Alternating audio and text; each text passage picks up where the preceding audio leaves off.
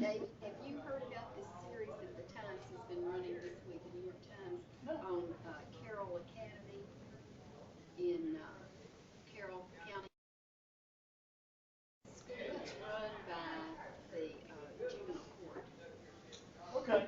and it's very interesting, and it's interesting to me for a All small. girls?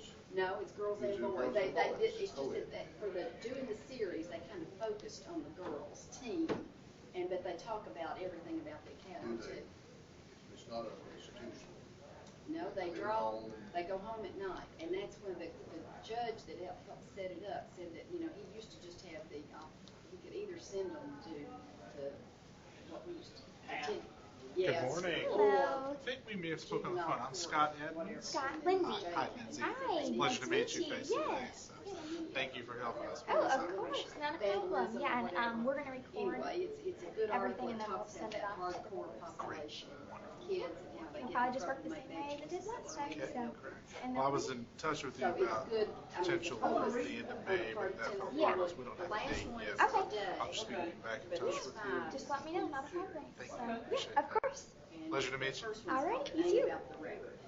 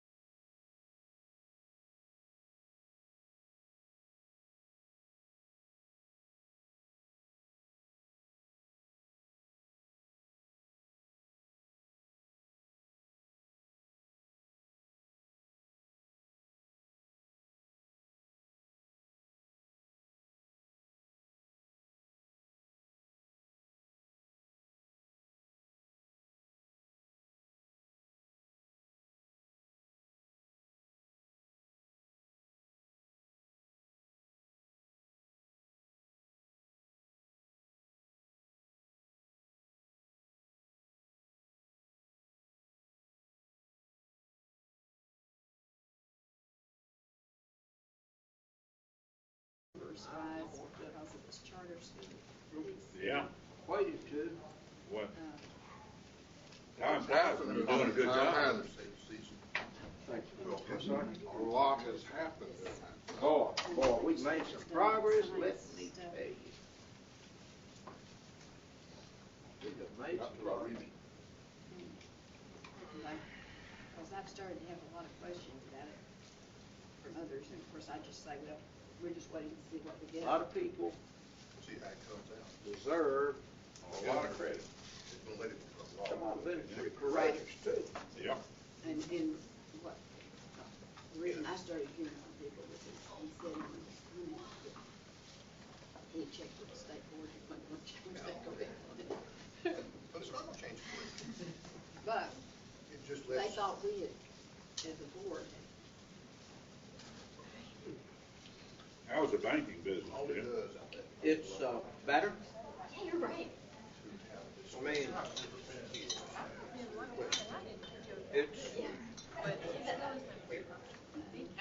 it's not quite where it ought to be.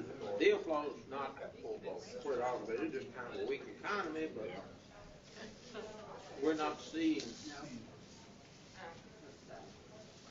I mean, like, in the past, about every 3 or 4 days, somebody's coming in my office and starts giving me bad news. I'm not hearing anything. Which says basically I've already gotten most of the bad news. We're already dealing with it. Well, then we're coming back, more every time. I mean, we could survive with it like it is. There's just not a lot of growth out there. And And there's so many crazy. given capital requirements on banks, percentage-wise returns are, nobody's put money. The banks today, if they thought it was gonna be like that forever.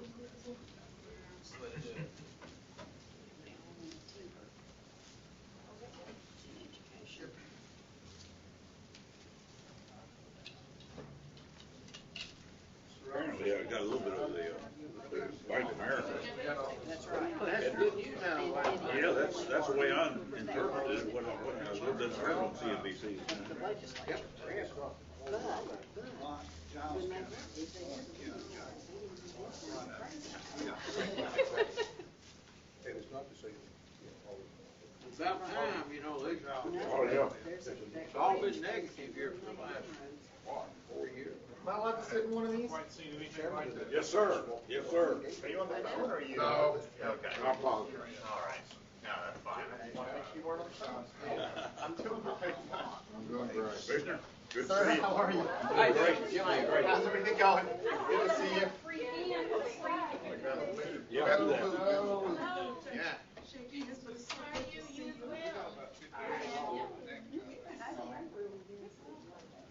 It's been a while. I knew you in another life, and you knew me in another life.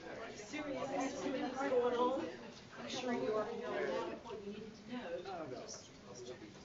Well, you were talking about the lot of people, but that really are. How are you? Wonderful. Oh, you see you. Okay. All right, I think Thanks. any concerts lately? No, but I'm Well, going for you. I'll just been up to y'all, so I'm going up there again. on North, Gary, the people who have a lot. Get a lot of Good, how you doing? Good to see you.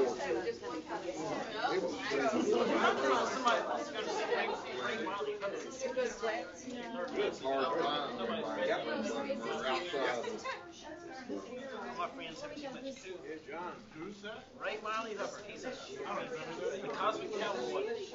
He's an old-time singer-songwriter in the sort of the outlaw country. It's definitely outlaw country. Yeah, yeah.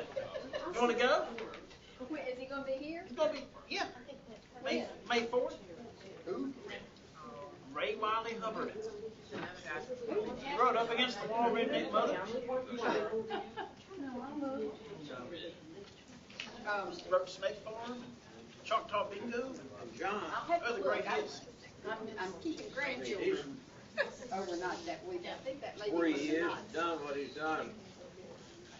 A lot of it, cause he just loves. It'll be our Cinco de Mayo kickoff. Improving education. He likes it. And, Oh my gosh, Cinco de Mayo's on Saturday. I know. Oh my god. Finish smart. good job. He's in it for all the right reasons. He's great. Really weird. Private party. I don't even know whose house it's at. I have an address. Three. One. Time. No. He's right.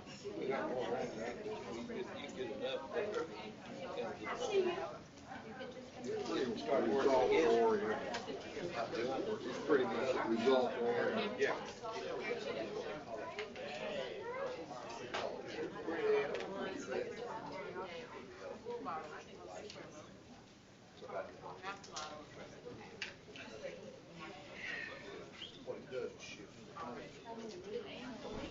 You recording this meeting? I don't know, I guess I don't know what it's being broadcast, but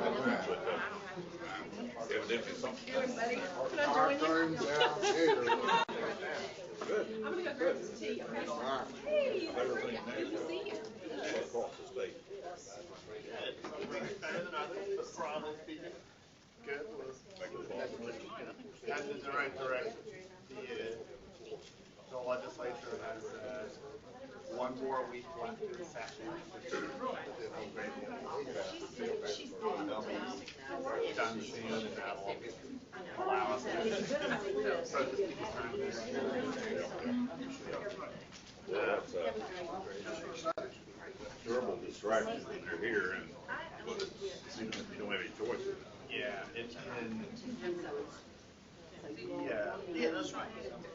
the ratio of substantive bills to silly bills is kind of the ratio when it comes to education right now. There are precious few bills that are really focused on it. We went here And now. a lot of bills focus on other things.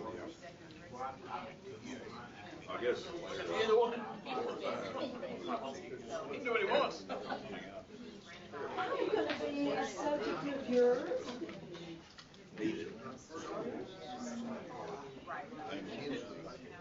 Creationism, global warming, major problem. It did with nothing. Right. It did nothing. It created a big distraction. I mean, it's wonderful. How are you? Issues that, That was it out early. beyond the big sphere.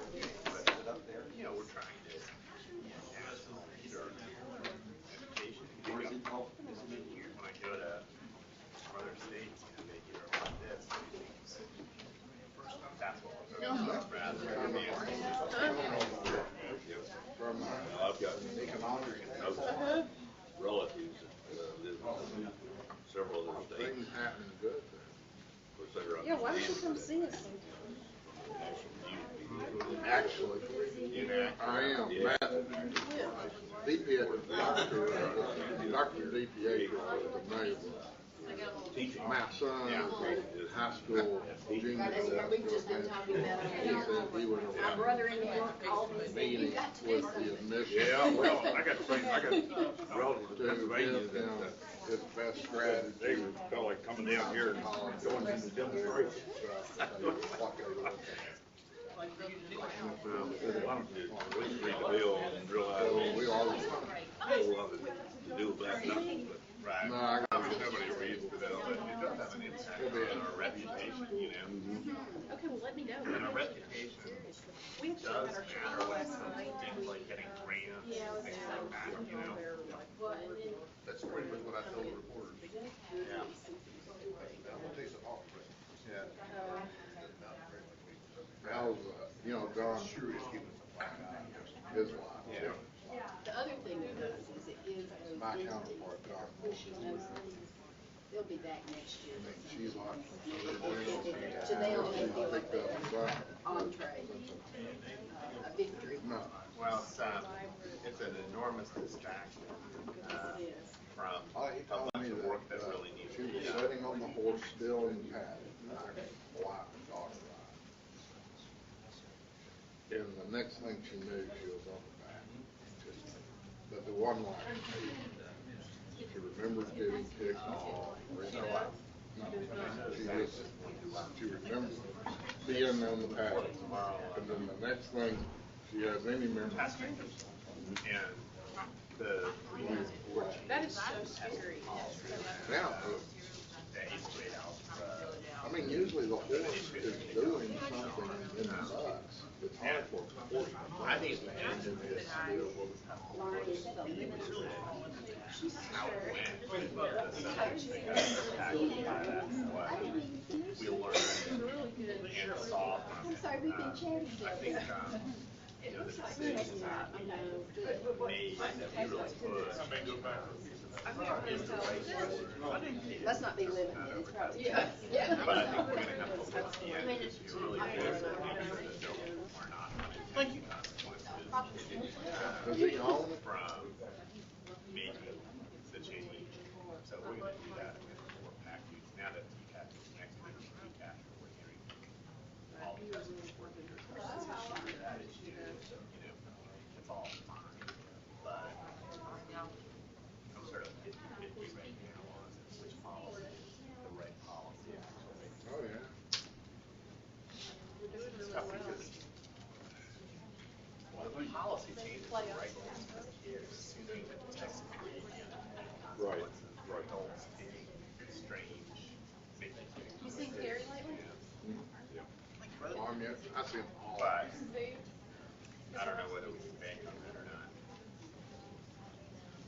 Shopping for, I think it's, good. Oh, she does a lot. I'm gonna tell you that, that's great. Not over test, not My test. dad actually retired. Oh. You ever had an army? Oh, really? Yeah.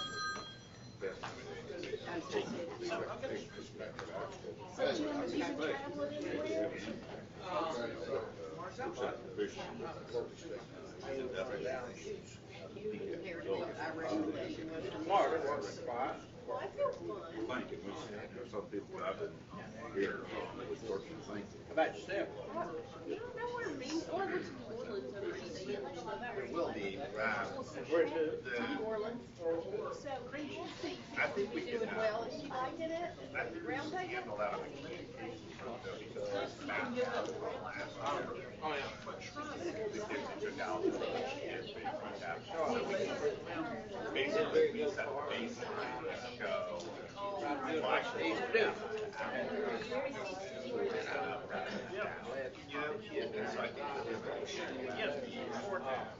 So I think we'll but I worry about enrollment. What do you got going That's significant unintended consequences. Well, are they, Systems will start influencing. I'll take it. I'm sure you do. Keep help out the corner. Yeah, right. Forward better, you know, that's Right. works. Yeah. Well, They're also are they taking an active role on the smaller numbers. I think so, and like the communication I've gotten there, they'll really.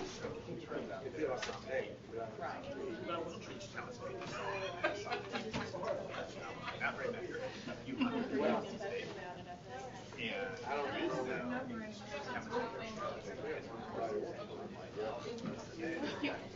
Then you pick on the RA.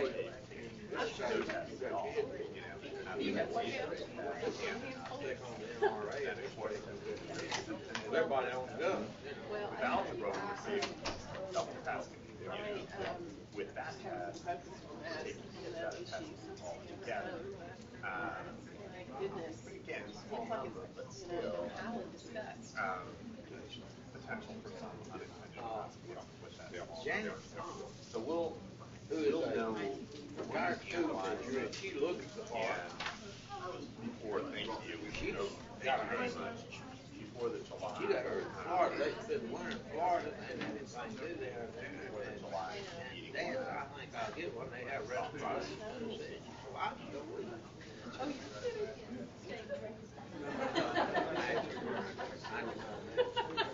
Much less physical, Yeah. like popping noise and jumping and all like that.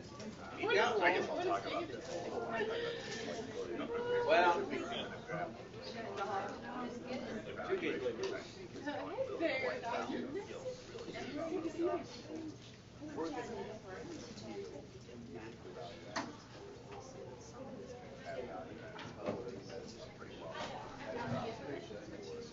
Some districts have no correlation in the value of nothing like that.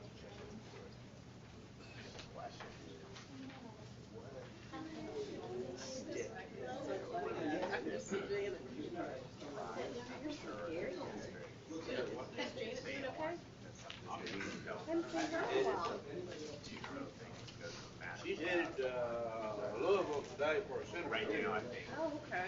our authority is All right, I'll get the mess from you up here. I can always tell when somebody's trying to avoid me. When I come to their place, they can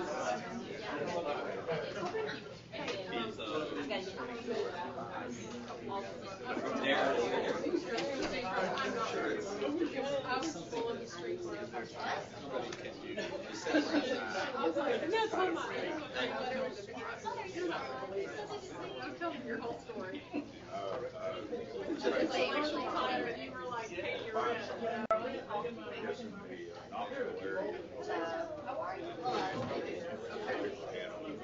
He said everything moves up, is that right?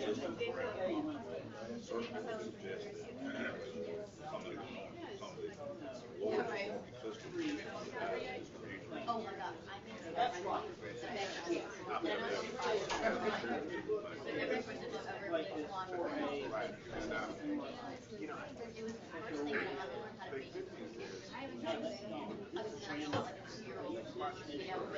This is really big.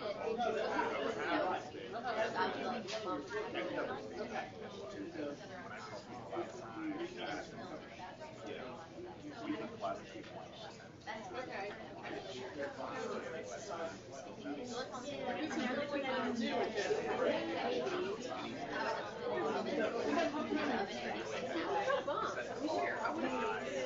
I was thinking you were coming.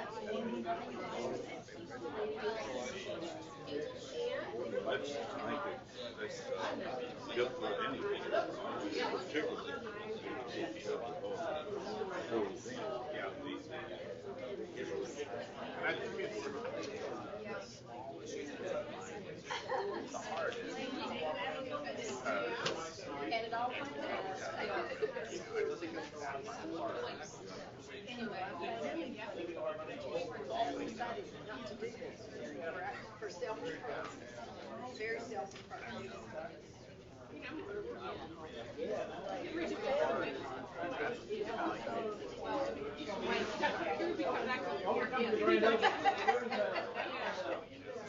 Couple want to slowly walk back. But I feel probably really good about it. Hey, thanks. Thank you. I'm sure that happened in the room.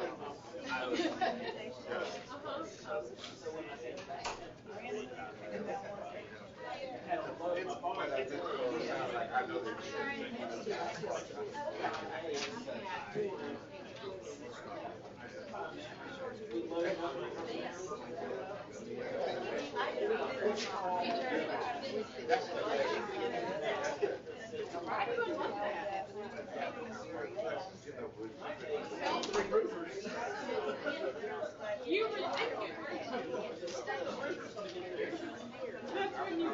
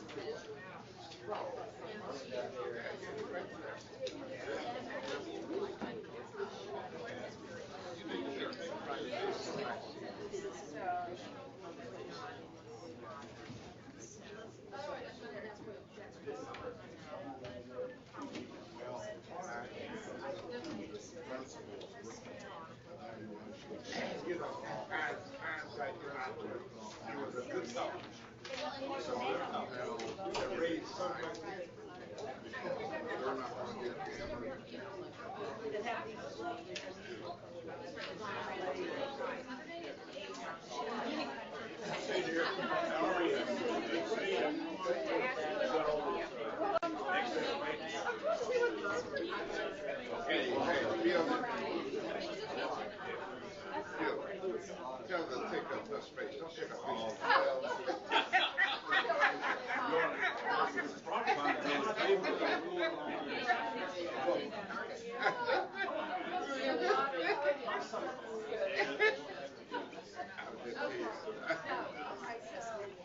That'd be a good, that gets them over the belt. Good, graduate student.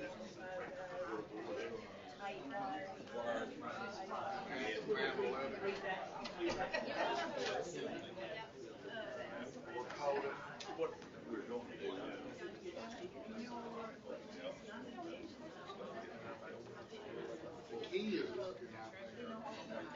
Evaluating. Well,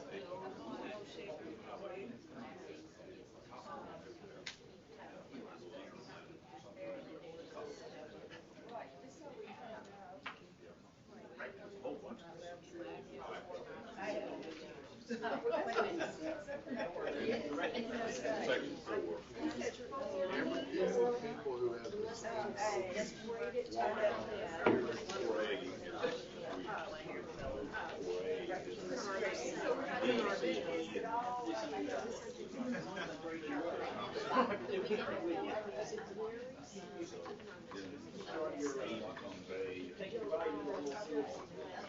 unless your performance score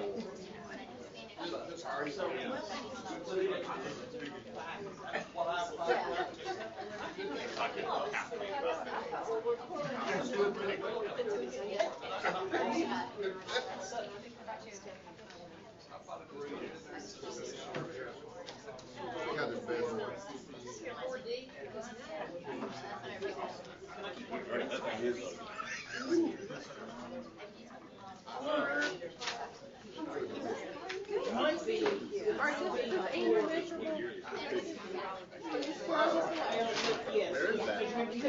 I thought we got it. Am I right? Wow. Yeah, there's no person. For me? So what is that? All right. Nice. Yeah, it's not a real This comes out. Always good to have it back. Always good to have it back. That I believe. 40, Maryland. Well, if you don't say it, they won't need it anyway.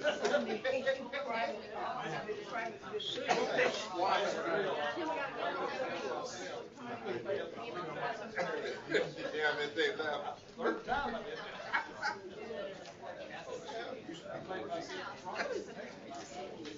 Well, I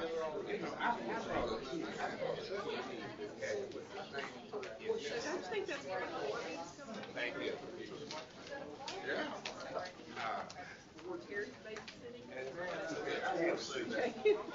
Yeah, it's horse six. You better tell them all. We've got girls. It's actually horse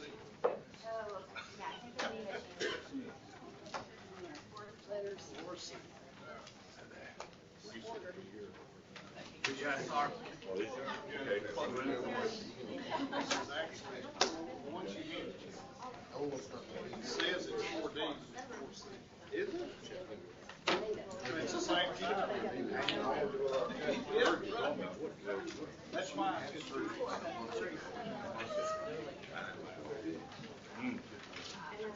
Once you in. So,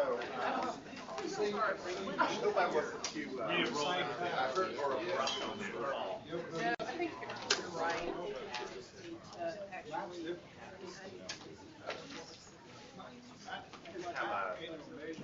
Yeah, and there's, they, in fact, I think it's in like. You close the D.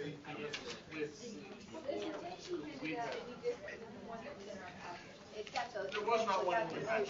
Yes, it was. There should have been a cover sheet, and this ain't clean as. Okay, so the cover sheet is the same. Cover sheet. Yes.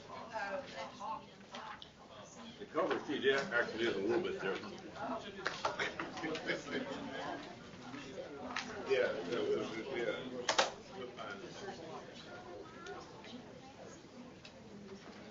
Yeah. Yeah.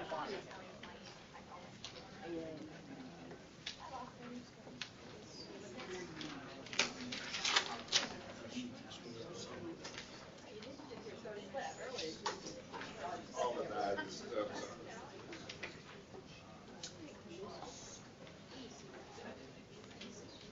Yeah. Yeah. I know, I've seen the BCG, staff. Yeah. Right. Yeah. Yeah.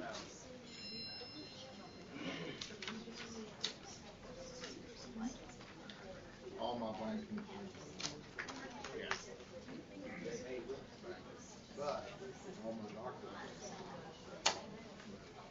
Every day, I've been in two professions.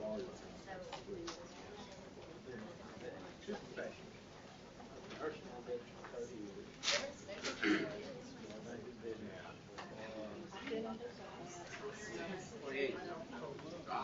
Several years ago, I did half a day. 40 nursing homes, 45 minutes. And then I'm on fishing.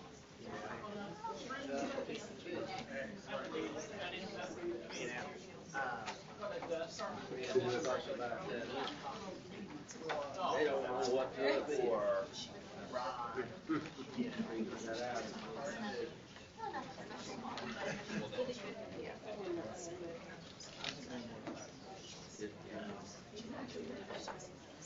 Primary, he's out of it. Primary just, he did. What's the attitude of the regular? We got one very well.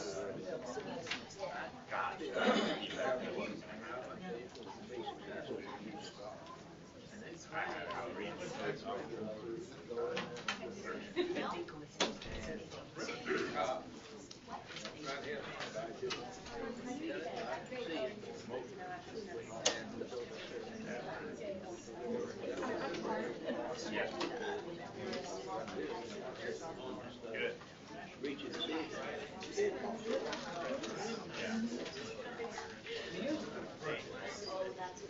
I told him that way.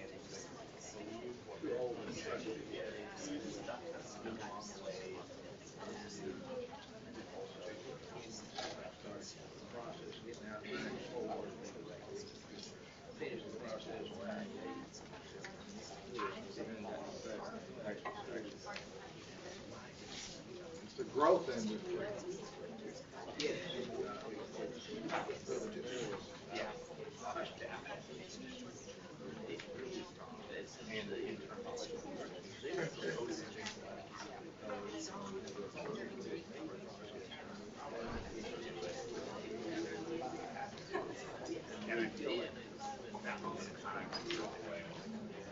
So, but you know, you got life, you got service.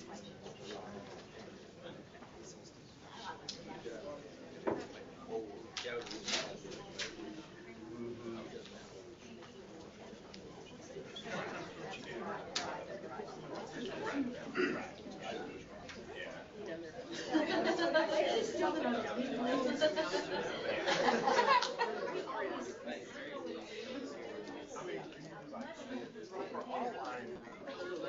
transportation. Have all this stuff. So that's what that is.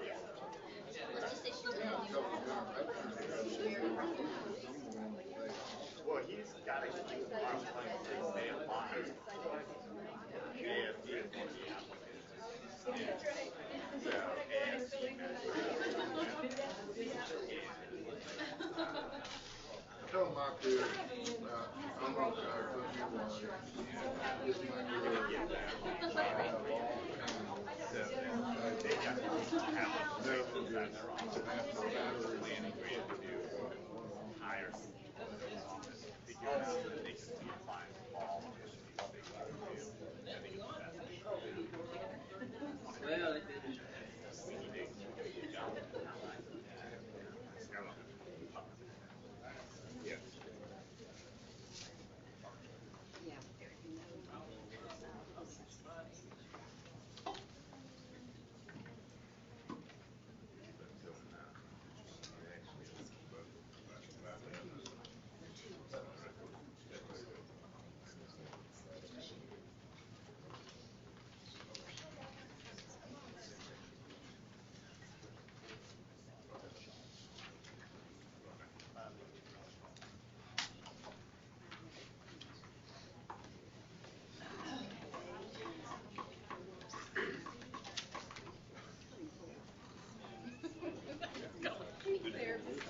Al fresco. I've written it down. Thank you. You don't voice like yet. Let's see if it happens again. Yeah, it will, I promise. Don't announce it. No.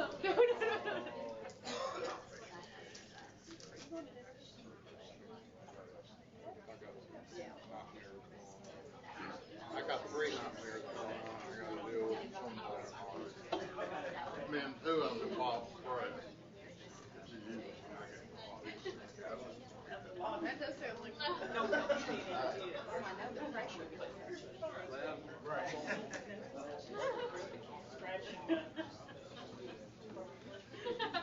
That's good to hear. Were you making Let's go ahead and convene. Not quite 12:30 by my clock, but I think everybody's here, so we'll go ahead and get started. Appreciate by being here. We got all our board members here except for Nita. She will not be with us for this meeting, but everybody else is here. We appreciate you being here.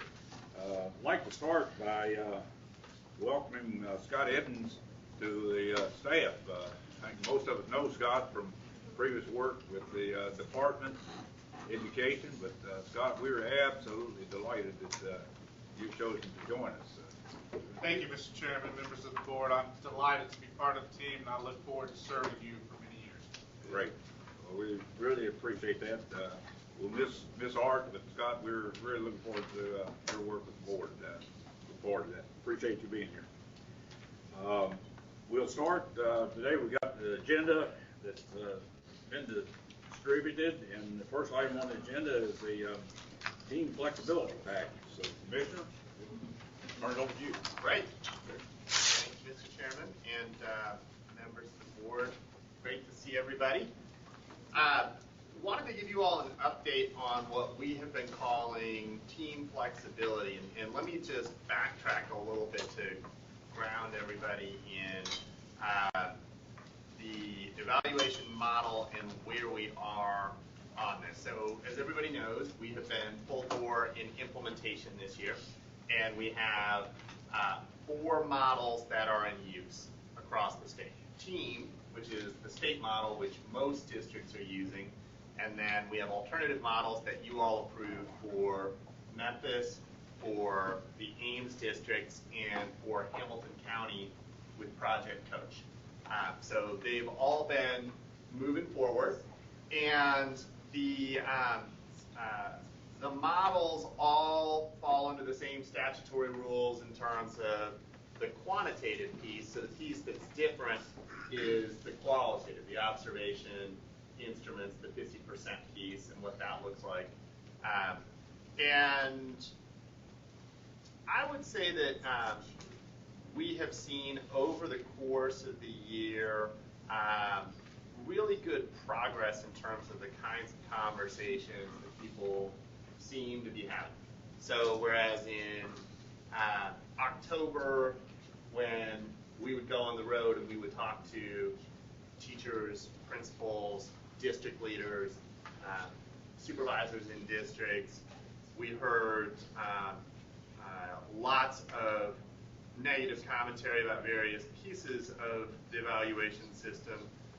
At this point, when we go on the road, people will have critiques, but they're sort of sharpened, focused critiques about particular things, and they're almost always accompanied with the strong sense that good conversations are happening that are improving instruction.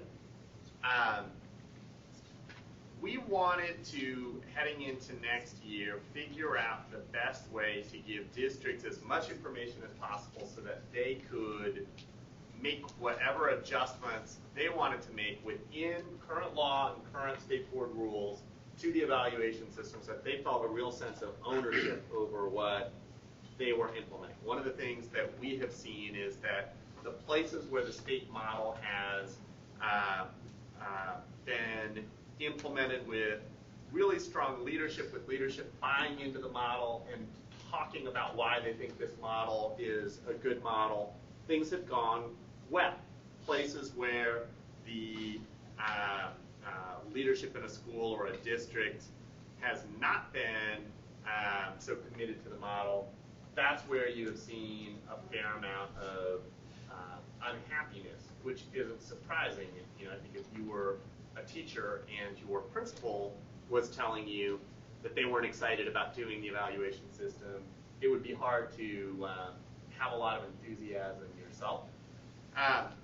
So one of the things that we really wanted to do was figure out for districts that are using the state model, how to give them some flexibility to tweak things that they wanted to tweak. And we also wanted to give districts using the state model more information and the ability to adopt pieces of the alternative models that are in use as well. So we put lots of information in front of districts.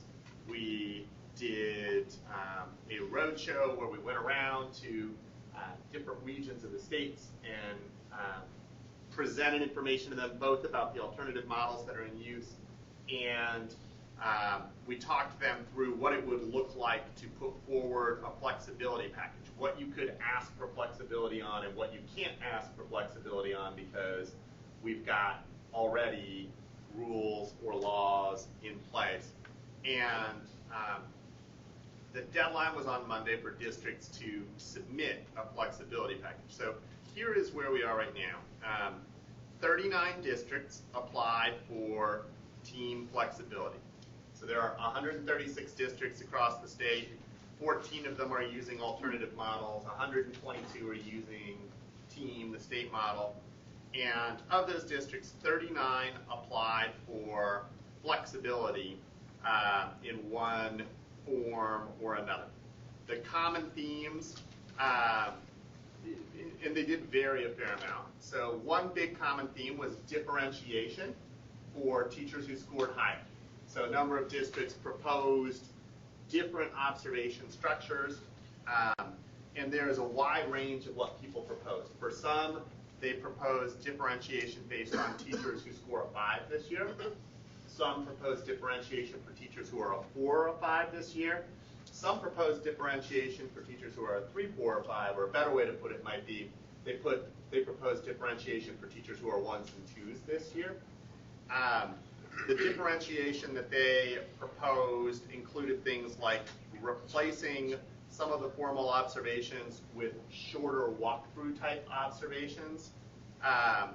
Some proposed doing peer evaluations, particularly for teachers who are 4s and 5s, and trying to get more teachers to see the teachers who are 4s and 5s and using that. Then two other things that we saw that were common themes in the flexibility applications. A lot of interest, well, some interest in using student surveys.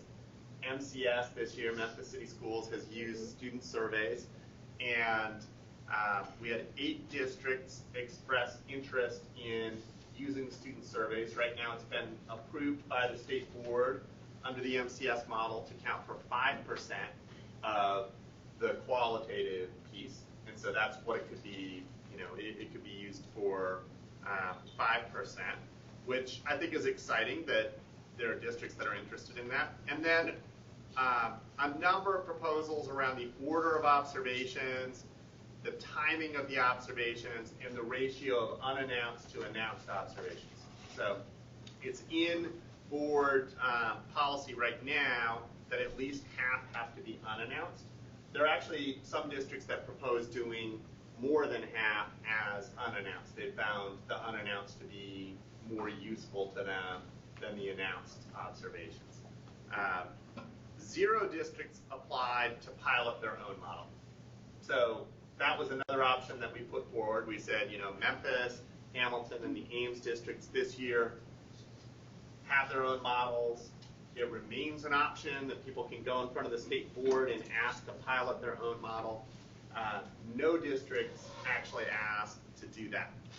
And one district, I'm trying to remember, one district is switching over to Project Coach. So there was one district that said they're getting out of the state model, going over to Project Coach. They've spent time in Hamilton County. They like what's going on there. They're excited to take that on. The deal right now is that we have about a month to go back and forth with the districts that have proposed some level of flexibility. And by June 1, every district needs to confirm what they're using. One of the approved models or an approved tweaking of the team model. And you know, what I'm excited about, I'm excited that there are dozens of districts that basically said, we like the team model, we want to use the team model, but we think it would be stronger if we made certain alterations to it. And I think that's going to help those districts next year have better leadership, ownership, and professional development around it. They're going to feel like we took this model and we really made it our own, which I think is exciting. 2 additional things that I would note.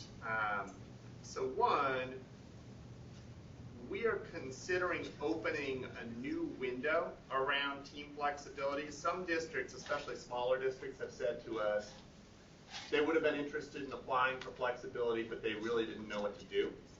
And so we've considered opening a new window where we would put out there some model flexibility applications that came in from other districts, so that some of the smaller districts could look at them, and if they thought they were really interesting models, they might be able to take advantage of it. I don't think very many districts actually would. I think most districts have had plenty of time to think about this, but we definitely don't want any districts to not make changes simply because they didn't have the internal capacity to figure out how to do the application. So that's one thing that we're considering. If we do that, we'll do that in the next week and leave it open probably just for about a week. And then the second thing is that the overlay to all of this, of course, is that the state has not yet proposed what changes we think should be made to the team model. We have the score report that's going to come back to us by June 1. We have all of the pieces of feedback that we've been gathering through many, many sources. At this point, we've talked to over 7,000 educators. We've had hundreds and hundreds of emails and dozens of meetings and conversations across the state. So we already know that there are going to be tweaks that we will want to make from the feedback from the score process and also from our own work gathering evidence. And so we will be coming to you ultimately for approval of changes to the state model. And my operating assumption is that the feedback that we will get will fall into two buckets. One bucket of potential statutory changes that might be proposed, and a second bucket of things that need to be changed by the state board to the team model itself. And we don't know what those might look like. I do think that we have had a lot of feedback from districts that they don't want a complete overhaul, that they feel like they have made a lot of progress this year, and what they don't want is to feel like they're starting over again next year. But that said, lots of people have ideas about tweaks in the process and the rubric that would be helpful.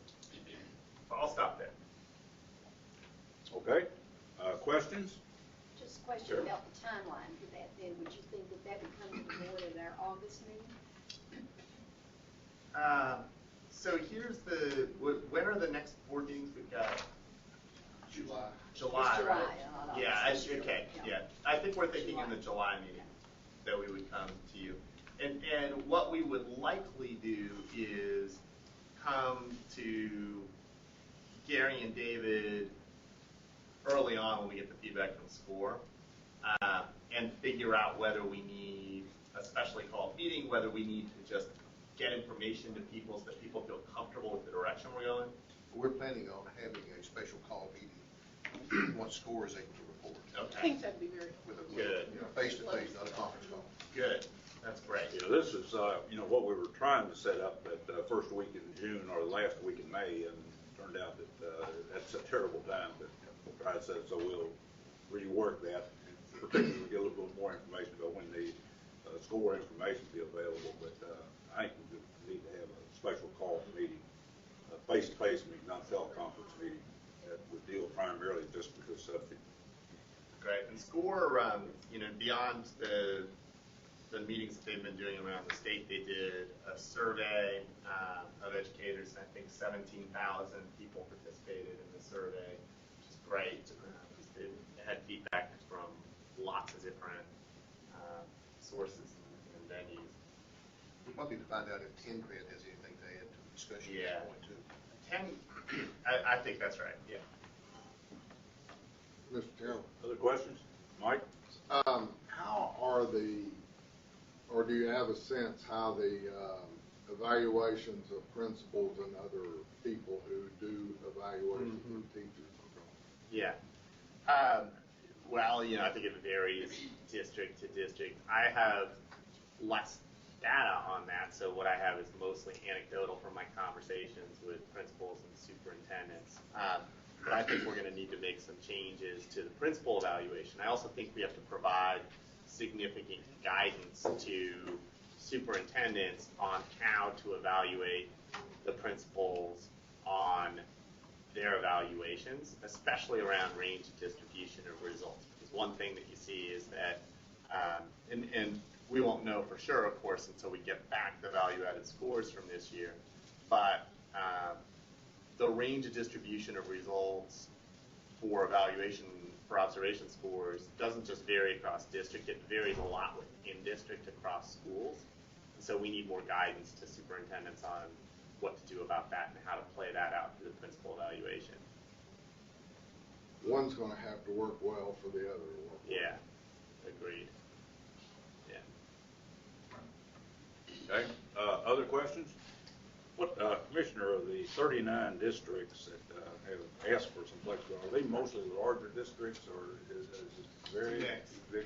Yeah, it's a mix, of course, with Memphis and Hamilton already doing their own thing. They're already off and running, but we have I know of districts as small as 3 schools, there may be some smaller than that have requested flexibility with some carefully thought out plans, and then districts as large as Williamson County that had ideas about flexibility as well, and really some interesting proposed changes in models in many cases, which I'm excited about because, you know, I think there is no such thing as a perfect evaluation system, but people who have gone through the process and put lots of time and energy into it and come out the other side and said, we think we can make it better by making a few small tweaks. I think for us to give people that flexibility is a good thing.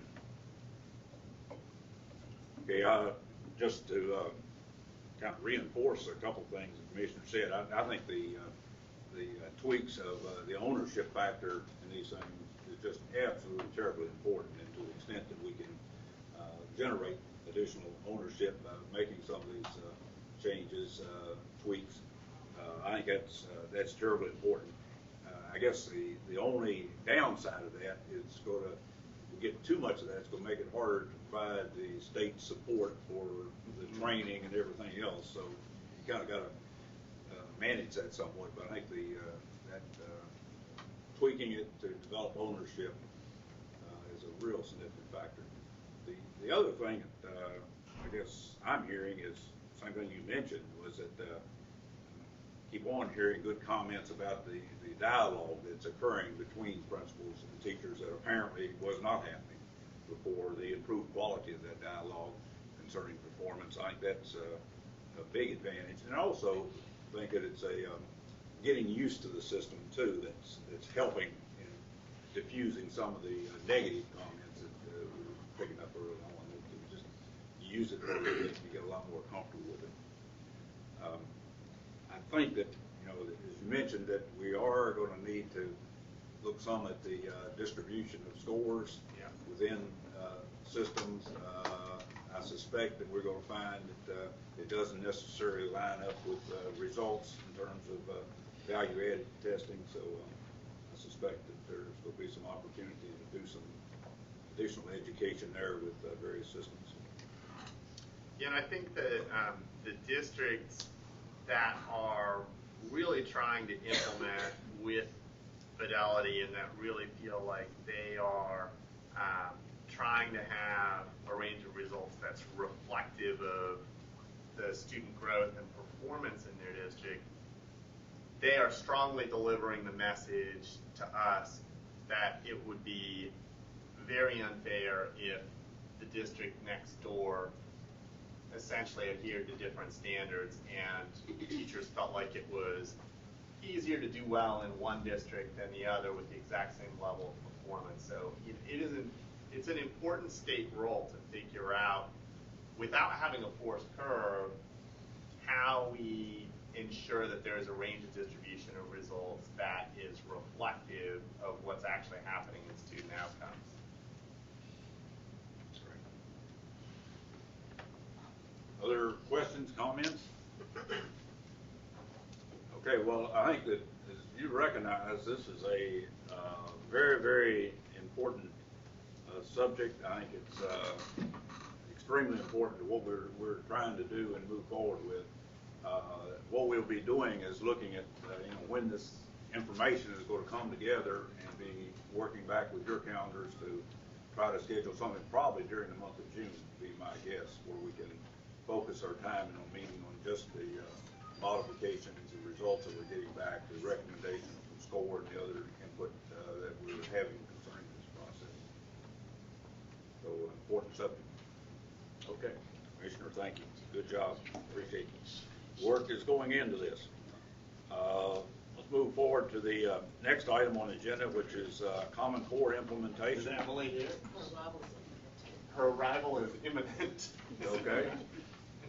Is it imminent enough for we ought to wait? You know what, Kathleen has graciously volunteered to kick us off while we await Emily's arrival. So I'm going to punt this down the road till Emily arrives. I have not done a lot of preparation for this, but I've been involved a lot in this, and my involvement has been with Emily throughout the process of deciding how this Common Core implementation will take place for the state of Tennessee.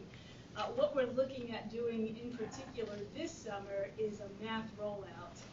And in the process, we have decided to make it somewhat of a grassroots effort in selecting individuals from across the state to serve on what we call our Common Core Leadership Council. There's one council member from each region, as well as one individual at large who serves as our math specialist and advisor. And those individuals have met several times, 3 weekends. We tend to spend a all-day Friday, all-day Saturday working on the process of, first of all, what the implementation will look like, and second of all, how it will take place. And within this process, we have decided that the best solution for training the 20,000 teachers from across the state would be to use our own best teachers. So we went through a very rigorous selection process over the last month of selecting the best teachers in Tennessee to serve as the trainers for the math rollout. We had about 400 applicants. We found a solution on interviewing those applicants and actually had them do a little math in the process of the application, as well as their experiences in working with adult learners, because it's a different process in working with children than it is with adults. Those individuals went through first a paper process and then a rigorous interview process with folks from each region, and various individuals stepped forward. We had superintendents of schools, supervisors of instruction, serving to facilitate the interviews. This Friday and Saturday, we are kicking off Friday evening with a dinner for 200 selected core coaches, and then Saturday and Sunday will be all training for those individuals with an outside organization who's working to help facilitate what this whole process of the training will look like for our 20,000 teachers. This is a first step in the process. We're looking at those individuals to come into this training this Saturday and Sunday, another round of weekend training, and then a full week of training prior to the July rollout. In July, we'll have 3 weeks of Common Core training across the state that will be taking place simultaneously in various venues, and we have located schools willing to open their doors to this great invention that we have of our Common Core leadership training. Those folks will be together some period of time, but they also will separate out and work with grade level teachers individually, because grade level interventions will look slightly different between 3rd grade and 8th grade, and that is the intention. The other things that we're looking at doing is we selected from our Common Core initiative what are the most important items and how do they strategically link to each other between 3rd and 8th grade. So our teachers will be given information this year about what that will look like. And the plan is to do a facilitation process of assessing how well our teachers are able to implement the process once this training takes place through a constructive response assessment that will be for the next 2 years, a no-stakes assessment. And that's exciting because we would like to have a first look at how well our teachers respond and how well our students respond to new standards in our state, which we know will look very different than they currently do with TCAP standards. In that process, we're also planning to pare back the TCAP assessment so that not all of the standards will be tested or taught this year that were previously taught under the Tennessee standards if they no longer facilitate what needs to happen as we implement Common Core. So math is undergoing some serious training efforts this summer, as well as facilitation efforts once we start school next year. We're also looking for pilots around the state to work with individuals who are already in this process of digging into what Common Core may look like in English language arts. And in grades 3-8, we're seeking individuals who might partner with the State Department and help us prepare what looks like best practices for Common Core, and then help us facilitate a very similar training next summer as we move forward. We're also looking for some individuals from high schools to facilitate end-of-course implementation of Common Core, again in pilot situations where teachers are willing to dig in, our systems, our schools are willing to dig into what this process may look like, and then bringing together best practices across the state. We did have a partial implementation of K2 Common Core last year. This year, after TCAP is over, our intention is to remove the K2 Tennessee standards off of our website, and Common Core standards will be in place so that as we move forward, every student who goes through K2 in the next several years will be exposed to Common Core rather than Tennessee standards. We do have a couple of informative websites that are now available. We have, let me make sure I get this correct. We have www.tncore.org, which just opened about 2 days ago, and lots of very useful information and links for teachers and administrators and parents who might be interested in what Common Core may look like for the state of Tennessee. And we also have a question and answer site, tencore.questions@tn.gov, where we have folks at the State Department who are promptly responding to questions as they come available. So without a great deal of other preparation, that's what I have to tell you about Common Core. I'd be glad to answer any questions, and when Emily comes, she may have some more insight to the process. What was the website? It is www.tncore.org. And TNCORE is sort of our branding for Tennessee Standards for Common Core for the state of Tennessee. So we're excited that the branding looks very nice on all of our messaging, both internally and externally to our stakeholders. How are we, do we know enough about the Common Core assessments, what's coming there to do what we're trying to do in terms of implementing Common Core? It seemed to me like you don't know what the assessments will be. You have trouble designing implementation. You know, Commissioner Huffman serves on the board that is helping facilitate that design with the PARC board. What I do know about it is it's a process of 24 states that we are in a consortium of developing what that assessment may look like. But there's a lot of unanswered questions about the assessment at this point. But Commissioner, do you have anything to add to that? Yeah, I mean, I think it's a great question, and it's the enormous challenge that faces Common Core right now, right? So the standards themselves have been out for a while, but the assessments are in the process of going through, PARC's going through all the contractual processes with vendors and so on. We have been working with the University of Pittsburgh, which has, we think, gone the farthest in creating assessment type questions that look like what we think the PARC final questions will look like. And a couple thoughts on that. One, it's helping us as we design the constructed response items that we're going to use this school year. But the other thing is, it really does, when you look at these model assessment items, it's scary. Yeah. I mean, these are very hard questions, starting in 3rd grade, and hard in a good way. You know, hard because of the critical thinking and the layered standards that are involved in answering them. So I think it's going to be good. But you're right that absent seeing the assessments, it's hard to know exactly where things are going to be. By the end of June, PARC is going to put out significant additional information about assessment prototypes, which will help. But I think it's going to be a process over the next 2 years of getting more and more and more information about what the assessment questions look like. And it's a challenge as we think about curriculum as well, because curriculum can be aligned to the Common Core standards, but absent understanding what the assessment items are going to be, it's hard to know exactly what the expectation level is.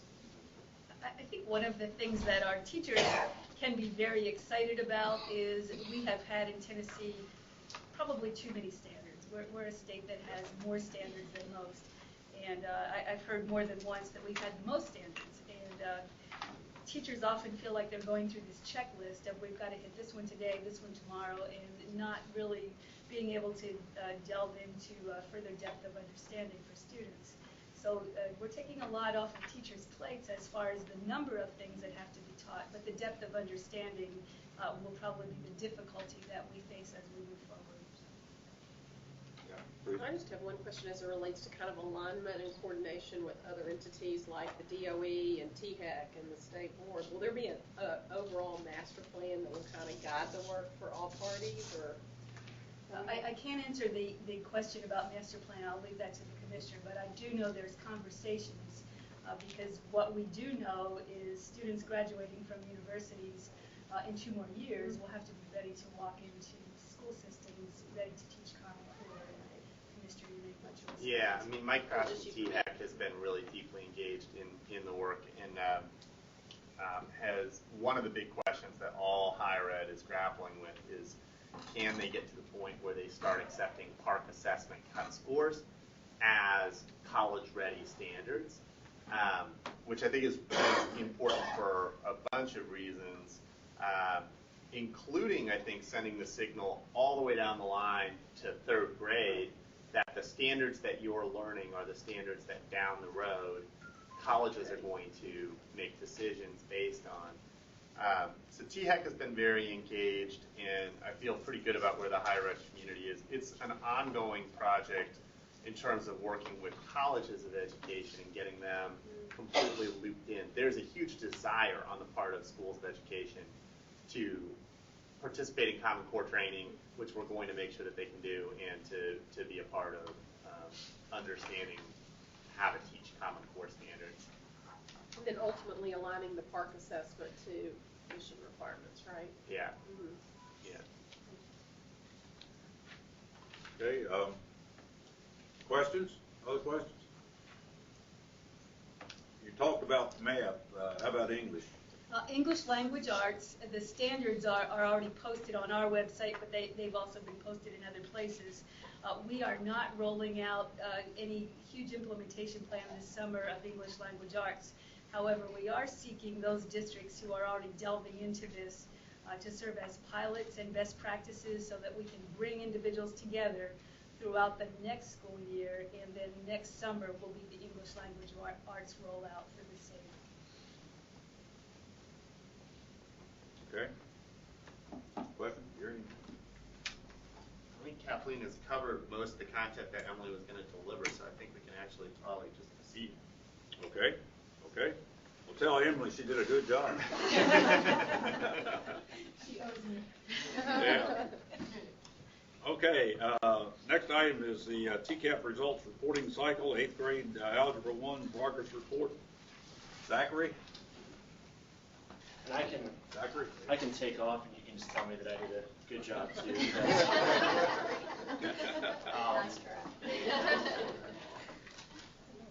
I have some slides which are readily available. I'm not sure how to get them up on the screen. David, is that something that I don't necessarily need to use in my copies? You have like a flash drive or something?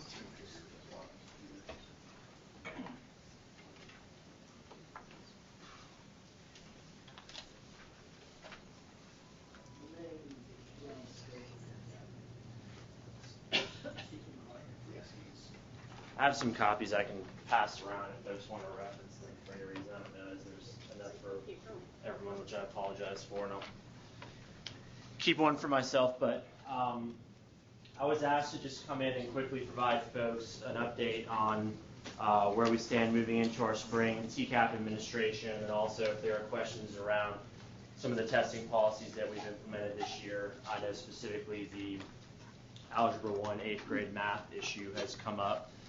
And so I figured the way that I would sort of talk through the spring test administration and where we stand going into it is by highlighting a few of the goals that we've worked off of through the course of this school year. And really in no particular order, there's 3 sort of major goals we've kept in mind. One is making sure that we have TBOS teacher effect scores available to be used in evaluation scores by 15 June. A second is ensuring that our test security protocols are robust, which is really based on our belief that we need to do everything possible to protect the sort of vast majority of folks that are involved in the testing process who will do the right thing, from that small sort of handful that chooses not to. And then the third is ensuring that post-testing we have a very high-quality student-level data set. So those are kind of our three big goals. So just to sort of talk through some basic test administration dates, just a quick timeline. So the 3rd through 8th testing this year, given the statute that was passed last year mandating that testing not begin until the first Monday after April 22nd, as a result of that, we'll be starting on April 23rd. So at least based on what folks in my office and assessment have shared with me, this is, I believe, the first year, at least in anyone in my office's memory, that the 3rd through 8th testing will actually go into May. Our accountability end of course tests will occur the first week of May, and then our non-accountability end of course tests will occur really in the first 2 weeks of May. And we've worked with districts over the last several weeks and months looking at their graduation dates and their general calendars for the end of their semesters to make sure that they had appropriately scheduled their tests to be able to do the things that we're asking them to do to make sure that we have that teacher effect data. So in terms of the sort of back-end deliverables, and there's really just a few week period between when testing ends and when we owe some deliverables to SAS, who's our vendor that does our value add scores. June 1st, SAS is expecting from us and will receive from us all of our testing data from our testing vendor, Pearson. SAS will also receive from us via a different vendor called Randa. They'll receive from us the teacher-student linkage file, which is the file that essentially between those two you've got the testing data and then you've got the linkage file, and SAS will use all of that information to appropriately link teachers to their students, look at their students' test scores, and calculate value-added scores. Can I interrupt you, please? Yes, sir. Is that what, I was on the evaluation committee, so I'm trying to remember something, but there was a period that I recall being, it was called claiming. Yes. Is that what you just described? Yes. And so will SAS be doing the claiming verification going forward? No. So teachers will do their own claiming, and principals will verify teachers' claiming. And then when when all of that has been verified at the teacher, school, and district level, that completed information goes to SAS, which they'll use to actually calculate the value added. And the length of time that is allocated for claiming is what? The length of time is, give or take, depending on the system and their calendar, about a week. So they have a week to do the claim. Right. To get it back. Right. Is there any way that claiming could occur before the test? That is. Here's sure. the reason I'm asking. Sure.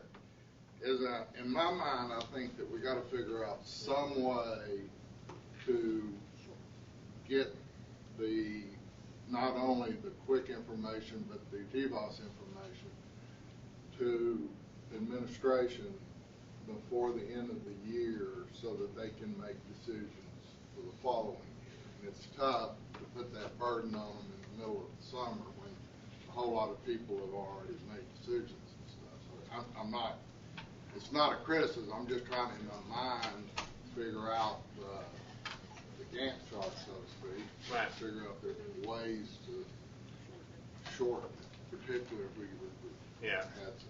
I mean, this is something that we've been grappling with. Just, I think you know the history because of being on TEAC, but 2 years ago, TBOS came back in January. Past year, TBOS came back in November. This year, it's coming back in June.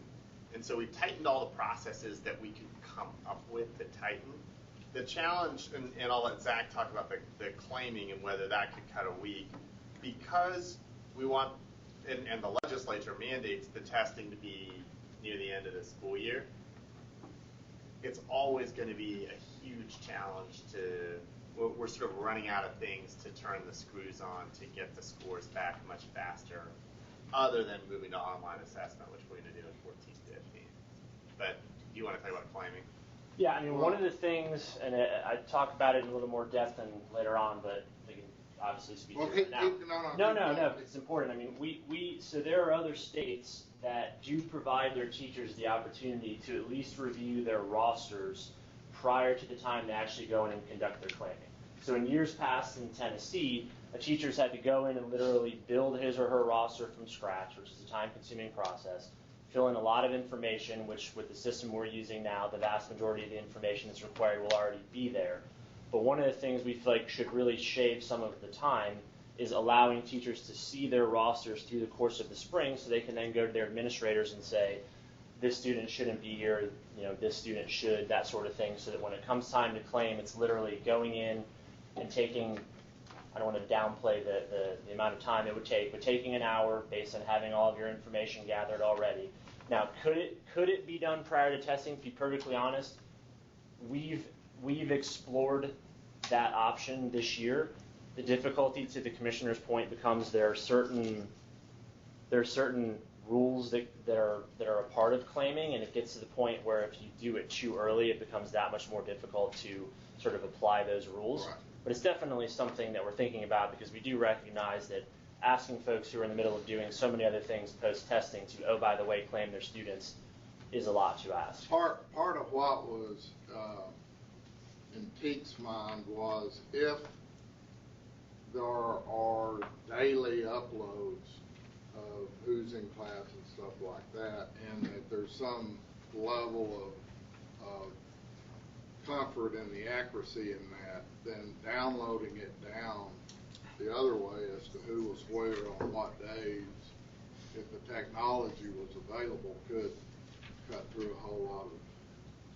Absolutely, and we started working on that technology this year, especially as it relates to things like course codes and local class codes. And one of the things we're going to work on going into next year is making sure that those are used consistently so that we can more easily build those rosters with accuracy. So, and yeah, the commissioner stole my punchline on the fact that a couple years ago it took until January and last year until November. So June is it's aggressive, but if we could do it sooner, we'd want to do it sooner. So there are several major changes that we have enacted during this school year, and I just want to touch on 4 of them. And like I said, these changes aren't entirely about speeding up the timeline. They're also about quality data and test security. And the first one is that this is the first year in Tennessee that our testing vendor, Pearson, will actually do all of our packaging, distribution, processing, scanning, scoring. All of that has been done in the past, either here in Nashville for the achievement test for the 3 through 8 tests, or at regional field service centers for the high school tests. Beginning this year, that will occur at Pearson. That was primarily a decision around security, given the sort of protocols that Pearson has in place, and that's security not just when the documents get to Pearson, but their shipping infrastructure, their tracking mechanisms. They also have more robust scanning capabilities, which means they will actually be able to scan the documents more quickly. One of the things that we worked with them this fall and a little bit into the winter on is developing what we hope are very clear instructions for districts when it comes to how to unpack everything that's coming to them, how to pack it back up, how to label it. It's a difficult process. We hear from districts all the time. It's especially larger districts that have a whole lot of boxes coming in. How do we package the stuff back up the right way? Our goal when all this gets to Pearson is Pearson knows exactly which boxes to focus on first, so they can immediately start scanning test documents, which will then immediately enter our data system, and the systems can do the districts can do what needs to be done to clean their data and claim their students. That was another area that seemed to us had a lot of lag in it, because there's a lot of labor and what you just described was what we were saying, gee, that'd be great if it could happen. Well, I mean, like I say, figure out how you close that gap from to get it to them by June 1st, and now you just described that's pretty. I mean, that's pretty cool. Well, and the thing too is that when we did our regional meetings a couple weeks back, we brought folks from Pearson in particular on the road, and we literally gave people visual demonstrations of the different labels and the different packages that they'll use, and people did walk away from that, I think, pretty comfortable. We also have a designated team of folks who are here in Tennessee during this whole process to deal with any shipping issues that occur. So Pearson is, from a logistics perspective, has really stepped up to the plate for it. The final note I wanted to mention on this change, because I think it's extremely important, is that Pearson is going to conduct an erasure analysis for us beginning this spring of every answer document that they scan. So every kid that takes a test in this state, his or her document will go through a Pearson scanner and an erasure analysis will occur. And we really feel like that data, combined with the analyses that we plan to do internally, the analyses that SAS will do, looking at sort of statistically significant differences in value add scores, we'll have a very comprehensive data set that we can put together to identify situations where maybe something that shouldn't have happened, and then we can take action from there. But we do feel like that erasure analysis is a big deal for us, and we're excited about it. So the second major change is we built a system this year which we own that basically combines our student demographic data verification and our teacher-student claiming. So in years past, our vendor Pearson has had a software system that has been used for all of the data cleaning that had to occur all throughout the spring, so that realistically by the time we sent our student test data to SAS, which they would also use for building accountability and those sorts of things, we compared that data at the beginning of this past fall to the data that we had in our state education information system, and the data, there were just massive discrepancies. And we thought that it was very important, as we focus on building out these new systems, that the emphasis would be on cleaning data in local student management systems, which would then feed into our education information system, because we have so many data systems now between the P20 longitudinal data system, our TVOS data dashboard, our early warning data system. They're all using student level data from our education information system. So we need that data to be accurate. So with the system that we've built, we've provided districts multiple opportunities this spring, and they have another one coming up, and then they'll have one actually during testing, where they can look at the data that's in EIS, which is data that they have entered from their student management systems. They'll have the opportunity to review the data, but any changes that are made have to be made in their student information system, in their student management system. So what we won't end up having happen on the back end of all of this is a situation where we have a very complete and correct student level data set going to our vendor, but in the meantime, the data that we actually have in our state data system is just completely inaccurate. So that was something that was very important to us.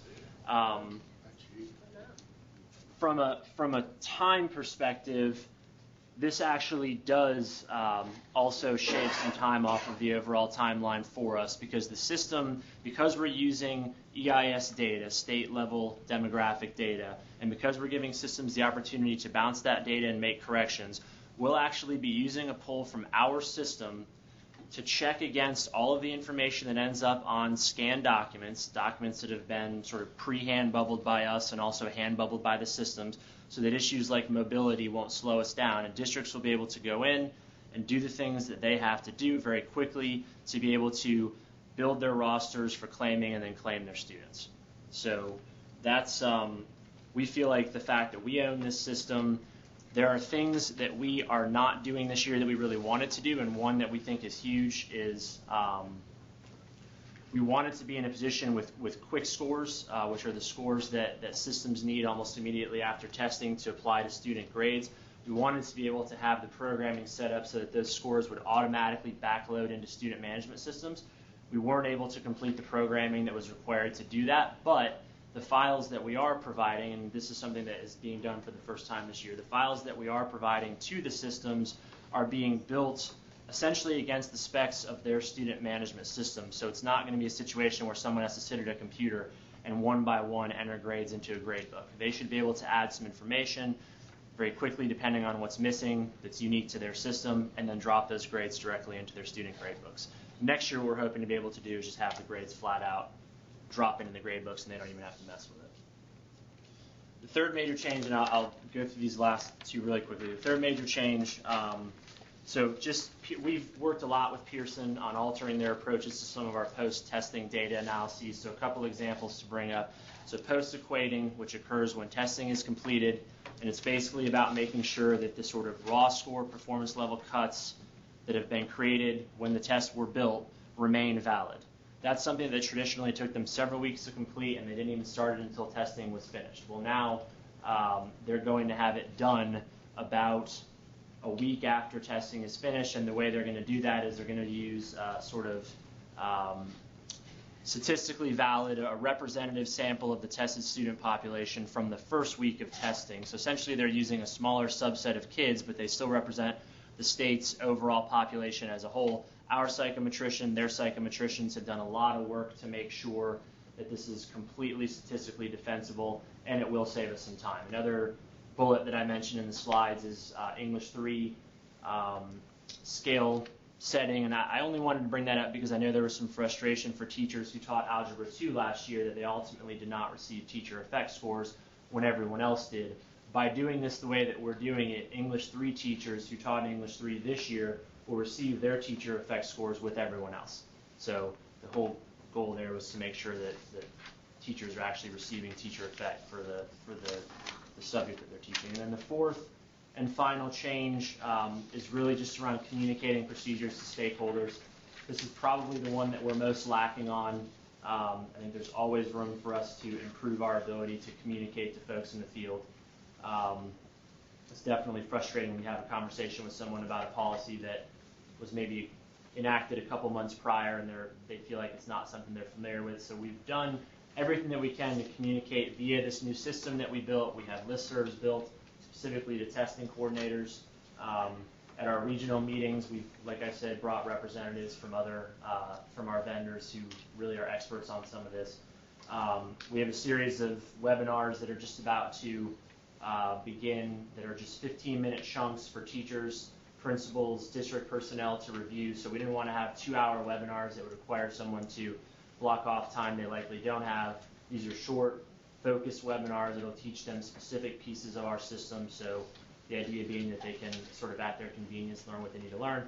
And then the last piece is with our reorganization of the entire department this past January, the part of assessment that's most intimately involved with everything I just described is actually working now much more closely with our accountability group, with our federal programs group. So we feel like the communication that has been fostered by that reorganization has already paid dividends, because we know that when we make decisions in assessment, they'll likely have an impact on accountability and vice versa.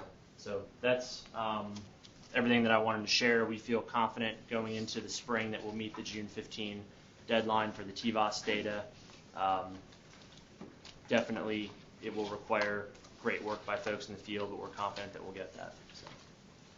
Doing math in my head, I think you all cut out somewhere literally 3 to 5 weeks from what was described to us previously on both. I think it's more than that.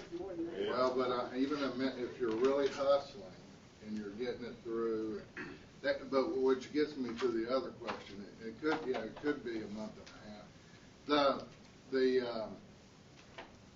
One of the things that we were told is that there are always laggers that tend to float in after the deadline. They don't get around to it, and it holds up the entire state because you have to have the entire complete batch to get an accurate deal. Is there a way to make sure that they're not allowed to do that?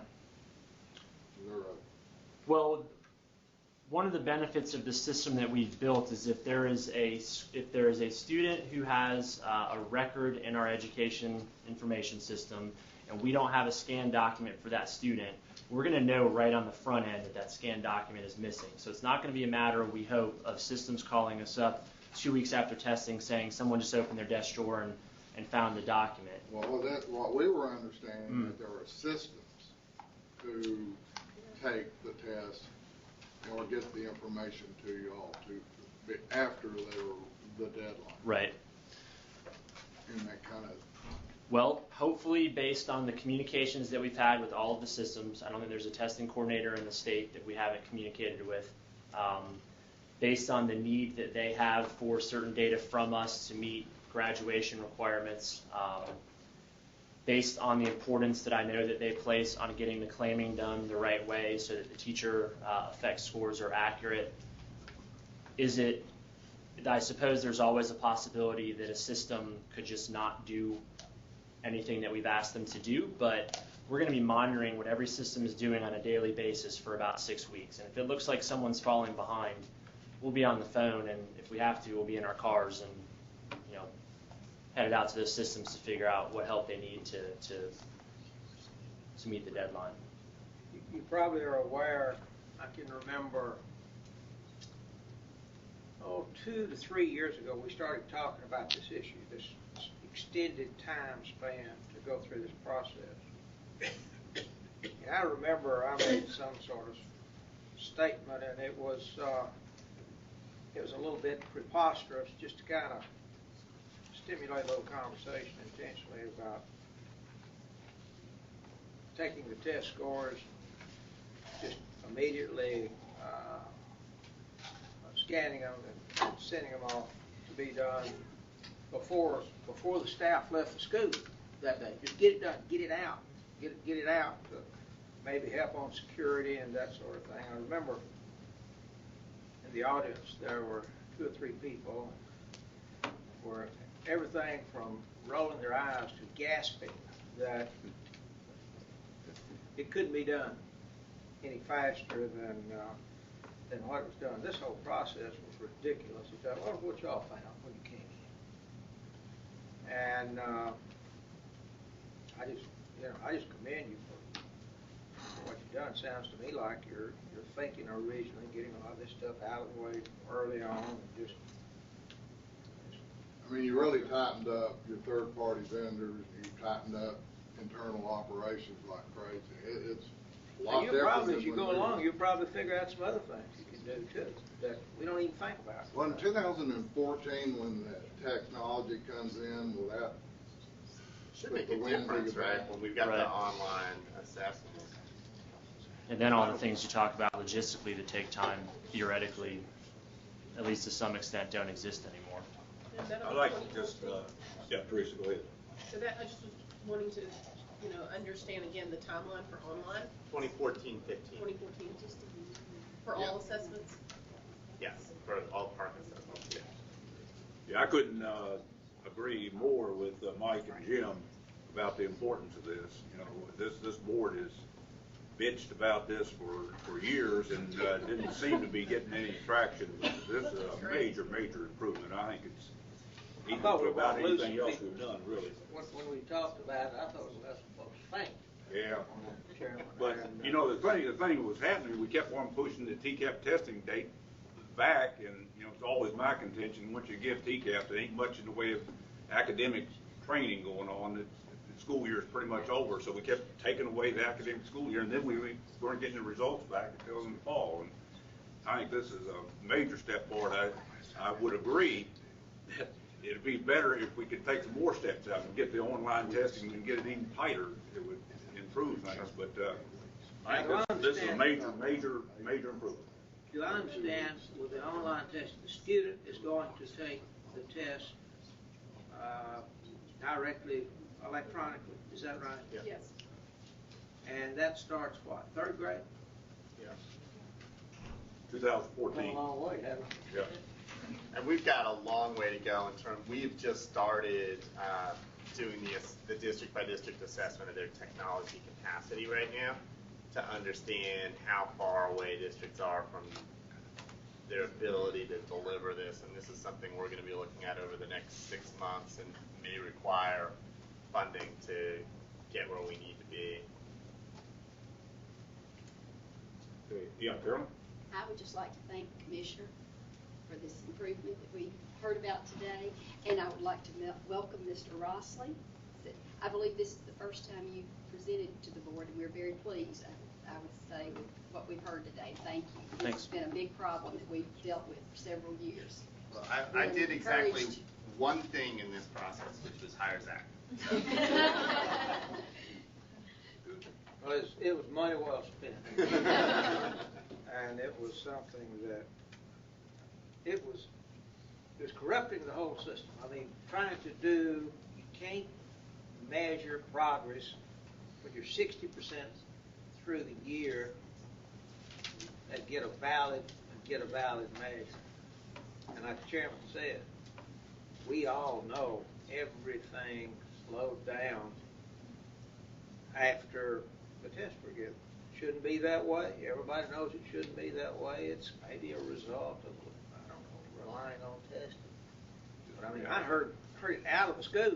It wasn't something we just came up with. I mean, we had parents, students, and I guess teachers too. Zachary, I think you hear that we were very pleased with what's been accomplished here, and we would encourage you to continue to work on it. But certainly great progress, and we feel good that for the first time in the last 4 or 5 years, feel like we've got some traction on this subject. So thank you.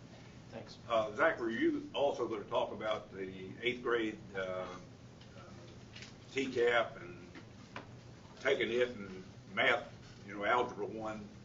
Right.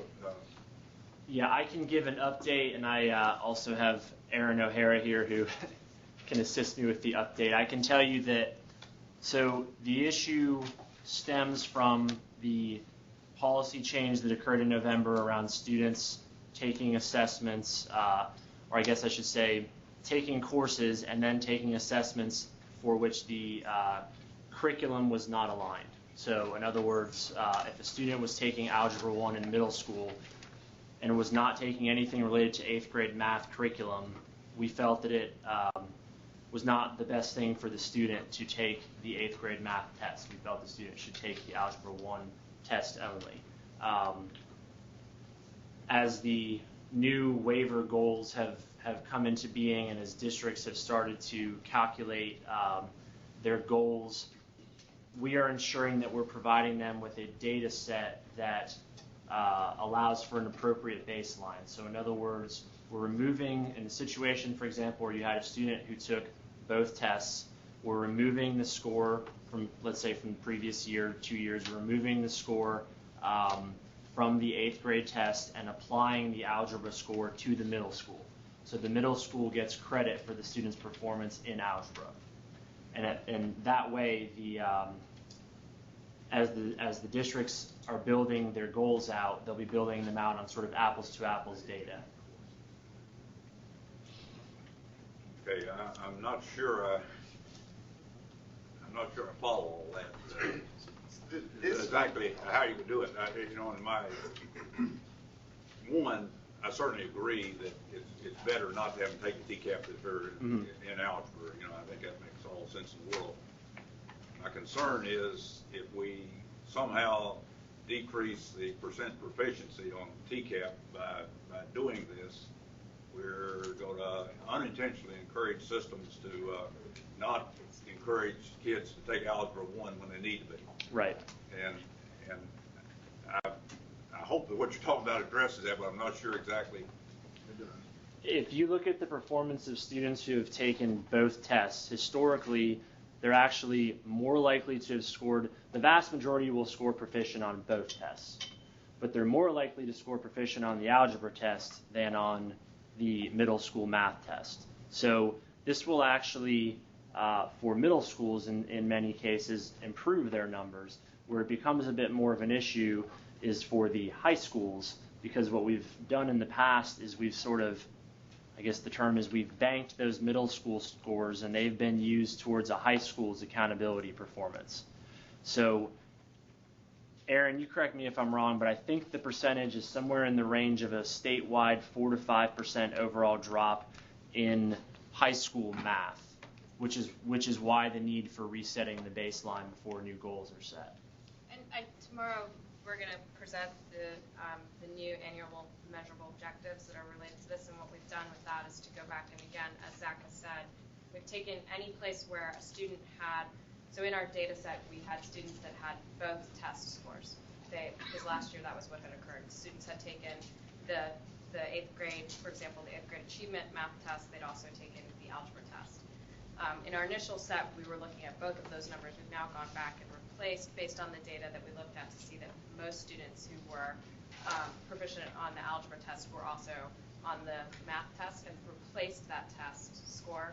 So essentially now we have a data set that has, for a student who tested on algebra pre-high school, that will be their score associated with the data set. And so what we've also done is our previous data set and the data set we used for the waiver initial application used at the high school level all of the tests that, as Zach has said, over time we had been doing a process called banking, which essentially means when a student took the test at the 8th grade, we then held that score and applied to high school in the high school level.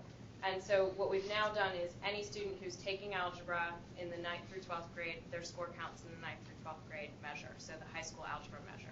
Any student who's taking algebra prior to the high school, we're counting that within the 3 through 8 math measure. So the 3 through 8 math measure includes whatever math you're taking in grades 3 through 8, whether that's the regular math test or if that is the algebra test. And so we've seen a dip in the overall high school algebra numbers, but actually the 3rd through 8th grade math, because of the correlation essentially between the two tests at that level, didn't change at all. It's really the algebra test. And going forward, we hope that having done this whole process will allow for schools and districts, we've basically approximated the results that we expect to see this year and approximated the same situation. So we hope that we won't adversely affect anyone and that we've made the data such that that will happen, but it's something that we'll have to make sure that we look at when we get the data back. Okay. I think we need to real carefully look at that data to make sure we understand that. What happens for student taking geometry in the 8th grade? So this is a good question, and one that we've actually just been dealing with over the last couple of days. So the recommendation that we're essentially going to allow districts to choose, we're looking at the possibility of allowing districts to choose to either test or not test. This has been really, honestly, just a very difficult situation to try and sort through. Some districts feel very strongly that that students should be able to test in geometry, for example. Physical science is another consideration. Some districts feel very strongly that they've already sort of communicated that they weren't going to test that based on the policy change, and we've had some different interpretations of the policy change, and so some districts feel very strongly that they do not test. And so we're trying to balance that as best we can and look to allow districts to do what they feel like they need to do on this, given that we made a change mid-year. We've then, since we made that change mid-year when you all updated the policy in January, that then we've had, like I said, concerns both ways. So we're trying to do as best we can with the policy that has been difficult for districts and trying to figure out how best to deal with it for students, for schools, and for districts where those things don't all necessarily agree the way we all want them to each time. The algebra is the biggest issue in terms of numbers of students.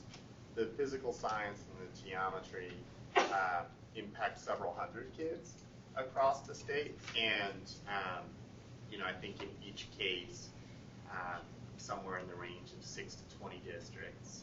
Is that right? Or larger for physical science. If physical science is a larger number, it's in the thousands as well. It's more similar.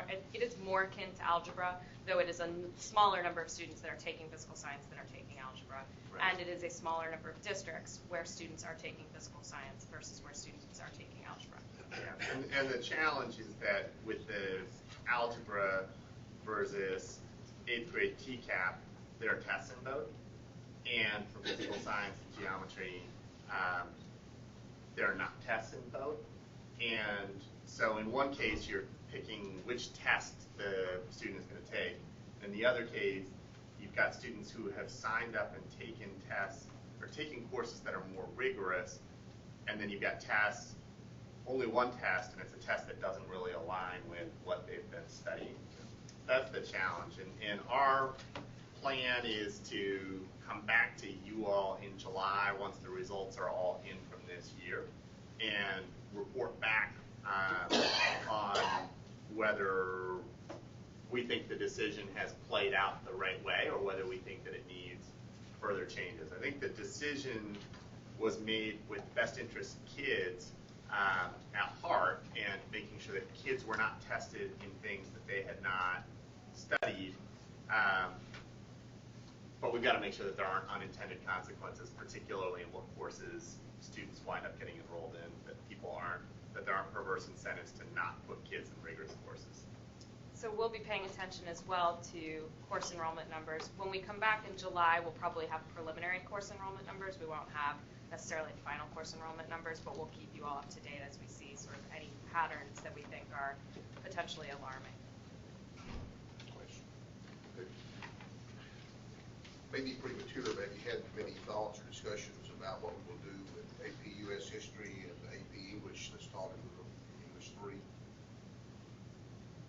So we haven't worked through those, as you indicated, Dr. Nixon, we haven't worked through those issues as much as we have those ones that affect the current accountability system, and this has been more concentrated at the middle school level at this point than we have sort of at the high school level. But I think it's something we're going to have to look at. We need to look at the number of students that are taking AP English courses, and if they're in a grade where they would be taking English 3, and we're starting to include that in the accountability system. How does that affect it? It also affects teacher effect, and we're looking into the possibility of trying to include AP and some of those things in teacher effect, but it's going to be complicated. If we could manage to do it, we're not sure that we can. And so those are considerations, I think, that need to be discussed at this level at some point when we have had a chance to look more into it. We did not include AP for the junior year in the course codes prior to the diploma project. When we did the high school policy, we included, gave systems the option of teaching both junior and senior year advanced placement English.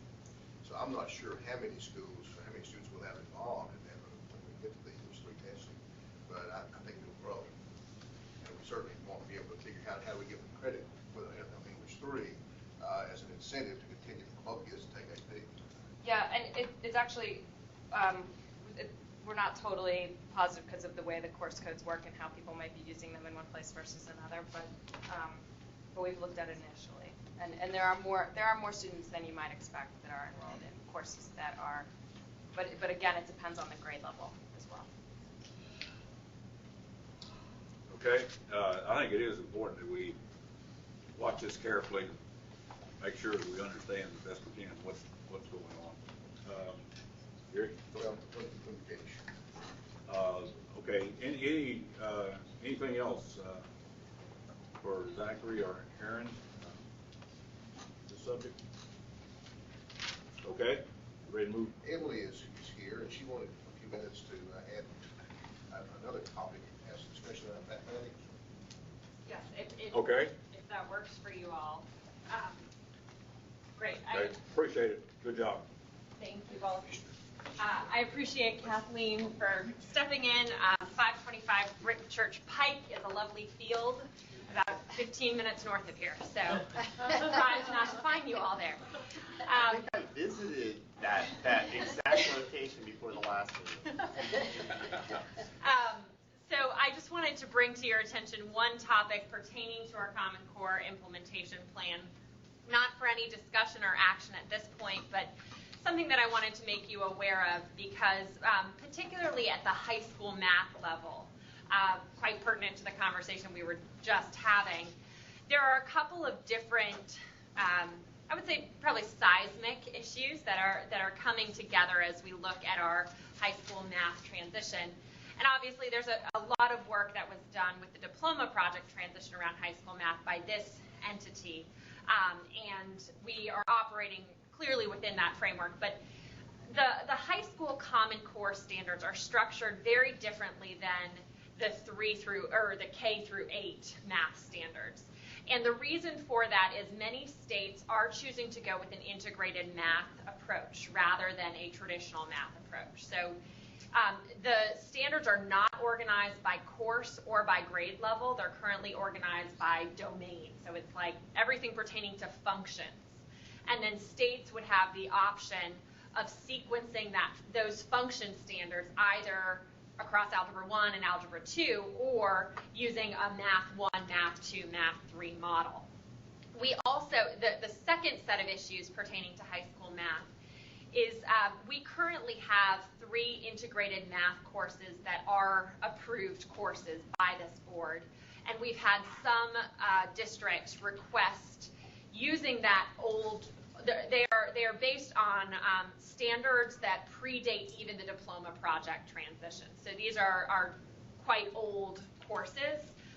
We've had several districts, I don't know if it's several or a couple, but we've had some districts express interest in using that integrated math sequence, particularly with English language learners, because it is more reflective of the math sequence in most Latin American countries. And so at this point, we are discouraging districts from doing that because they are based on such old standards, pending a broader review of our Common Core alignment transition. However, I did want to just bring to your attention that I do think there is some real need for a comprehensive review of our high school math courses. I believe we have 26 approved math courses, and that is leading particularly smaller rural districts to both have some staffing challenges and trying to figure out how to staff the variety of courses that are to be offered.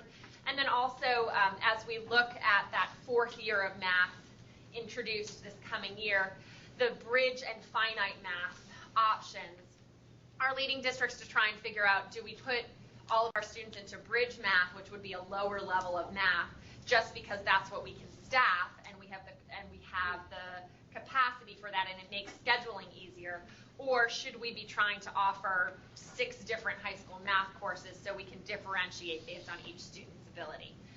So there's just a number of issues pertaining to high school math, and I don't know that it's anything that requires any formal action, but I would like to, within the Division of Curriculum and Instruction, form a committee, a work group or task force, if you will, to conduct a comprehensive review of our high school math offerings, both with an eye towards what perspective do we want to take with Common Core and aligning our courses to Common Core, and within the diploma project, how do we help districts meet the needs that has created. So if the board would like representation on that or to formally call for that committee, I just bring this question to you all with no opinion, but I wanted to introduce that these are some issues that are likely coming. I'll bet Scott would enjoy working on that. We've all been looking at him throughout the presentation. Yes, sir, Mr. Chairman, I volunteered to assist.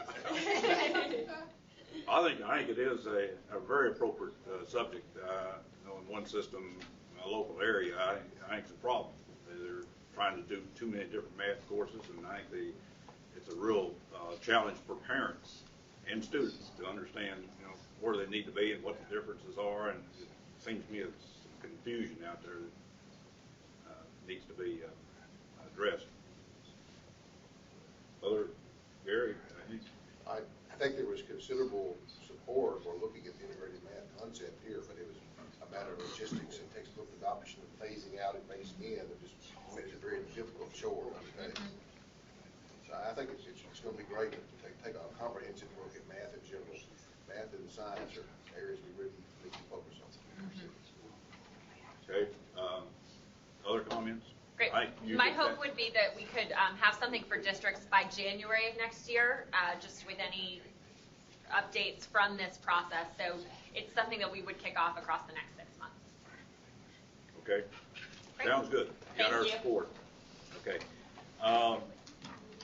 We're pretty much right on schedule. Let me suggest before we get into the next topic that we take a short break here and so we can come back all refreshed and ready to address the master plan here. But let's make it short because we didn't time-wise build in a break here. So we need to work on getting back on schedule after the break. So about 10 minutes.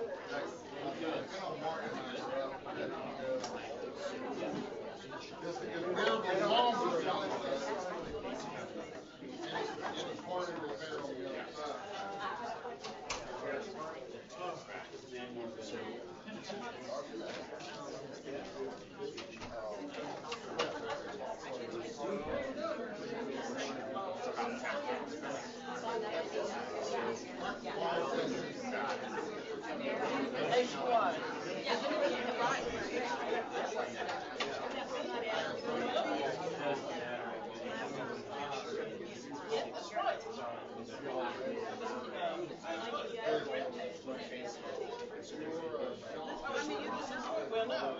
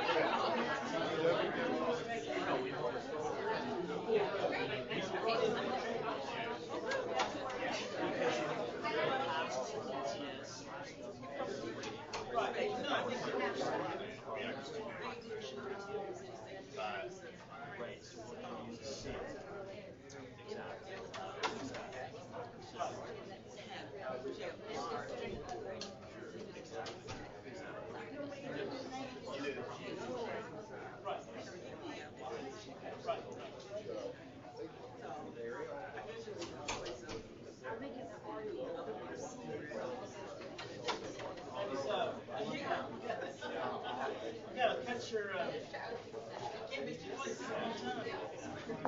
But I, you know, I let you go wrong.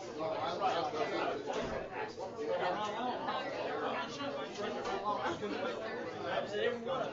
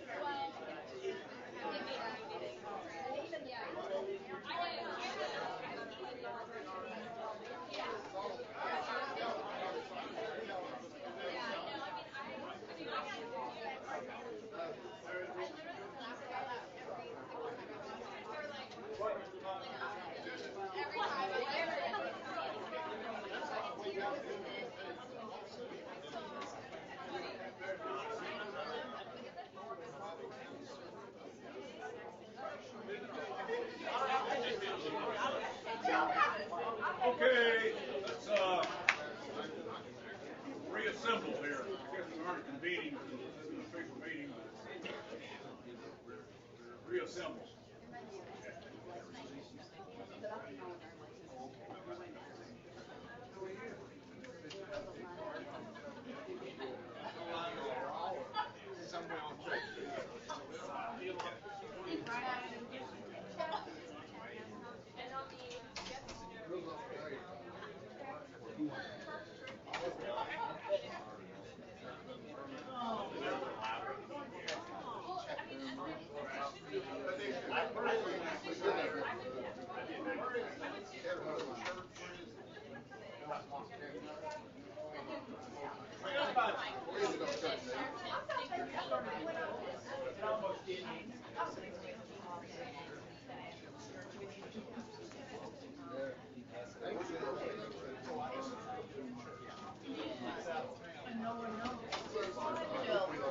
Okay, you ready?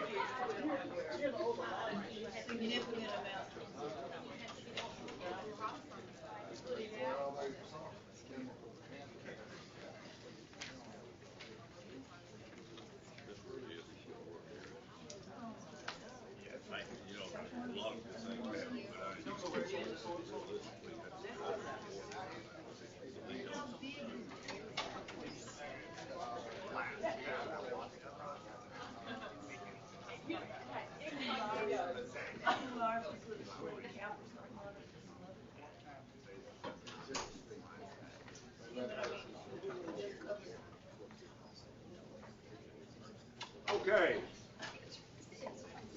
Looks like we're pretty much all back.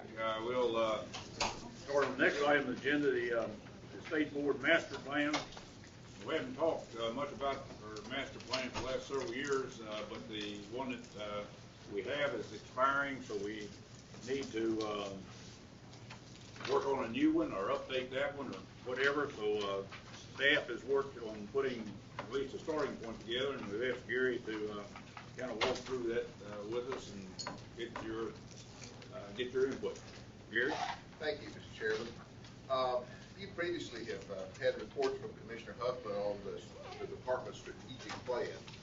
The documents you have in front of you, the first 4 segments are basically about 3 layers deep on the department's strategic plan. We added. I guess when we copy something, we mean that we like it, I guess.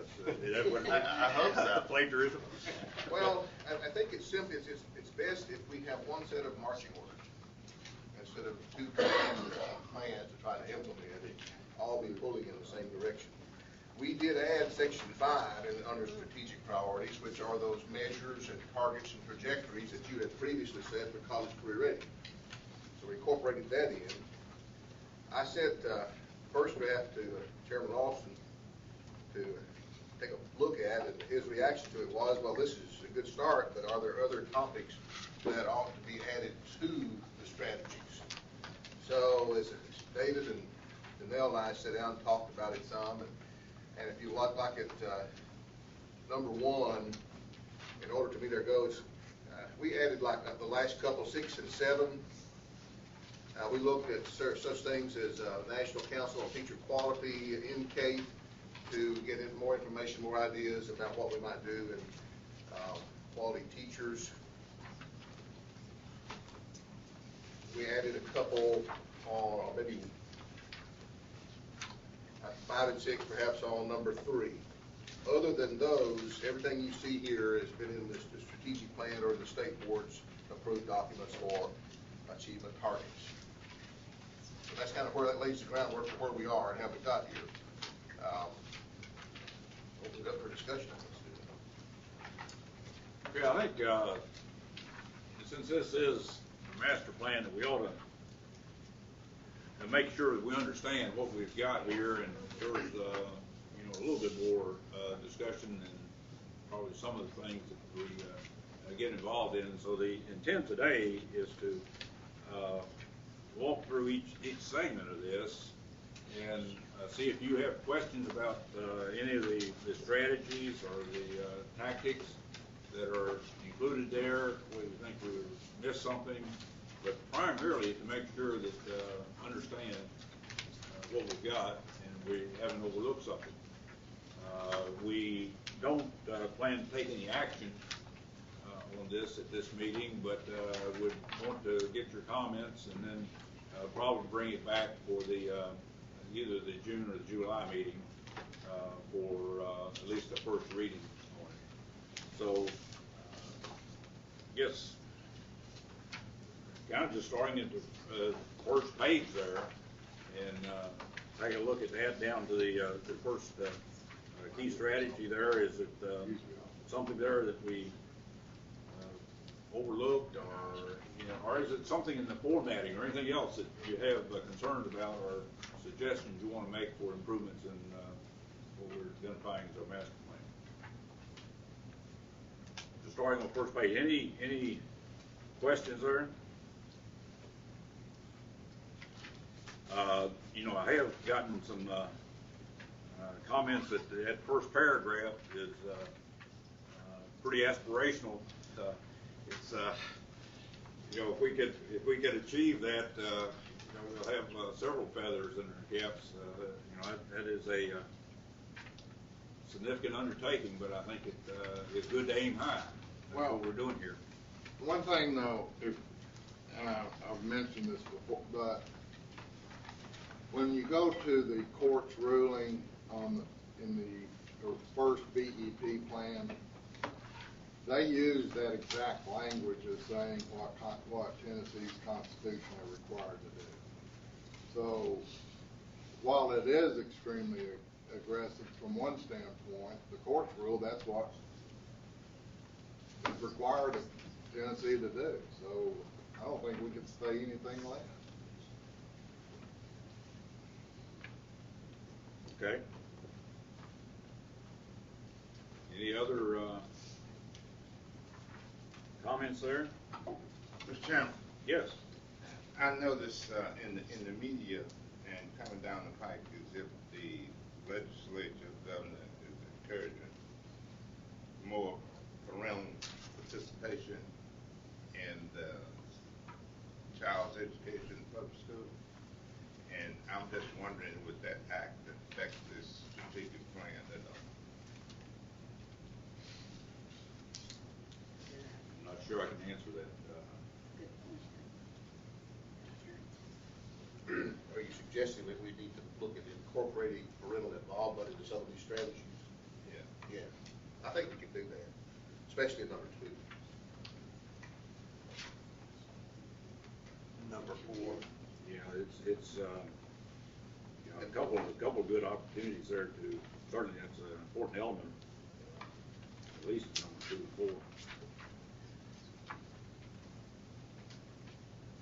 4. Okay. Other comments? One of the things that, to me, a master plan implies the capability to implement. And we can set a plan and with powers at the board, but there ought to be some thought on strategy by which we try to bring about, because the commissioner here, if I'm him, I'm sitting here thinking, this is great, now how in the heck am I going to go get, and let me give you an example. And none of this is, I agree with every bit of it, but on like 3.1, we're talking about providing aligned resources and best practices to educators. Well, that's one of the biggest pieces of the evaluation system, is identifying where teachers need to be to improve, and then getting them those specific resources. And there's a lot of districts, if not every district, is pretty, and that's tied on being able to provide those ways to skill up. And we're not even getting over here into data management and data capability, which is extremely thin in every state, including Tennessee. One of the things, or a good part of what I would like to see us do, is figure out more, if we agree on this, to try to figure out strategies by which, assuming we're in alignment with the commissioner in the administration and hopefully the legislature, that we set measurable goals and we try to tick it off. Doesn't make any sense. Yeah. I think the part that warms my heart about it is that most of these strategies in here are the ones that the department is in the process of implementing. They're committed to making these things happen, to align the resources, provide the best practice and so forth. That's what we've heard here. There's not a lot that's out there that's not on their minds. I think having goals and timelines associated with them would, it's something to think about. I'll tell you that I just passed my 1-year anniversary in this job. None of you sent me a card. I wanted to demonstrate.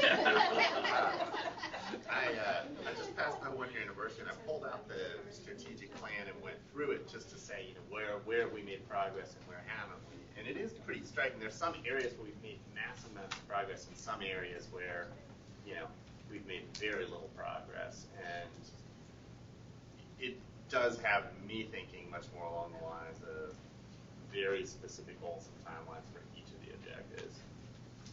In strategy, I mean, when you said earlier about 14, 15,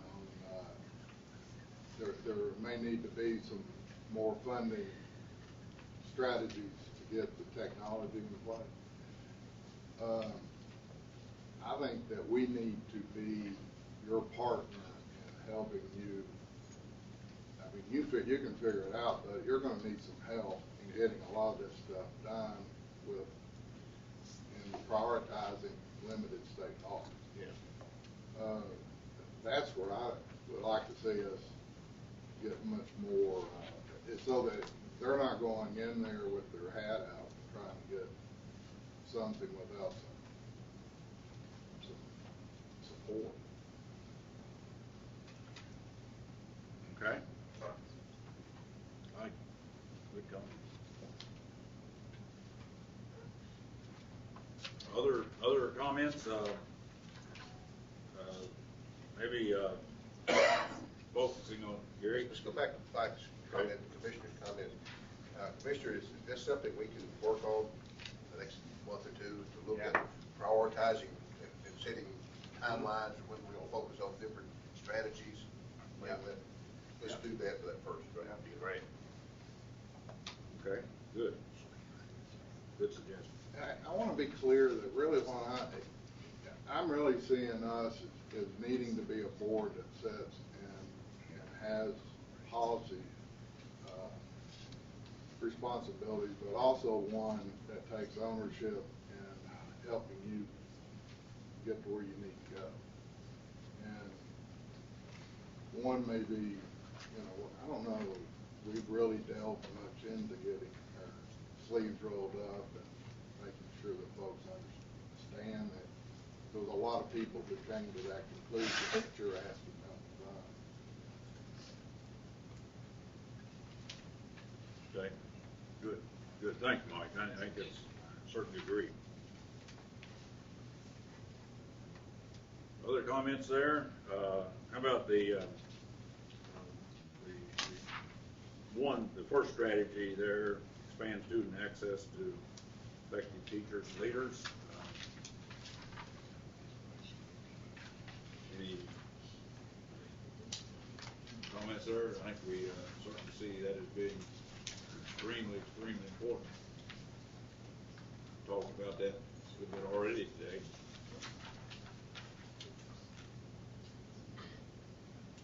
Comments? Questions? My one comment that I think impacts the state board is Gary and David and I and folks on my team have started to talk about licensure and trying to figure out how to really try to peel back where we are on licensure, understand what rules we should and shouldn't have, understanding that we've got a system that has basically just continued to patch layers on top of old layers, and So we're going to take collectively the next year to really wrap our heads around licensure and what a better, more streamlined licensure system would be that ensures the most effective teachers at the right content areas. Will that also include alternative licensure Yes. certification? Yeah. And then applying that with the supply and demand needs we'll have as a state? Yeah. All of that and out-of-state licensure transfers and all the different components of it that can be very complex right now. I think that's an excellent point, because I think we've got some good pieces in there, but it evolved to where it doesn't appear to me to be very coherent or consistent. It's just too many different pieces there, and it's been put together over time, and don't necessarily make any sense. And we also just, as a state, have made such advances in terms of looking at teacher effectiveness and having high-quality data around preparation programs, and now as we move into Common Core and understand what content knowledge is really going to be required at different grade levels, I think there's just a lot more information to work with than there was 5 years ago. There's going to be really important policy implications for that too, and how we can be proactive on that as a board, I think is important. Okay. Other comments there? How about the number 2 item, expand family access to good schools? And certainly, as Melvin mentioned, got parental involvement that ought to be part of that. I think it is. It maybe needs to be highlighted some.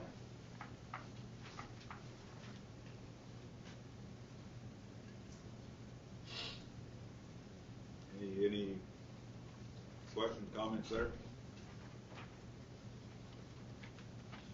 How about number 3? Can I add one thing on number 2, which is, again, something I think that Gary and David and people on my team and I have talked about. I think the board is going to see an increasing number of charter school appeals and trying to figure out both just the internal state board resources and capacity to handle, especially when they come in bulk, as with MCS and 17 schools, and I think 11 schools just applied to Metro Nashville, and we don't know how many will be approved or denied, but I think we're going to see more that come in these large chunks.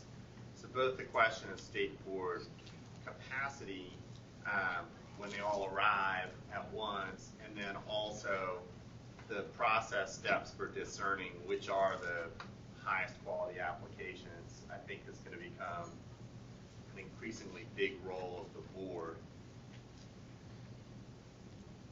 Couldn't agree more. I think it's, we really, I think, recognize that with what we believe is coming there, we really aren't structured to take care of it right now. We're going to have to do something, and I think you can start to recognize with some of the appeals that we're getting that we're already spending a good bit of time on charter school appeals, and that's obviously going to increase.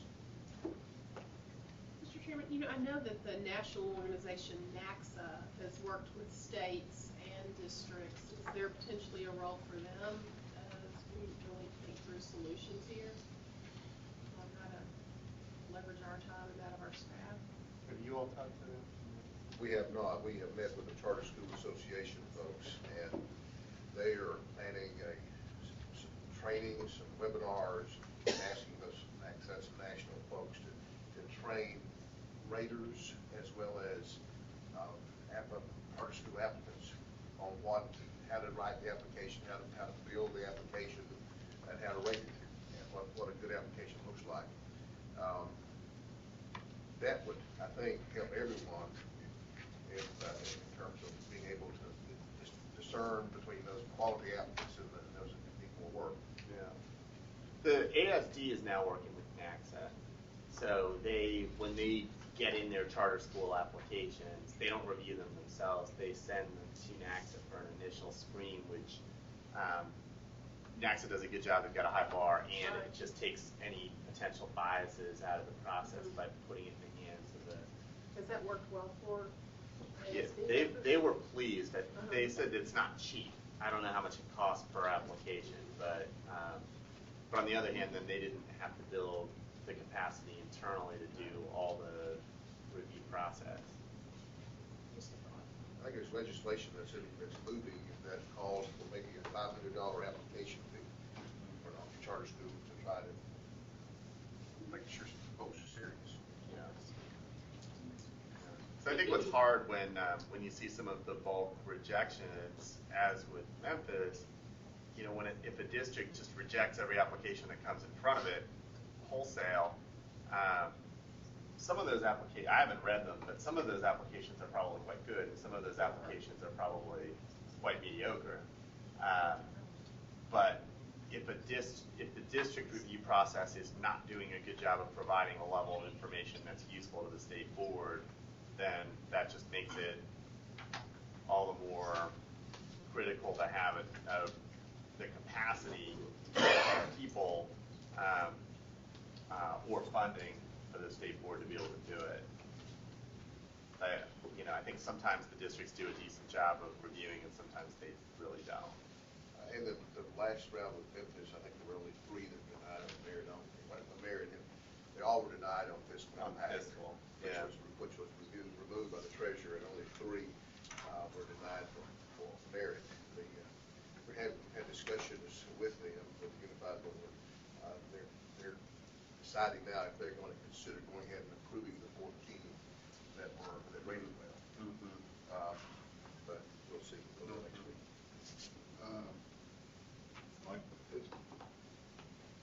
When I'm following the process on the application, it strikes me that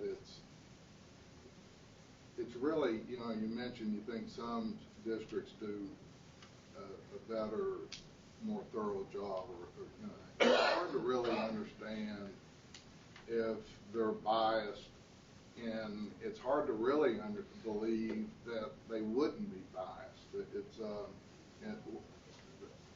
whatever they're coming from, and somehow there needs to be a way in my mind that they understand, that we understand, that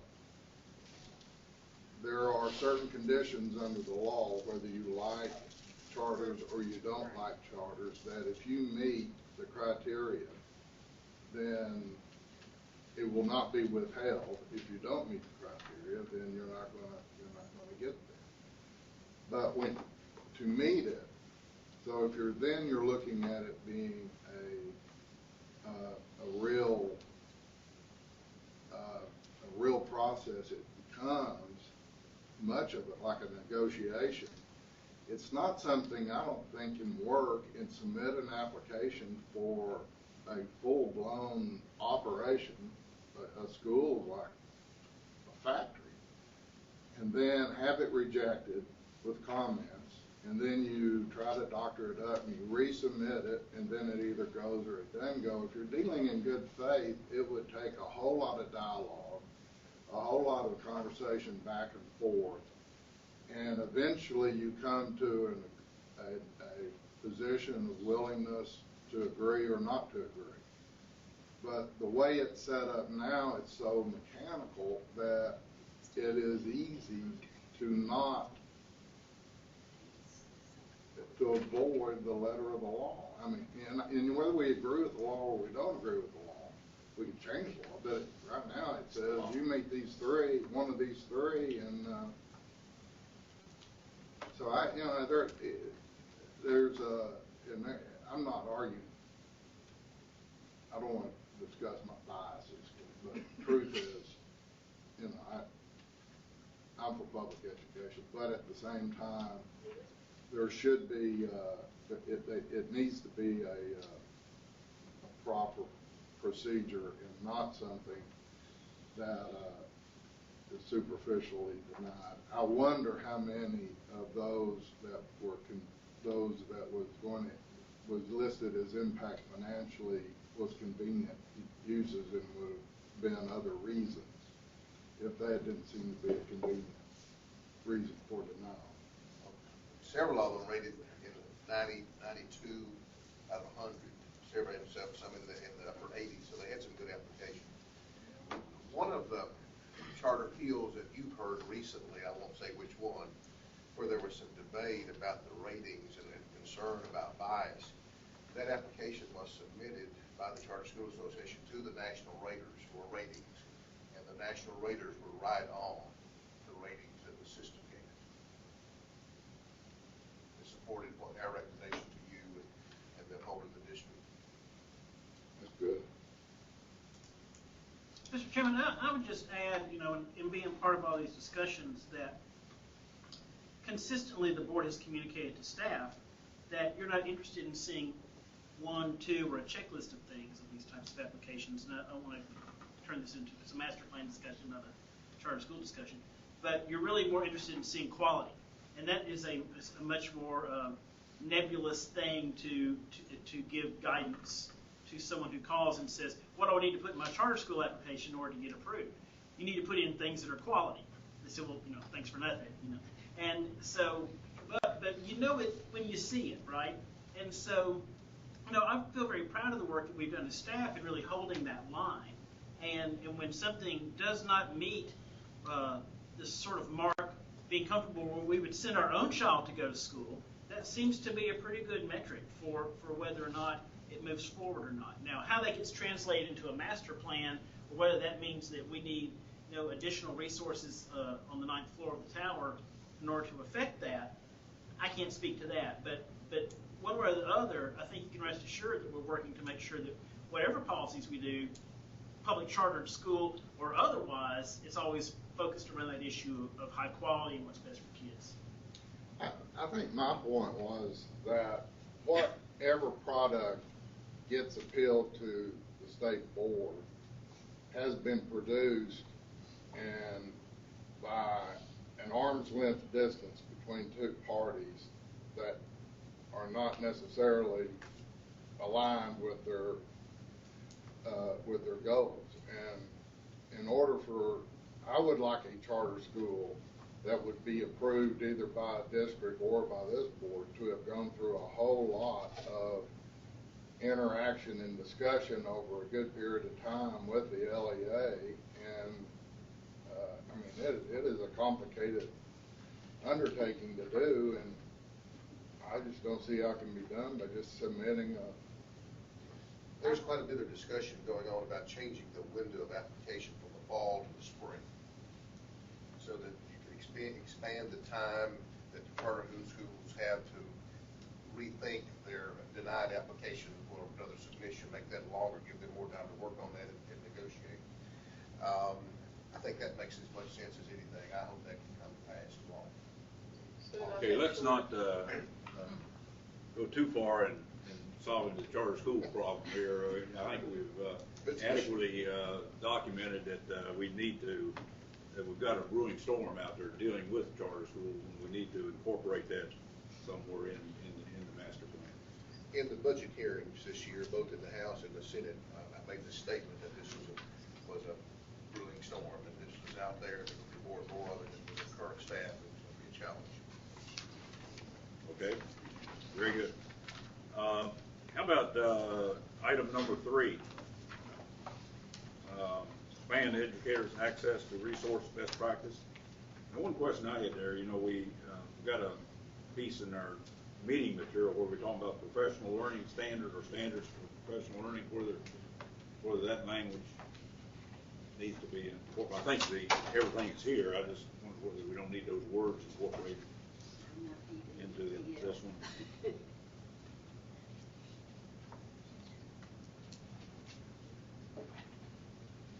I think we ought to include it. I don't know. We'll look at it. Yeah.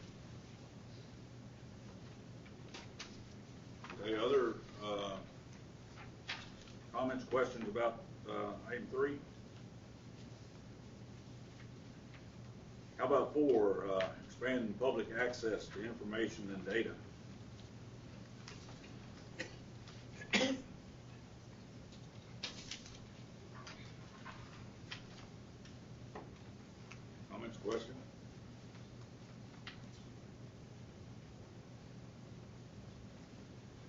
Yeah, do you think that the public understands how to understand the data? So, Who does? but it really is how the data is presented in such a way that, you know, we say all the time we want to engage families. If we give them something that looks like Mike Edwards written stuff, you know, we really do need to figure out a way to communicate what's going on in a way that is in their common nomenclature.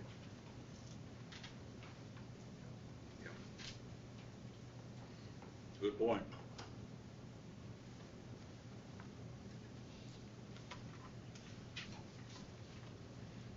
Any other comments? Questions?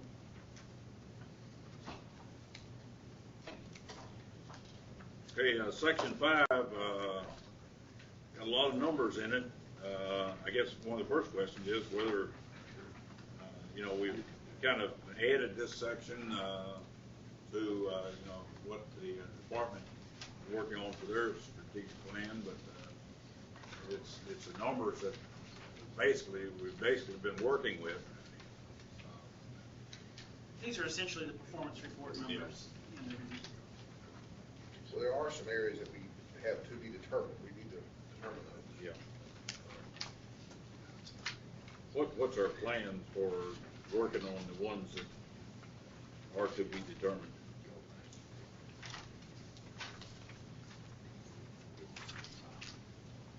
That's a question for you, Gary. Or No, I'm who's?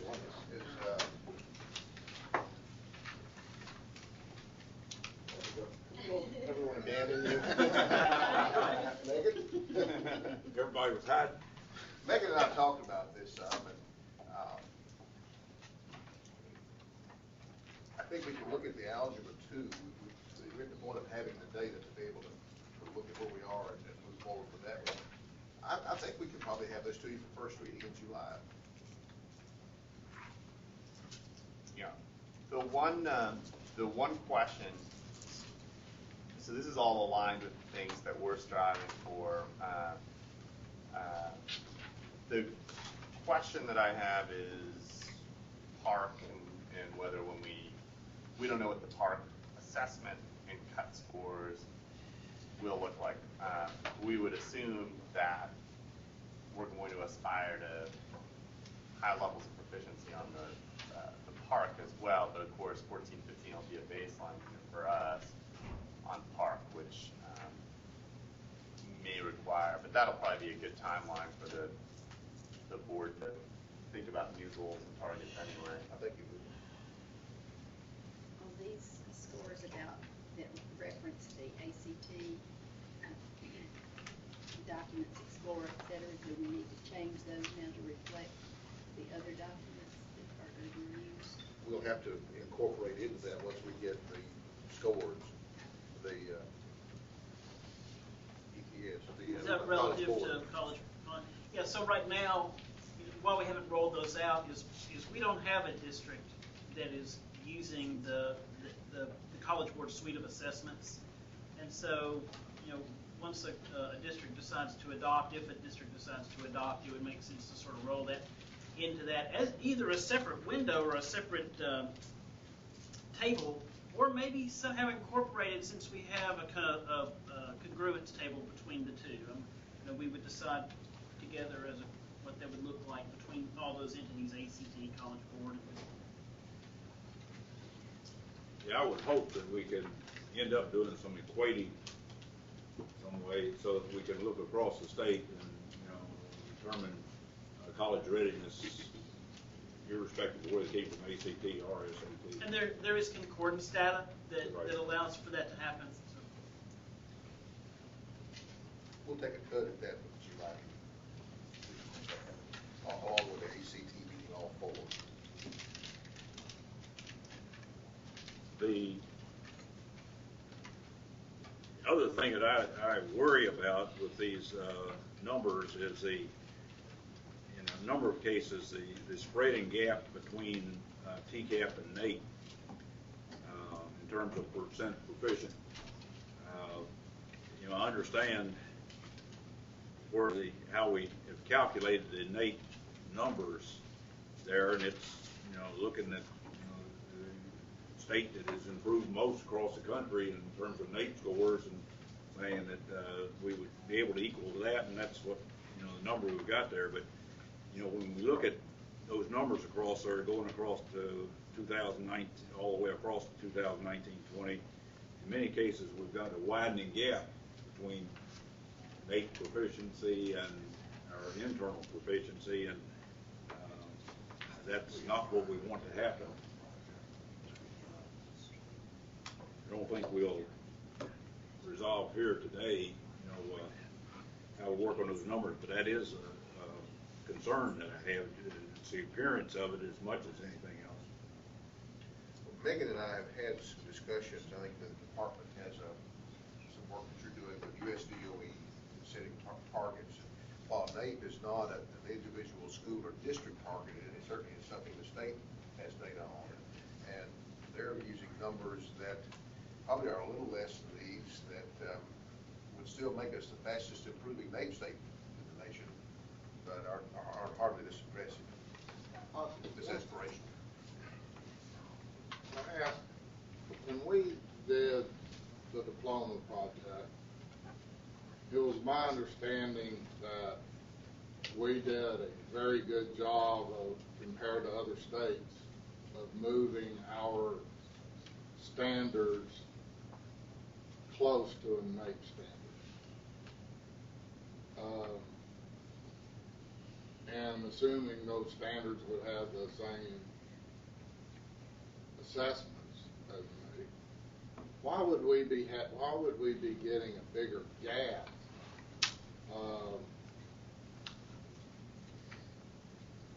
I could see where NAEP. Well, I don't know. I don't quite understand the. I think one of the challenges, Mike, that we face is that the kids don't have any skin in the game for NAEP, and the systems. I don't know if we're taking NAEP seriously in those small samples of students that are selected in a small number of schools. I think that's a challenge. The commission and I've talked about this, and of having a strategy of rolling out some information to superintendents and principals about how we think this is important, and then to take it seriously and encourage the students to do the best they can. I'm not sure they're doing their very best on that exam. And I do think, even though there's alignment between the standards, I think teachers, principals, district officials going through TCAP and the assessments against the Tennessee state standards become more familiar with the standards and develop better strategies that are targeted specifically at moving standards. And while there's some alignment, obviously, between TCAP and NAEP, it's not perfect alignment. And historically, other states have seen this as well. Other states have been able to advance their own state achievement levels faster than they can advance NAEP. And I think you don't want to see a massive gap between them, because it's indicative of all sorts of problems. I do think that NAEP serves a different purpose than TCAP. I mean, NAEP serves as a check in the system, an assessment that people specifically aren't targeting against. And so it is, at some level, the ability for us to see beyond just targeting particular standards that we know are going to be assessed on TCAP, how our kids are progressing in overall skill level.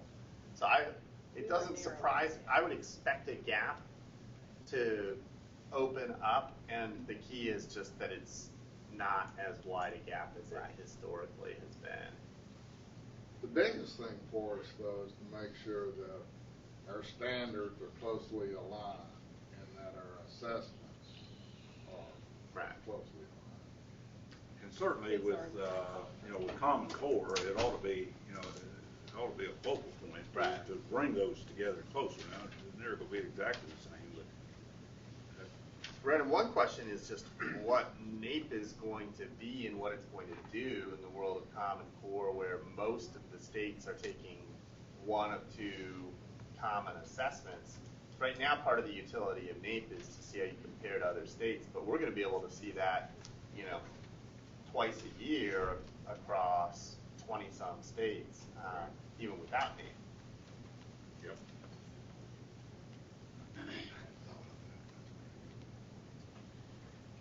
And I guess, Commissioner's response to it, I'd be, and I think there's, I would expect there to be some, you know, gap between percent proficient on TCAP and NAEP. I guess my concern is more, in a number of these cases, it's widening instead of narrowing, and be a lot more comfortable if it was getting narrower, Yeah. less gap. Should we, is it a valid assumption that when outsiders are looking, we've had this discussion in the past, when outsiders are looking at the state of Tennessee, bring in high-tech industries, very desirable jobs, and their concern is that we have trained or trainable people, that they're more likely to look at NAEP than they are TCAP? Yes. Yes. Why, and this is the basic question, everybody in here probably knows it other than me. Why then are we not moving to emphasize NAEP more, and at the same time, by the way, to move the NAEP scores up, as opposed to just sitting on our Tennessee evaluation? I understand that's good to within the state to measure district's progress, schools' progress, and students' progress. But does it not just make sense that we should target the national standard? We want another Volkswagen to be able to show these industries that our people are trained and trainable. See, what I'm saying is possibly, we've had this discussion before, and I believe at one time there was a reason not to work with an idea of a conversion to NAEP and scrap TCAP. Maybe 10, 15 years from now. We're going to scrap TCAPs for Common Core in 2 years. Yeah. I'm sorry? We're going to scrap TCAPs for Common Core in 2 years. Yeah, in 2014-15, TCAP is going to go away and be replaced by the PARC assessment, which right now I think 24 states are taking, and which will, I think, in time be something that employers will start to look at. Give it validity. Yeah. And I knew that was coming out somehow or other. I'm just the fact that TCAP just absolutely goes away. Yeah. And I think too that, you know, when that happens, I think that employers are going to turn more to PARC than they will NAEP. You know, if you got PARC or SMART out there, it just seems to me that that gets legitimized or gets accepted. That's going to be more the thing you could turn to. The problem is we've got 26 out there that are not recognized. Yeah, most of those are in a separate consortium that'll take its own test. So you can have two dueling tests, but each of them will have validity. And I think employers will start to look at PARC and will start to say, how do you guys compare to Kentucky and North Carolina and Virginia and the other neighboring states as we think about business expansion and so on? And if NAEP's an indication, we got a ways to go. Let me say, recruitment is exactly what we need to be thinking about. But don't think for 1 minute that retention isn't equally a major problem. Companies are far more mobile now. They're less capital tied to the earth. We got to keep what we have here as well as recruit. And if they're already here, I would suggest to you the test really means less, and the results with the employees that they have, in other words, the education that these employees have more, it means they know a lot more than, you know, there are companies that have located here who have done a whole lot of, here in Tennessee, who have done a whole lot of due diligence, who still will have a few surprises. The key, you know, is just, we got to make sure that whatever we're doing, we're teaching them how to learn. Because whatever their skill level needs to be or their specific task, it's going to be different for a year. They have to relearn. Man. Okay, the other- I bet. Yeah, the other challenge, of course, we got with NAEP is we can't use it for a lot of things because of the sampling nature of it. You know, it can be used as a norm for how you're doing across the state, but It's not a management tool. Yeah, it can be used for a management tool. And I think you've got the thing that Gary mentioned too. I'm just not sure that students give their best on NAEP because they really don't have. It isn't built up to be as important as TCAP. You know, these school systems, they've got all kinds of enthusiasm building programs around TCAP. Students do their best. I don't hear that happening much with NAEP. I think it is happening in some other states, though. From what I hear from the National Governing Board, that some states, you know, do some esprit de corps building. You know, the students who are selected to take that, they get, you know, putting on a pedestal, you know, say how important this is and so forth, to a much greater extent than What percentage I hear. are they currently testing? I'm not sure. You know what the percentage of sample?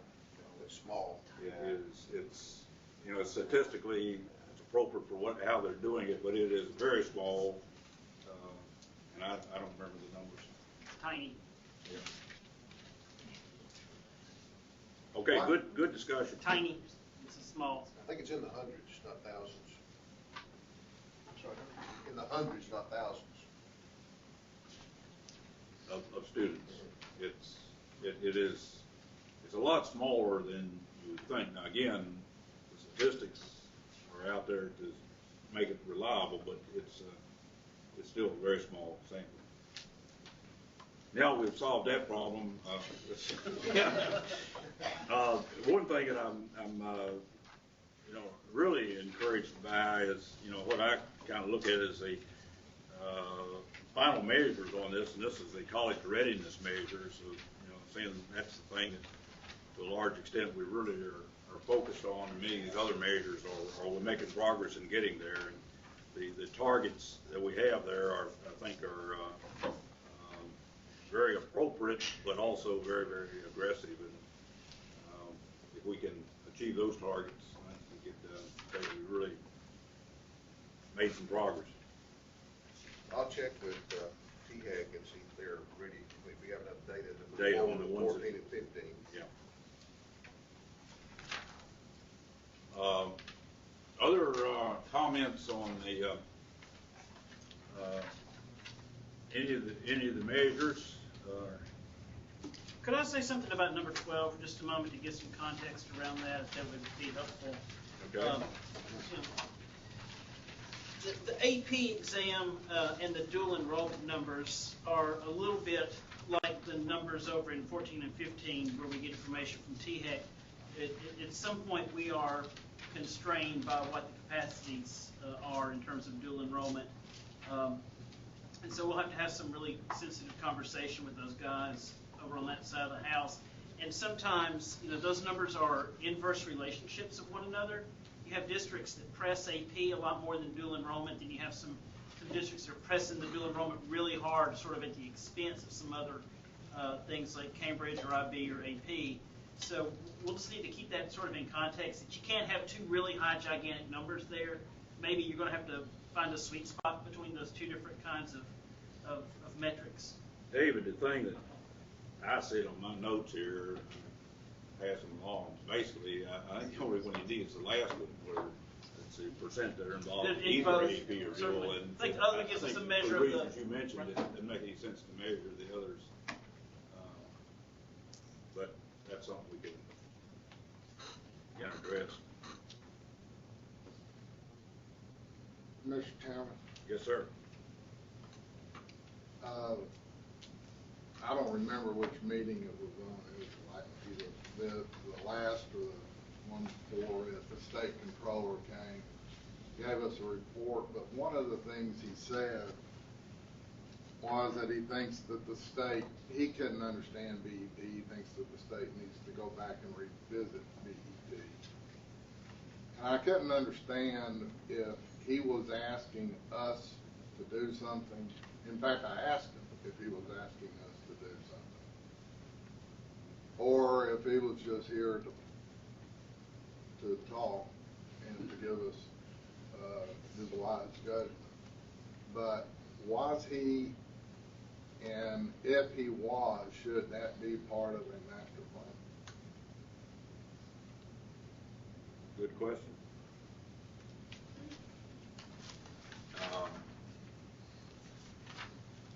You know, my feeling is that he was making a valid point that, you know, the current plan that's out there, very difficult to administer, very difficult to understand, almost impossible to explain to somebody who isn't dealing with it every day. But I've also struggled with that plan back when we put the current plan together and realized to replace that is very, very, very difficult, and I'm not sure you don't end up with something about as complex now. I'd be hard pressed to say that we shouldn't be working on that. There's a need. You know, it's I think it's a communications need as much as anything else, but it's difficult. I don't even know if it falls within our purview, but when we were going through the plan, I don't think I was the only one trying to figure out, okay, all right, what's this going to cost? When we actually go and implement it, what's it going to cost and how are we going to source it? And in doing that, of course, my mind went to the controller's point of rethinking BEP, which is an equity on distribution. But it is also a total avoidance of what is an adequate amount of money that that Tennessee's going to need to meet this master plan. And there ain't a person that I know of that could come close to answering that number, and I'm not sure that somebody shouldn't be able to answer that. I'm raising the question on BEP, but it's a broader question that I think that if we're going to be realistic in life about actually accomplishing very aggressive goals, we got to figure out how to cost it out. Commissioner, you got the answer for us? I don't, though, you know, it's something that I've been thinking about at the district level in terms of resources for districts. Of course, districts spend money a lot about the funding constraints that they're under and the differentiated amounts of money that they're spending for people. You know, my sense was that not that he was asking the state board to take action on the BEP, but similar to the conversation he's had with me, he is urging us to urge action to be taken on it, I think. And, you know, I do think at some point we're going to have to look at BP and look at the cost of all the things that we want to accomplish. It's such a process. I wasn't around for the last review process, but it's a long process. And you were probably 12. I think it was, when was it, Gary, 07? Yeah, it wasn't that long, 5-6 years ago. The original, Yeah. That was about 07. Yeah. And so at some point it's going to have to be revisited. I don't know if that's going to be this year, though. Well, we manage the BEP review committee, and the committee makes a number of recommendations each year for improvements in the formula in terms of the component costs. So would you tee off then if there was going to be a review at some point? I think under the current statute, any changes to the formula have to start with the DEP review committee, the state with the commissioners, finance, education, and then the state board, and the legislature. The other avenue to make changes is for it to be a statutorial change. So it seems like what you're saying is working backwards. You know, you're saying start with the question of how much do we have to spend? What's it going to cost to get here? Yeah. And rather than let's pretending that. And here's something else that's very real. We talk in terms of counties and their abilities to fund and stuff. I think we've done a great job. I may be kidding myself actually, but I think Tennesseans understand that. I think Americans understand now that education has fallen behind and we're going to have to fix it. I really think that. I think people are willing to pay more for education. I think they're willing to pay for more on the local level. The governor will say that he has not met anyone who, number one, understands the BEP plan, or two, thinks they're getting a fair shake.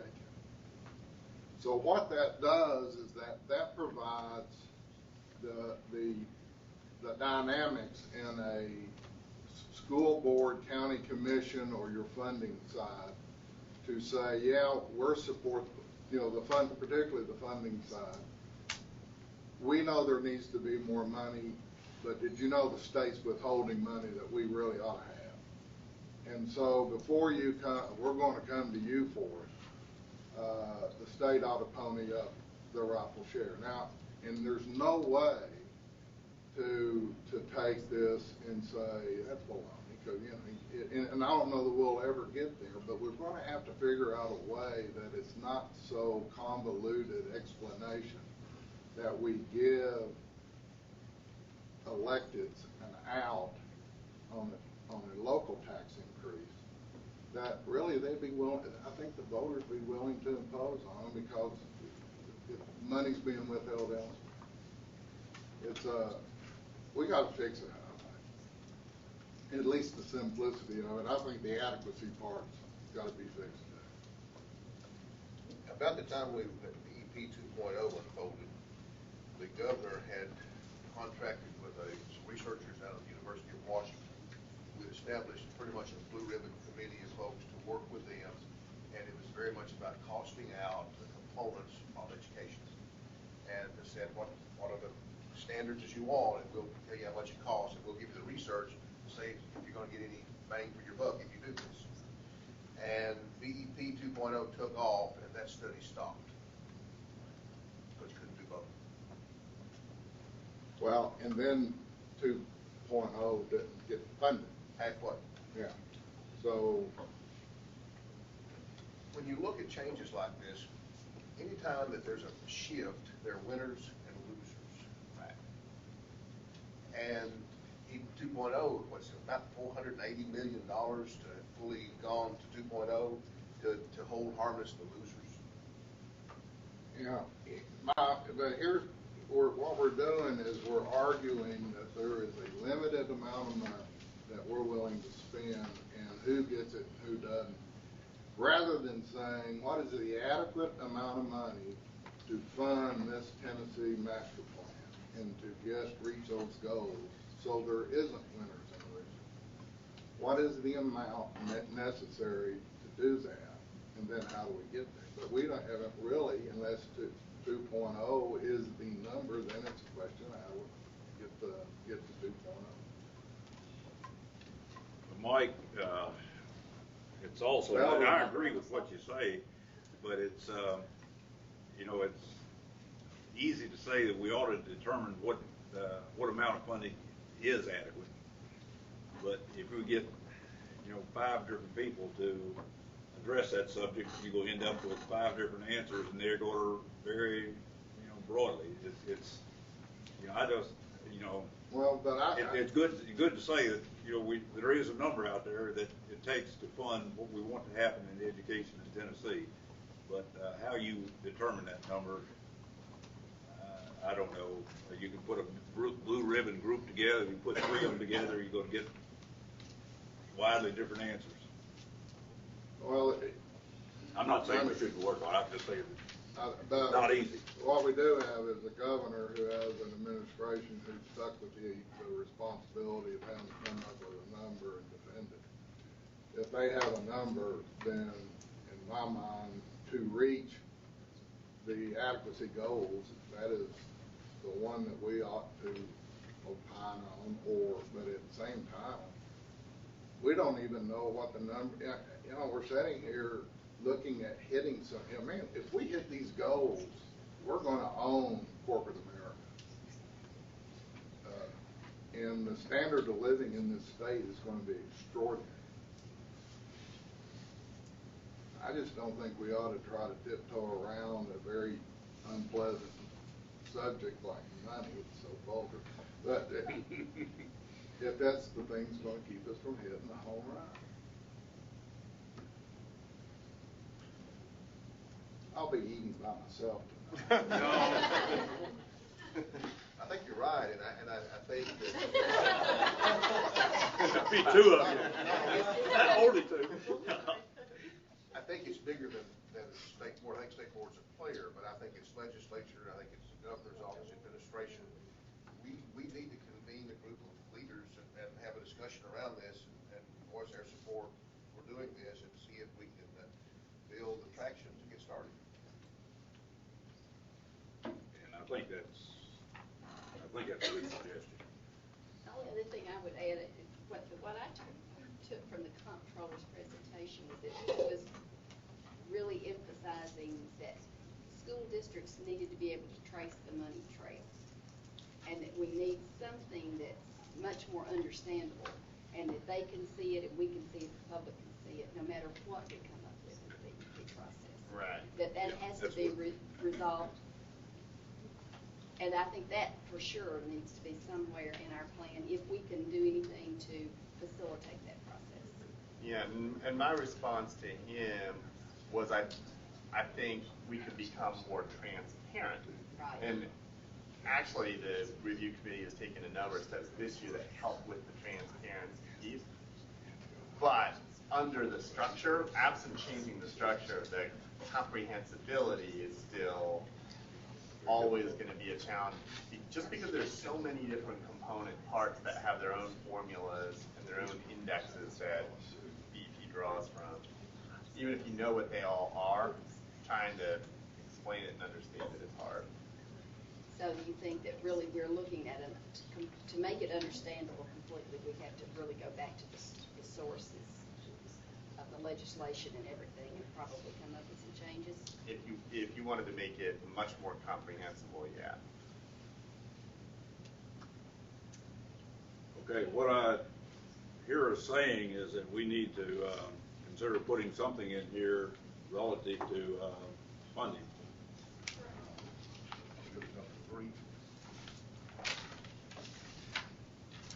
Resources.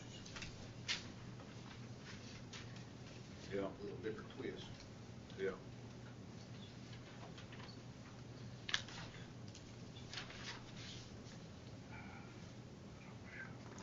Okay. We'll work on that. Now we've solved that problem. What's the next one? Anything else on the draft of the master plan here? And you'll be looking at this again when?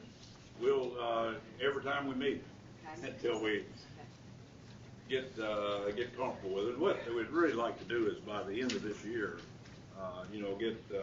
get something that we can approve. And I see this document basically, as a strategic plan. That's the plan. The moment you put it together, and we'll need to, of course, change it as we go forward and conditions change. And we've talked about the fact that we've got the park and more coming along. We'll need to make changes relative to that and so forth. But I think it's an excellent discussion, and we'll plan to have more of these as we do some refining. Anything else? As we thought about the timeline concept, I think we can negotiate a timeline as to the years we intend to focus on the different ones, and then incorporate a status for that year, and then update that status every year. We completed this one, and we're undertaking this next one this year. Okay. Very good. Appreciate that. Let's move forward to emerging truancy issues. Yeah. Daniel, you gonna kick us off? Sure. We are really happy to have students from the University of Tennessee College of Law here to talk about emerging truancy issues. They work in the Education Law Practicum, which is supervised by their professor, Dean Rivkin. And so they're going to talk about some of the clients that they represent and what the state board can do to help and bolster, because as we know, you can't teach an absent child. So none of the things that we're working on work unless the kids are actually in school. So I'll let you take it away, Dean. Thanks. We very much appreciate being here. My name is Dean Rivkin. I hope you can hear me. I've got smoke in my lungs from a mulch fire in Knoxville. It hasn't gone out yet, but I'll try to keep my voice up. My name is Dean Rivkin. I'm a 1971 graduate of Vanderbilt Law School, and I've been a professor at UT Law School since 1976. For the last 10 years, I've taught courses in education law. And 3 years ago, we began a course that we call the Education Law Practicum. The idea behind the course was to allow law students to get exposure to issues of education, and the concentration of the course was on reducing the number of students who are out of school. We were urged to do this by the district attorney in our county, and all players, without a doubt, had the same goal of knocking down these numbers. I want to say that colleagues from our school system are here, and I want to say from the very outset that with the advent of our course and a new administration in the school system in 2009, we all have, especially the school system people led by Melissa Massey, who is the Director of Student Support Services, have worked incredibly hard to institute best practices that we're going to talk to you about that we think are justified statewide in terms of early screening, early support, early services, and most importantly, flexibility for students who are in peril, basically, of dropping out. Our students have represented students in court. You'll see the numbers in a second. Statewide, they have observed, they've attended lots of school meetings. We've done a lot of research on best practices nationwide. And there's no question, I hope you'll agree, that truancy is not only a local problem, it's a state problem, and it's becoming a much more keen and vivid sort of national problem.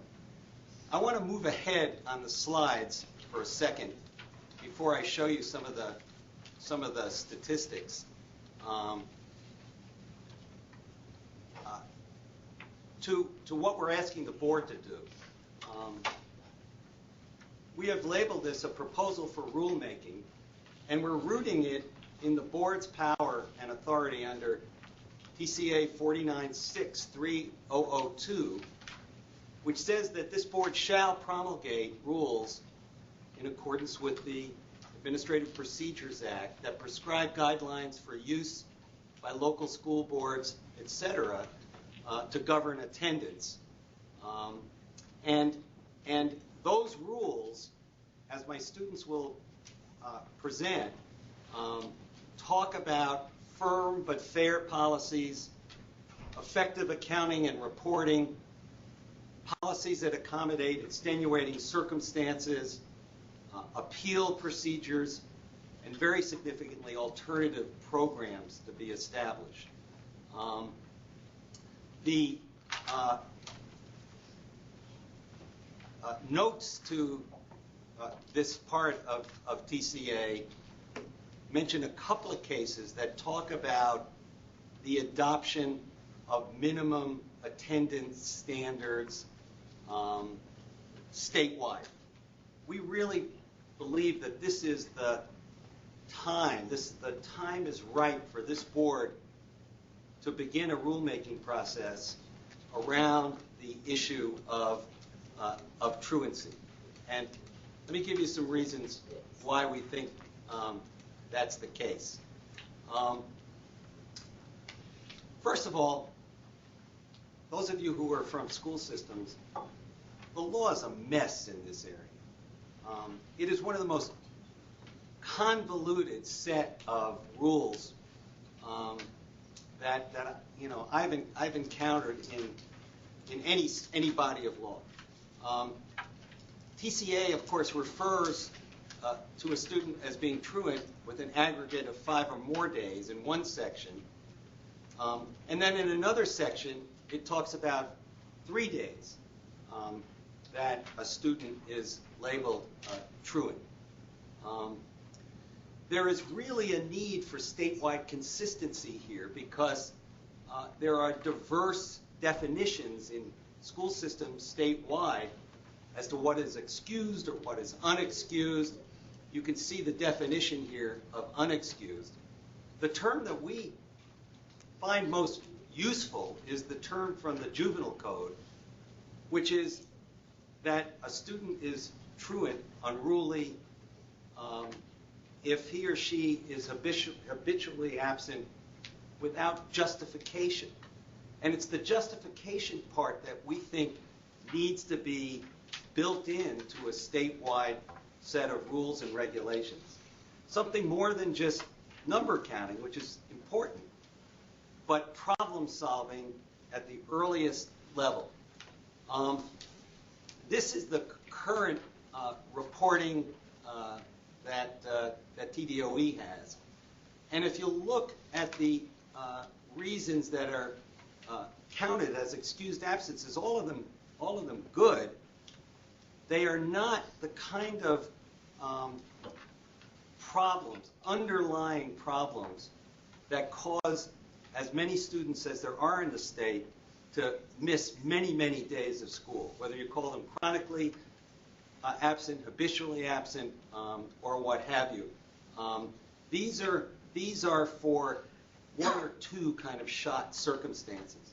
What we've found in the course of the work that we've been doing is students, for example, and you'll hear from one of my students who have been bullied, who have missed a lot of school. Students who have mental health issues, and you're going to hear a little bit about the special ed implications of our work. Students with chronic health issues, lack of dependable modes of transportation and communication. I think it's only fair to say that every student who is brought to juvenile court is from a family that is low income. We've not seen otherwise. And when you see the numbers, you'll see what's going on. The whole question of adequacy of education, that's a rubric I know that many of you are familiar with. But we think that there are also aspects of trying to fit students whose abilities and whose progress don't meet the standard sort of expectations and become discouraged and become behind are justifications basically for a new way of looking at this issue. I don't know if there are 2011 statistics. These are the 2010, but 260,000 students in the state are technically truant, right, based on the 5-day definition. The recidivism rate, and this is from a wonderful study that we ask you to revisit that was done in 2004 by the controller. John Morgan was the controller at the time. His office did a terrific study called Teaching to Empty Desks, in which they made significant recommendations after a good study of what the problem was in Tennessee. And you can see the recidivism rate of students who are truant is quite high. Now, when you get to juvenile court, and the education statutes and the juvenile statutes don't mesh very well, an unruly child is a student in need of treatment and rehabilitation, as you can see, who is habitually and without justification truant from school. This is a status offense. It only applies because the student is under 18 here. This is the latest data on the number of prosecutions in the state. You can see there were 8,327 prosecutions in 2010, and that's an undercount because students are cycling through juvenile courts, hearing after hearing after hearing, often with little progress being made. These are, as we understand it, the new referrals for that year. And this is an issue that has gained national attention. The label is school to prison pipeline. But even the FBI, which looked at truancy in the 90s and all the academic studies, say that truancy is the gateway to further crime, to dropping out, all sorts of bad outcomes, which is why it needs to be addressed early. One of the aspects of the work that we've been doing and is documented elsewhere is that there are a number of mental health issues that students have that that interfere with their ability to attend school. Some of the recommendations we think could guide our rulemaking, and my students are going to be more specific, is it looks as if the state is going to be coming up with better data about students. This is a critical gap, not only in Tennessee, but nationwide. There's very poor data on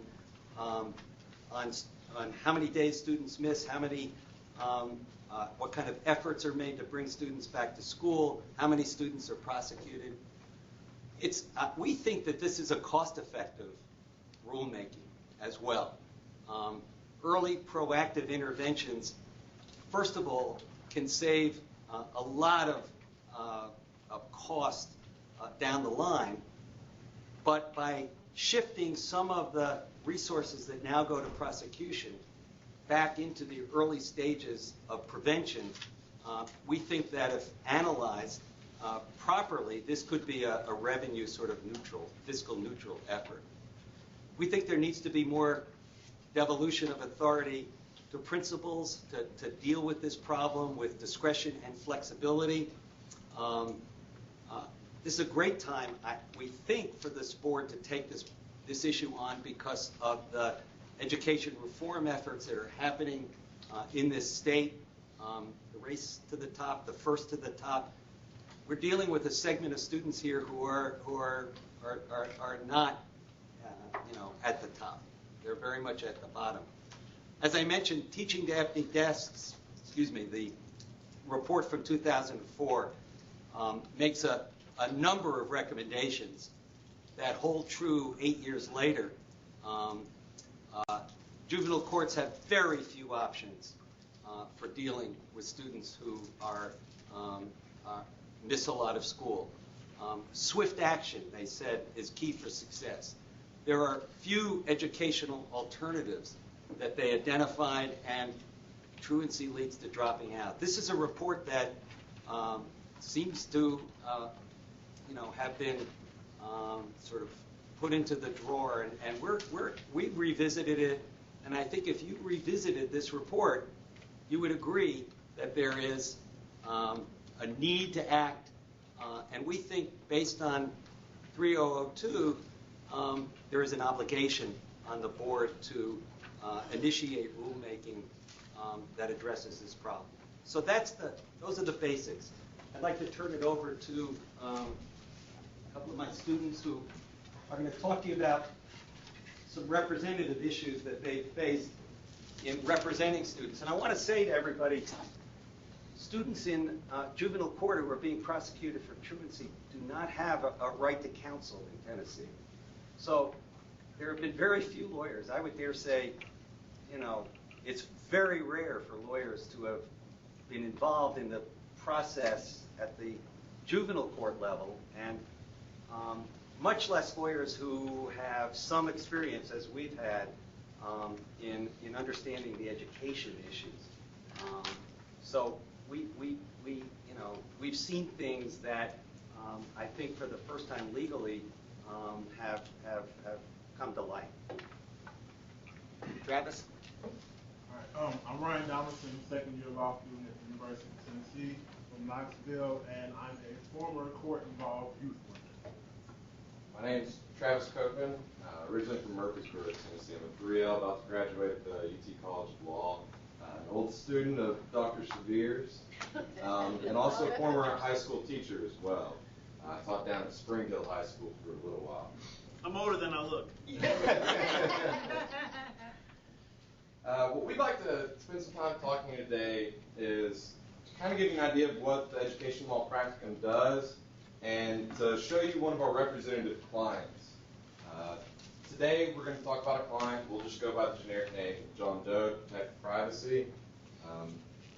He really is representative of a lot of the clients that we've interacted with, and we can only assume of a lot of students who've been labeled as truants. John was raised in the projects. His mother's a single mother.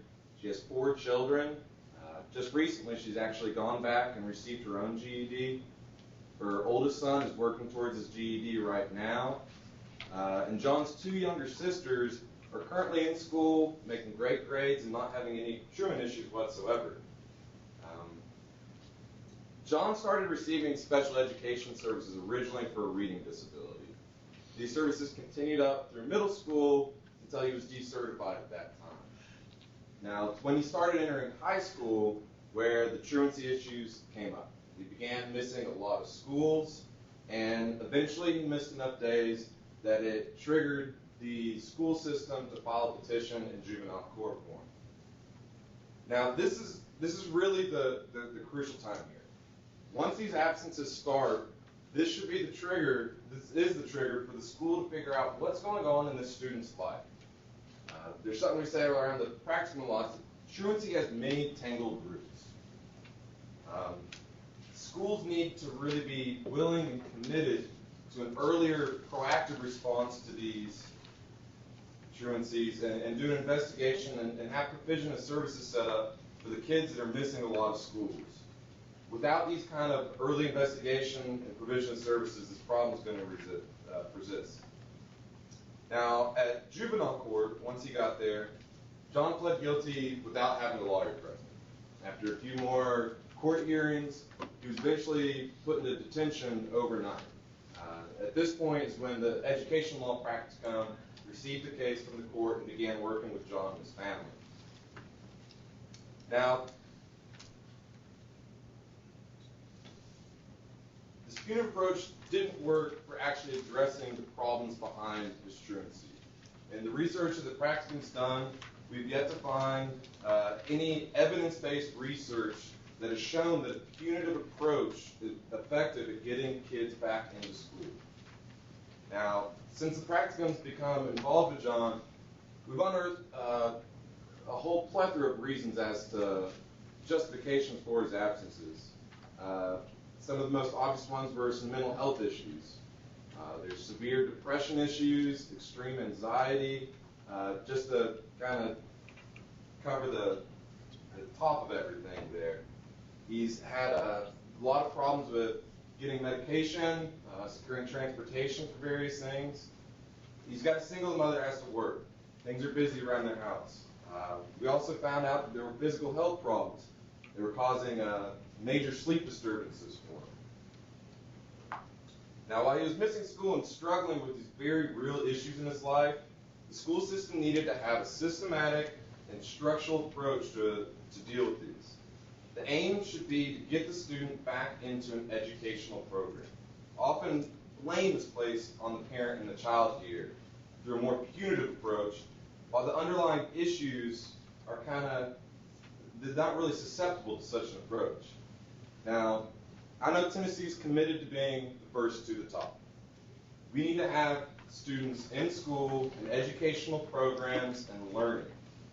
Each day that the student's going to be missing is going to be crucial to their development. Every day that they're out, they're going to fall farther behind.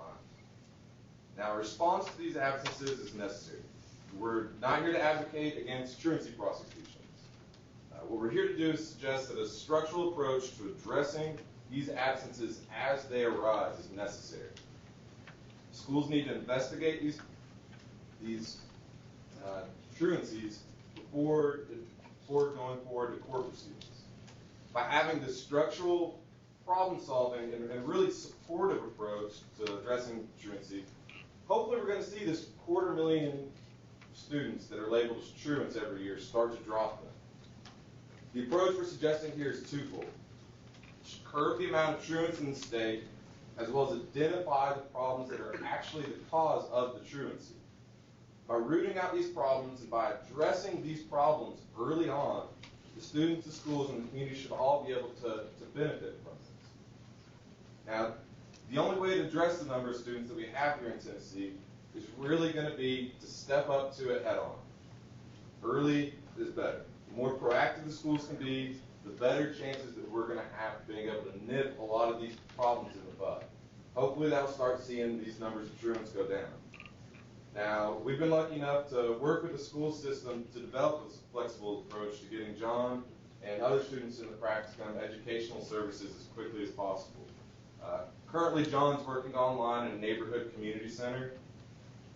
The fact of the matter is that he has too few credits to graduate, especially for how old he is already.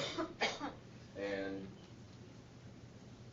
one way that we really believe to help John and other students in situations like this, with him it's kind of an exceptional thing, but to be able to help him work and start actually earning his GED so he can move forward with his life.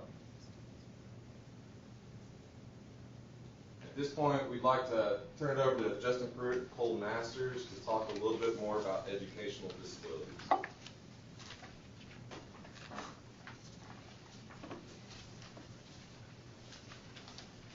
I'm Justin Pruitt. I'm a second-year law student with the Education Practicum. I'm originally from Franklin, Tennessee. My name is Cole Masters. I'm a third-year law student from Murfreesboro, Tennessee.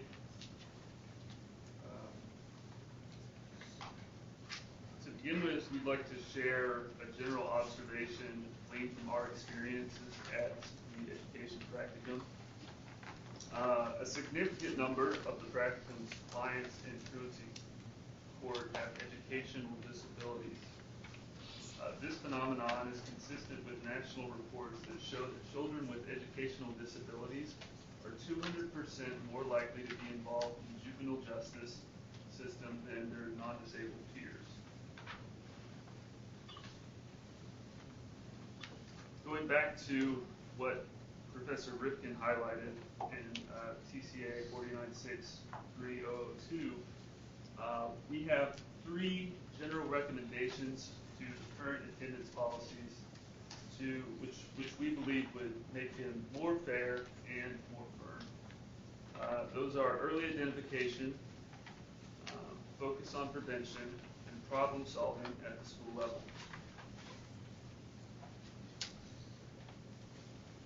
To illustrate some of these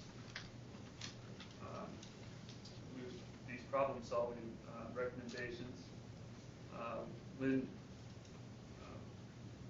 the student accumulates absences, we need to ask questions why, and particularly we need to investigate such issues as bullying, medical and mental health, transportation, and educational needs.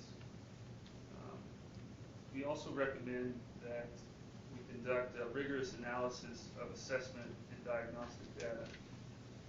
We need to ask questions such as, does the data suggest that the absences are based on the same or similar problems?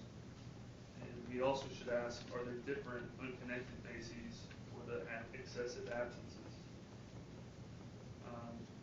We've also come up with the concept of problem solver, which would be an in-school a person designated at the school that could work more hands-on and at a more intimate level with the student and his or her family. We're trying to be flexible with schools with what are the process they already have in the school as far as asking these questions and problem solving around students who are having difficulties with class loads, having difficulties getting to school. With this kind of approach, we're looking at having these kind of red flags. What are the red flags are we looking for? How can we connect them to services as fast as we can to get them intervention plans, get them back in their seats so they can receive the quality education that we're working, and you guys are working really hard to get them in their schools. Also on top of this will be any kind of overlapping between if from these problems that we see if they're missing school a lot, are there indications of whether we need to look at is there an eligibility determination needs to happen for either are they going to be eligible for as a student with a disability under IDEA, or are we looking at a student who has a disability and receives services under Section 504 of the Rehabilitation Act? Also, and Professor Riff can also put this up there, is like you're looking at alternative means as far as mediation, alternative dispute resolutions for these, because not only trying to prevent problems for the individual student, we're also trying to prevent problems for the school. So,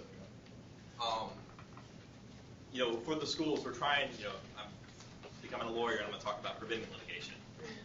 And we're talking about here is due process hearings through the executive, the mediations, Office of Civil Rights complaints. We're trying to help, how can we curb off these? How can we resolve these?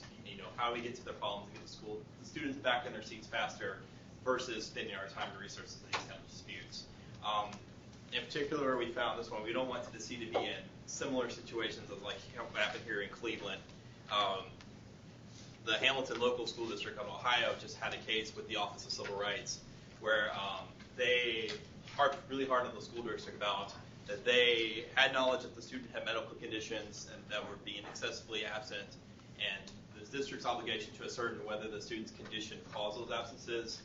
They really, really harped down and pushed really hard on that district to beef up their 504 practices. So we're hoping to try to be a proactive approach or trying to prevent these from happening and trying to focus our resources on just getting the student at the table and learning.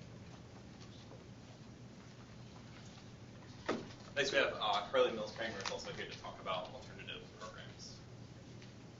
Hey everyone, I'm Carly. We are so pleased to be here. Thank you so much for having us today.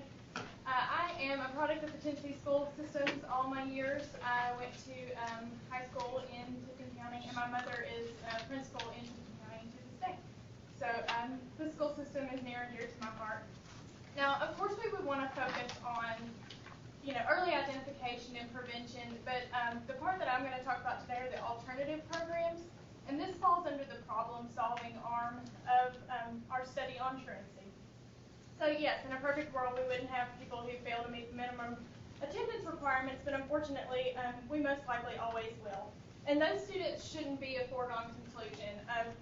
We believe that we should still foster and encourage those students to finish their high school degree or receive an equivalent, so that way they can go on to be not only productive members of society, but productive members of the workforce. We've said, and we heard a lot of you guys talking about how we want to be a place that corporate America wants to come. We want to make a difference in the attractiveness that Tennessee has to companies, and having everybody with at least some type of high school equivalent would make that better. So in order to get there, the legislature gave us some options in the statute, TCA 49.6.3002, Section A5, and where they said that there shall be alternative programs.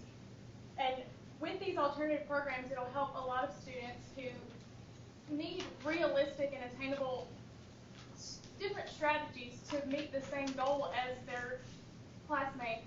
They can achieve it through this. So some of the options, again, we like to be solution-oriented here. So some of the options we brainstormed were work-study schools. Some of our clients have had issues where they come from a family with a single-parent income, and so they've had to work, and that's frankly the reason why they missed some school is for the need to work.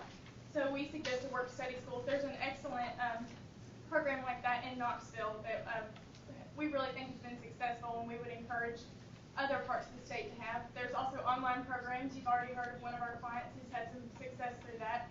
And then targeted magnet and charter schools. Again, I wouldn't want to bring up the brewing storm or start another discussion like that, but just a different perspective to come at this for students who are challenged in the traditional environment. And then vocational programs and state-approved GED programs. What we really want you to think of is just for these alternative programs that the legislature says they shall exist, they shall be implemented, just trying to think outside of the box that it shouldn't necessarily be during traditional school hours or in the traditional school house, that we need it to be attainable for all different students. And in our research, what we found is sometimes when I would call and say, well, what is the alternative program, they would tell me, oh, well, it's offered in school, or it's offered, it's a GED program, but yes, it's offered during the same school hours. And I don't believe that those are actually true alternatives. We need to consider all walks of life when we consider this statute.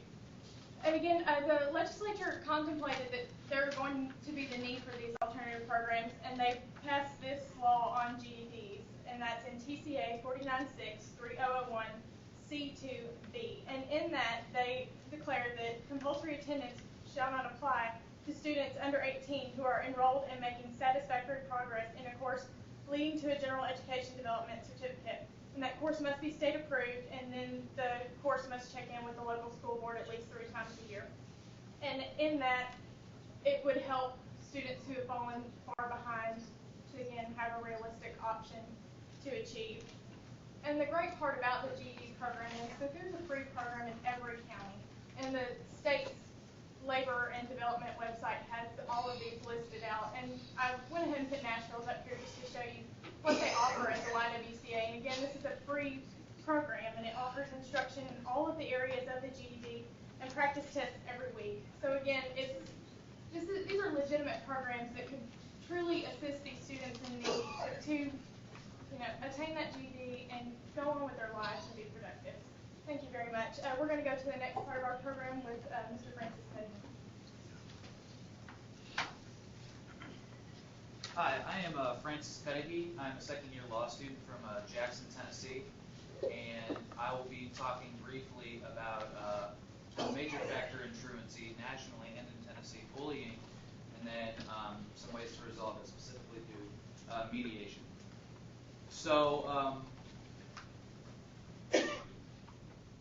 So we were talking earlier, or you were talking earlier, we were listening to you talk about being attractive to employers. Obviously, one thing that employers look for are competent people, capable people, and confident people. Now, bullying is happening nationally, and it's not the same kind of bullying that probably I even grew up with, definitely you didn't grow up with. Technology, as we know, as educators, provides for a lot of potential, and sometimes that potential is the potential to harm.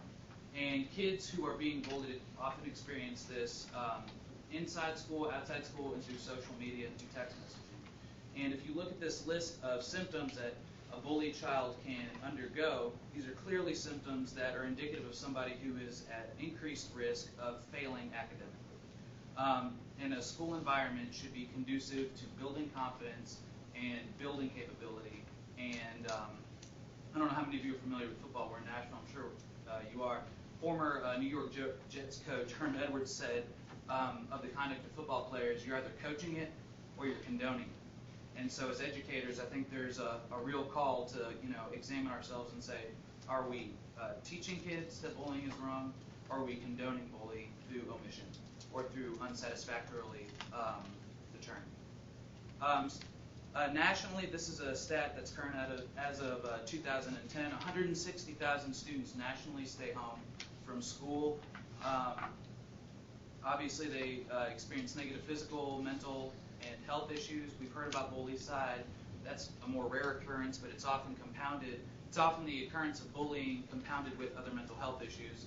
And these mental health issues often go well into adulthood. You see the facts right here about these 23-year-olds who, even though they're socially no longer bullied, the mental effects of being bullied as students has stuck with them. These are people that, if we can decrease bullying in Tennessee and prevent bullying in Tennessee, we're going to have a more confident workforce, a more capable workforce, and a more innovative workforce, and that's going to attract more employers. These are some good, very short things to look at, and where a lot of our data was collected from for this particular discussion. And who is really doing the bullying? Oftentimes when we see a bullying incident, it's it's a symptom of a larger problem, and it's usually a symptom of more than one person having an issue. These are some of the characteristics of somebody who bullies, but this is not an exclusive list. Sometimes the kid bullying is socially integrated and is popular and is doing well in school. This is oftentimes what can happen to children who bully for a prolonged period of time, engage in pervasive bullying, and it goes unchecked.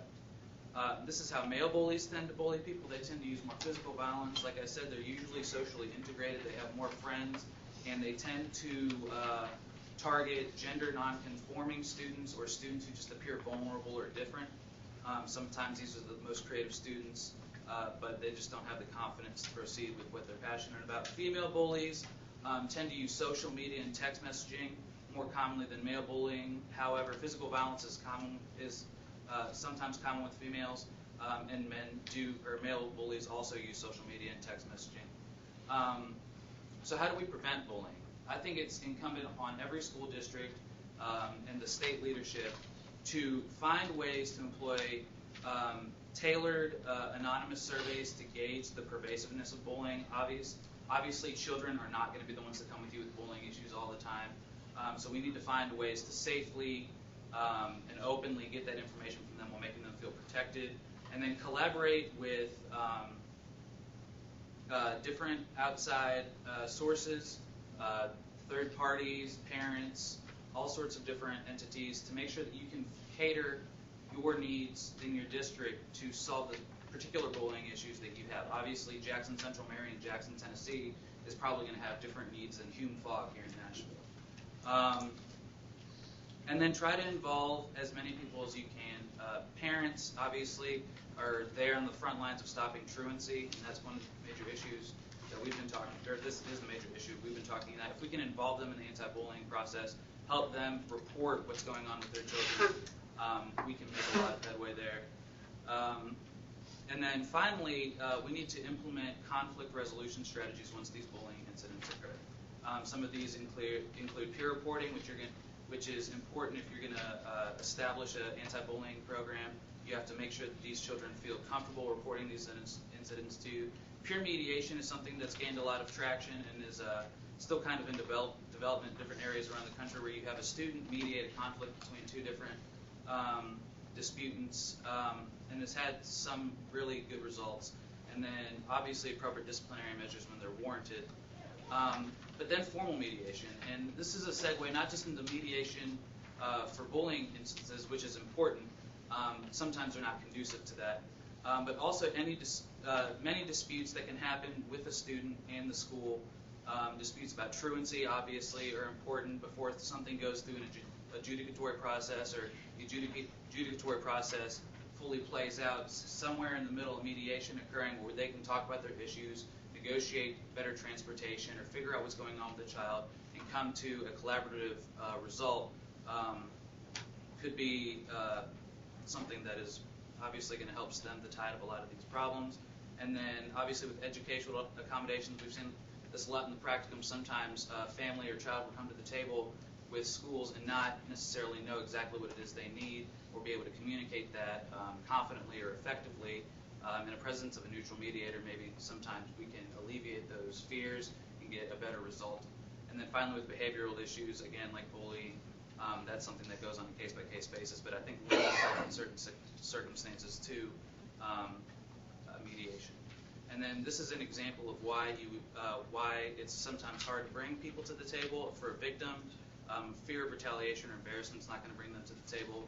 For a bully, they often don't see what they do as wrong, or they're scared of being punishment. So again, having a cultivated anti-bullying culture where these kind of biases are avoided, so you can still bring these parties to the table, is crucial. And it also teaches students about how to solve their conflicts on their own. And then these are some just general benefits of mediation. I'm sure many of you being business people are familiar with mediation.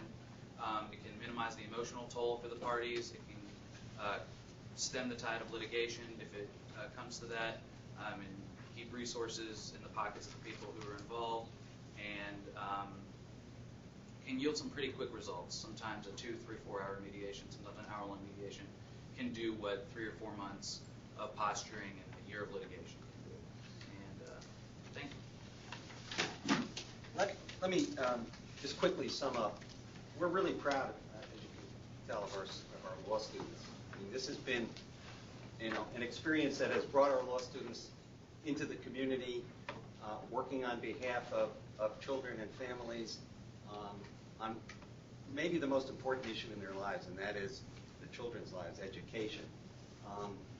We are pleased to work with the board and the department to move forward on what we think is an obligation under 3002 and a real opportunity to adopt best practices in this state and gain the kind of recognition that we believe best practices would yield in terms of reducing, the numbers that you saw.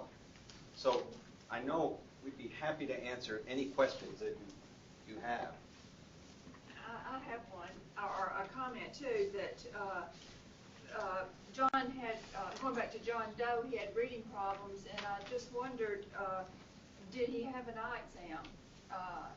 You have medical checks, but specifically, was he able to have an eye exam and not just an acuity, but something that tells whether his eyes are teaming or not, because it could be the straw that breaks the back on Sure. how he is processing that information. When that was happening, I think that occurred close to 5 to 6 years ago, and to be honest, I'm not sure if that occurred with him or not. Well, all of our clients that we've had are 10-care eligible, which means that they, first of all, have difficulty finding pediatricians who take 10-care, so they use public health agencies. And I can't agree with you more if the point that you're making is when you start seeing absences mounting up, there's a need to look at every possible cause, and certainly what you're talking about, vision problems are one of them. And then why was he decertified? That would be something else that would be my question too. How could he be certified? I know in his case it may be something different, but I know a lot of children, not maybe your clients, but they do have resources and their parents push. Oh, yeah. And they get them in a level, and then they're decertified because they don't meet it, but yet they still are, they still have problems. Raising a good question. I'll agree with you there. Since we've taken up representation with them, we've really worked on moving forward to seeing who's eligible for IDA or 504. Re-eligible, right? It's still ongoing right now, but I think the provision of services that the school system's offered, we've been pleased with how flexible they've been, but we're seeing what else we can do with them under the question you're raising is a really important question. I actually just wrote an article on how the IDEA doesn't really serve low-income families very well because, as you're suggesting, families with resources have the ability to go to the IEPT meetings, push, even hire advocates or lawyers. Low-income families have much less opportunity to do that. So when something like a very significant event like decertifying a student from services occurs, there isn't the counter sort of evidence and argument, and it's a real issue across the board. But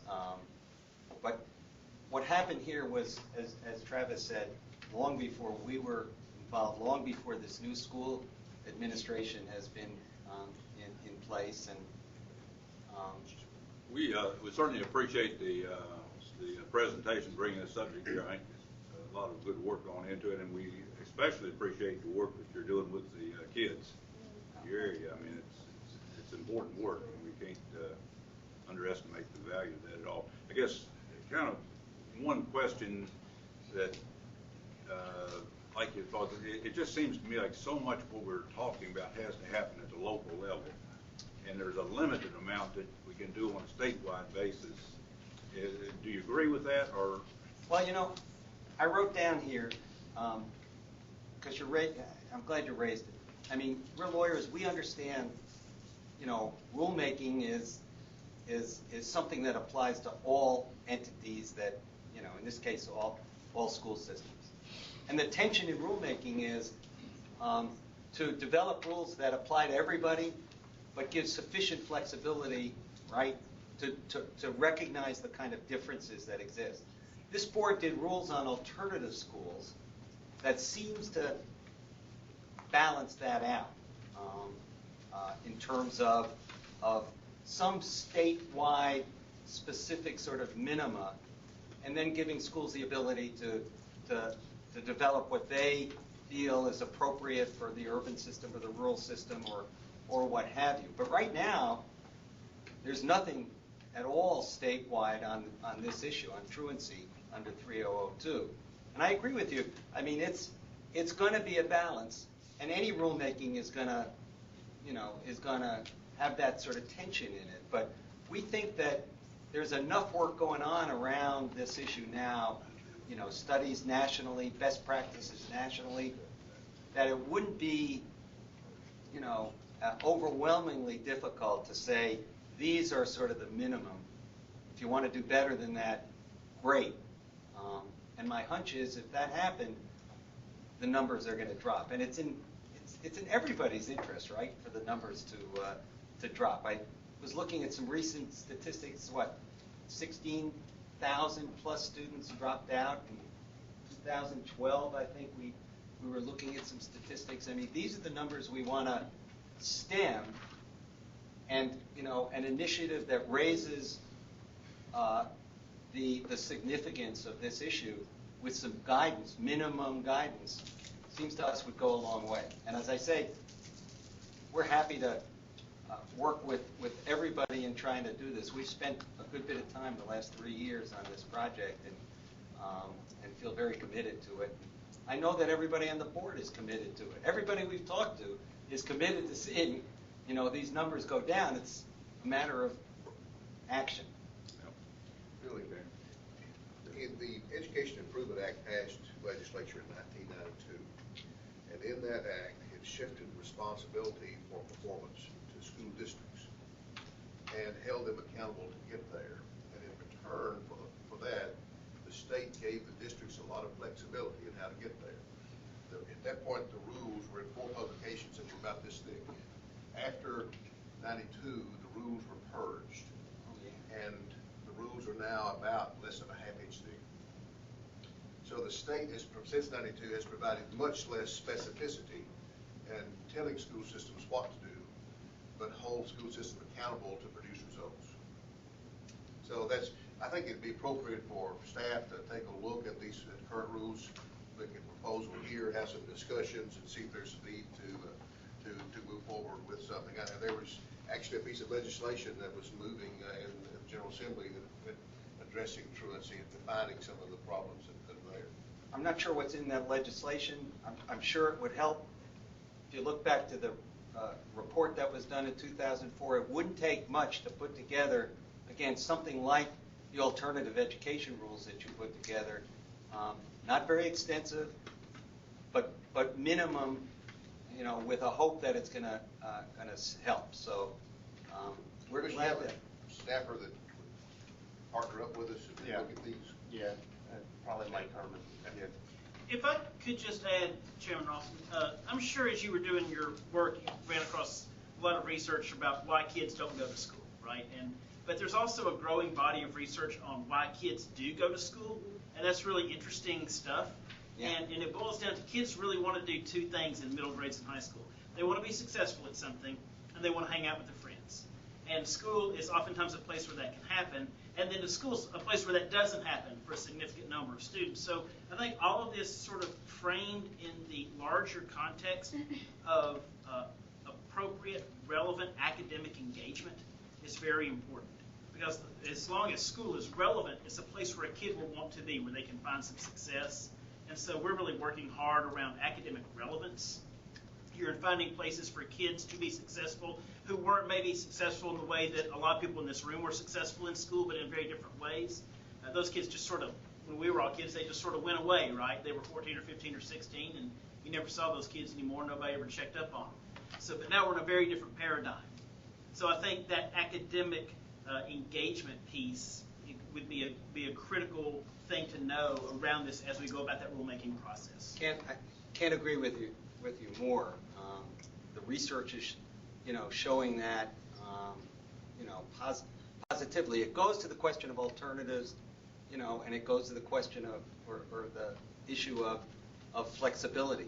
I mean, along that line, there's a lot that's counterintuitive about the narrative that we're sort of seeing and providing about truancy, right? The traditional narrative is, the kids who are outside smoking and cutting school and the bad kind of kid narrative.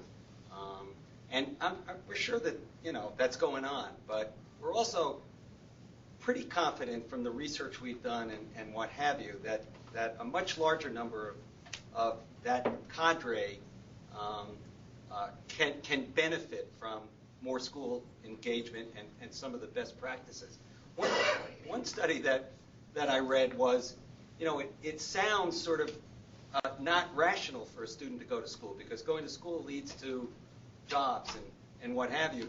This study said, for a lot of students, it's sort of a rational decision not to go to school because they're way behind. Because as you're saying, they're not engaged. There's all kinds of negatives to it, and that's got to be a piece of it. I can't agree more. I think this is very relevant. If I were a 14-year-old boy that, for whatever reason, was functioning at the 4th grade level, I couldn't read very well. The stuff that was going on in class, I didn't really have a clue really what was going on. It would be hard to go there and sit there 7 hours a day and just sit there. I would say almost impossible. I think you're exactly right. We don't have criminals here. We have people, young people, that for whatever reason got behind. The good news is this, and I happen to be aware of the process that you mentioned, online, individualized education.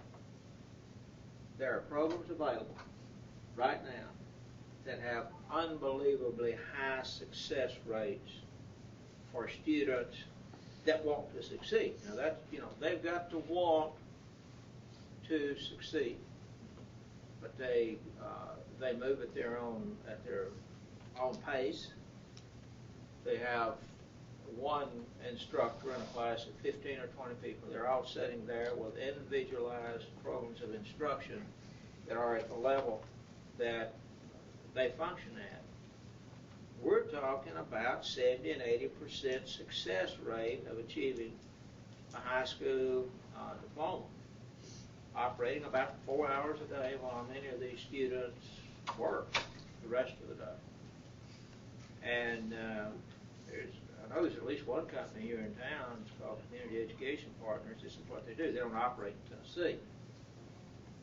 But I just happen to be in a position to know their success rate and know kind of how they work. It never ceases to amaze me, the percentage of success that they've had. And they're dealing with hardcore, large city, inner city students. That's the alternative. And that's one alternative.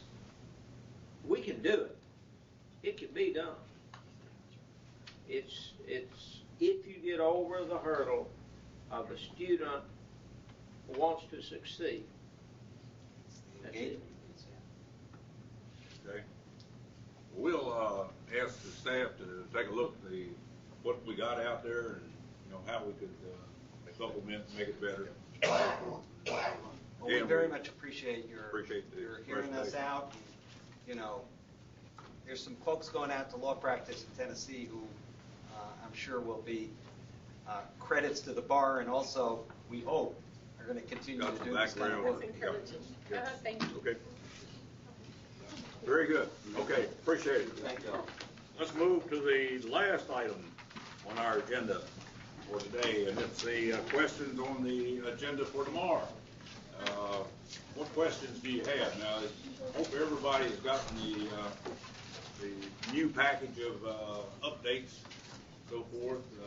As I think most of you recognize, a number of those just deal with removing item 4A from the agenda, and we then bumped up the numbers behind that, so we now have a new A and a new B and so forth. That's the only thing. But a number of the others have some significant changes. So any questions about any of the items that we've got on the agenda for tomorrow? I got one on, maybe tidy mine, on D, 4C. Which one, Mike? 4C. The new 4C or the old? Move on when ready. Okay. 4D in the original package, I think. 4B in the new package. 4B now. Each element. Okay. The first sentence, allows students to graduate from high school early and enroll in a 2 or 3 year institution of higher education. One, you can enroll, drop. I don't know if that's just the thought that hit me. 2, there are some certificate programs that are pretty awesome. And would they be excluded if they were to enroll? There is like in Morristown a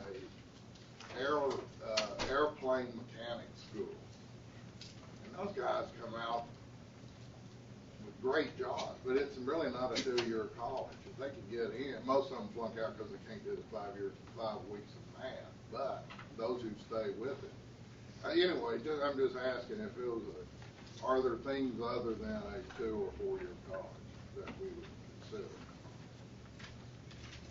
I don't know that that's our language. That's the language that's in the current law passed last year. I'll have to go back and read that specifically to answer your question. But when you look at the requirements they have to meet, they're pretty much pre-college requirements. Yeah. I mean, on the second page there where it's got what they have to have. I mean, I can't imagine. AP courses and et cetera. Yeah, a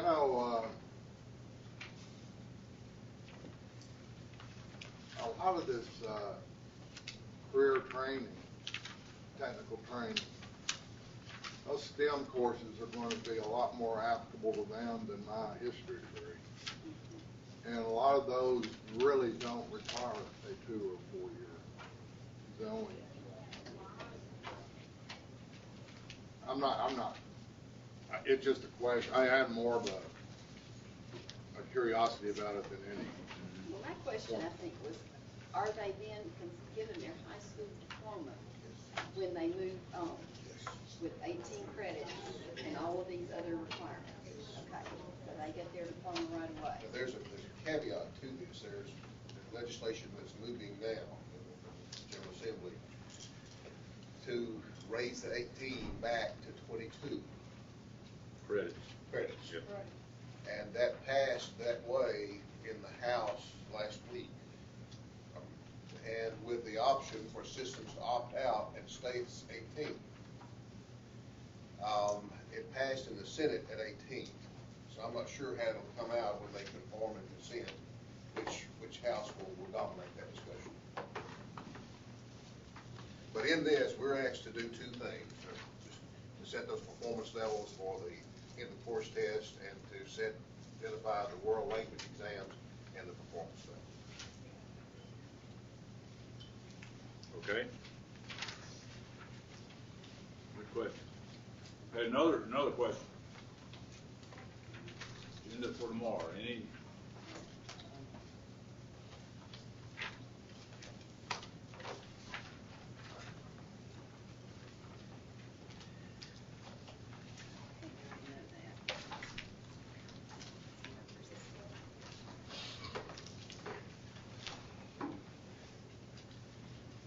certainly doesn't prohibit asking questions tomorrow. In fact, I've got a bunch here that I'll probably ask tomorrow. But anything that we need to try to clear up here.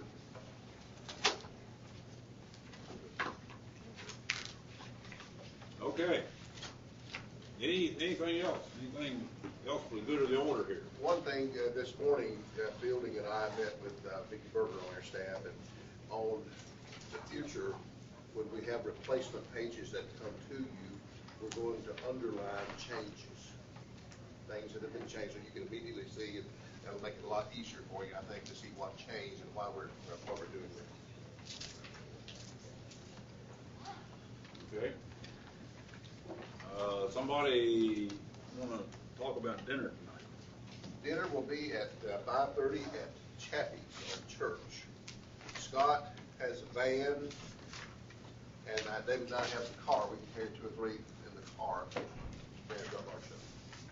So I brought some of you from the hotel. I'm taking you back, and I'll have the van at the hotel probably near 5 o'clock. We'll leave, and I'll be happy to make as many trips as needed to take you to the restaurant and back to the hotel if you don't want to drive.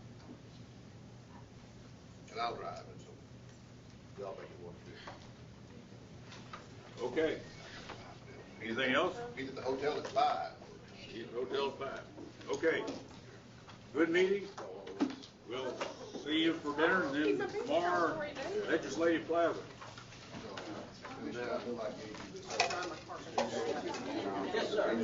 I may not have, because I got one, yeah, I'll take that. Okay, thanks. Okay. Oh, really?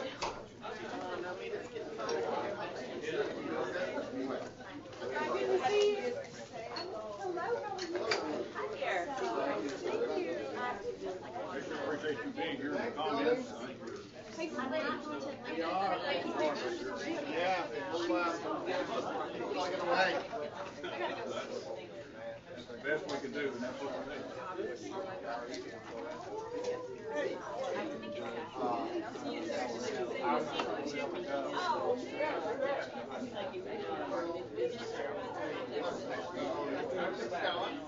We're gonna go to the floor.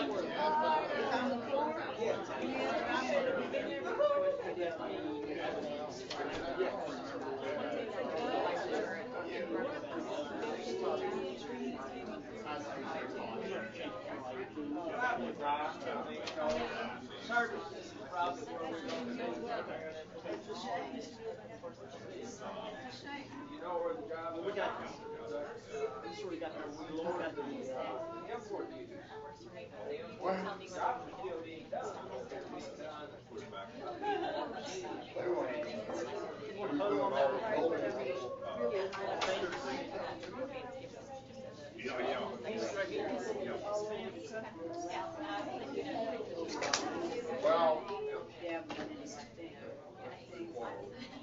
Oh, no.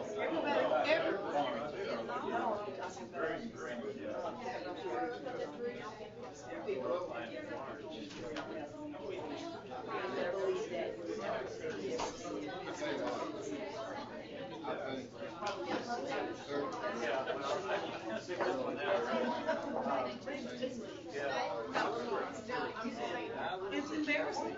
I'm from Indiana.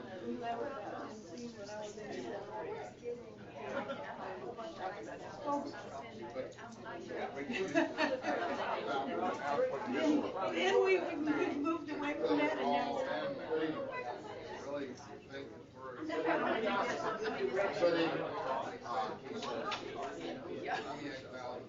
What's the back seat of my car? But because it's like $2 anyway, thank you. They're fine. Okay. She lives on, MJ works in MJ Weeks? Yes, yes. She lives on yes, no problem. Thank you. That's my sister. Where do you live? Good to see you.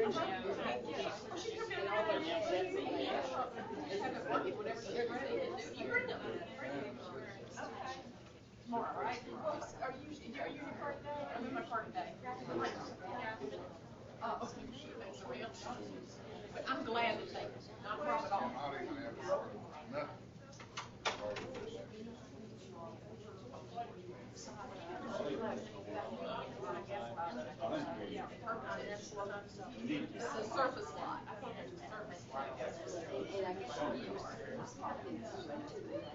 Stirring the discussion.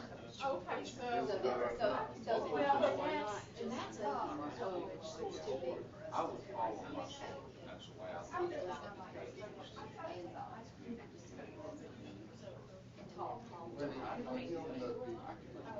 Whatever you want to do. I'm happy to do it. Walking up to And you can see me. the door, much less. Are you coming over to the wedding? Okay. That's great. I was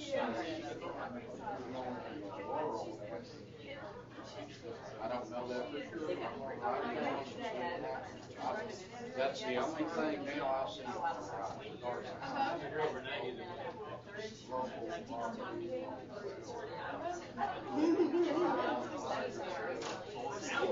No problem. You need me to do it, okay? I'm happy to do it. Okay. Your top for a future next year. We can meet up afterwards if you need to. Okay, thanks.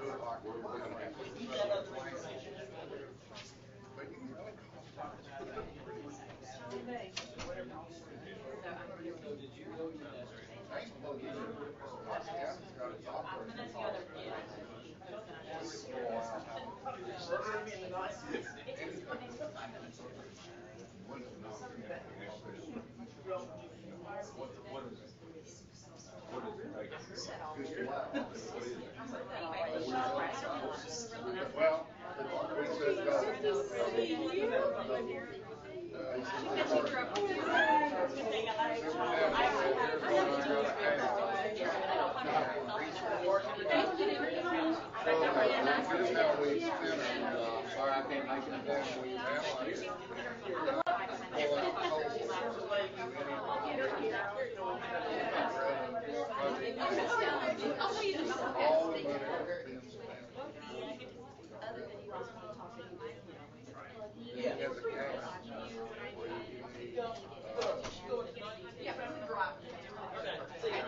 A lot of stuff, technology,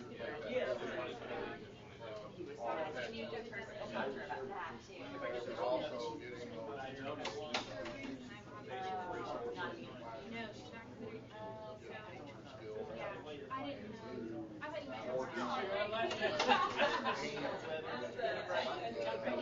not passing through, holding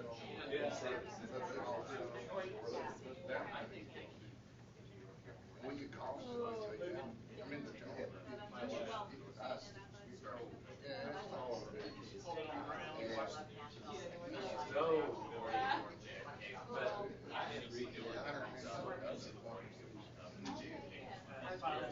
That's good, that's a minimum. It's got all the HR, all the soft costs, all the.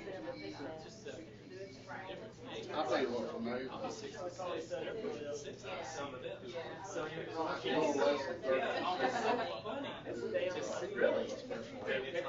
little less than 30.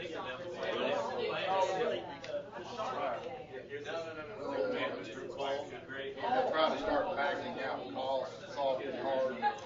It's amazing one, isn't it? You know, and a lot of stuff you just can't get rid of. Well, sounds like you've done good work there. You know, of course, part of the challenge, I can see, not the county doing that. Pushing it here. You don't have to have some other system.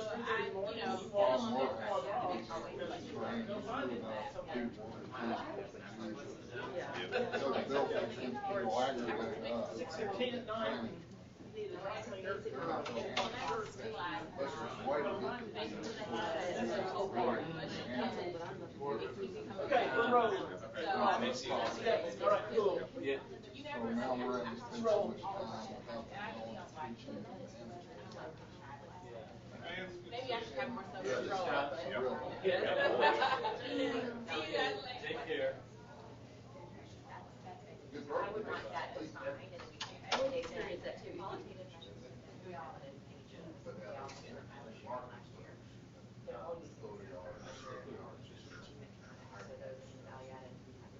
But anyway, she said, I can't go. Leave yourself there. Just read about yourself. They haven't been used into evaluations. This before, but they're I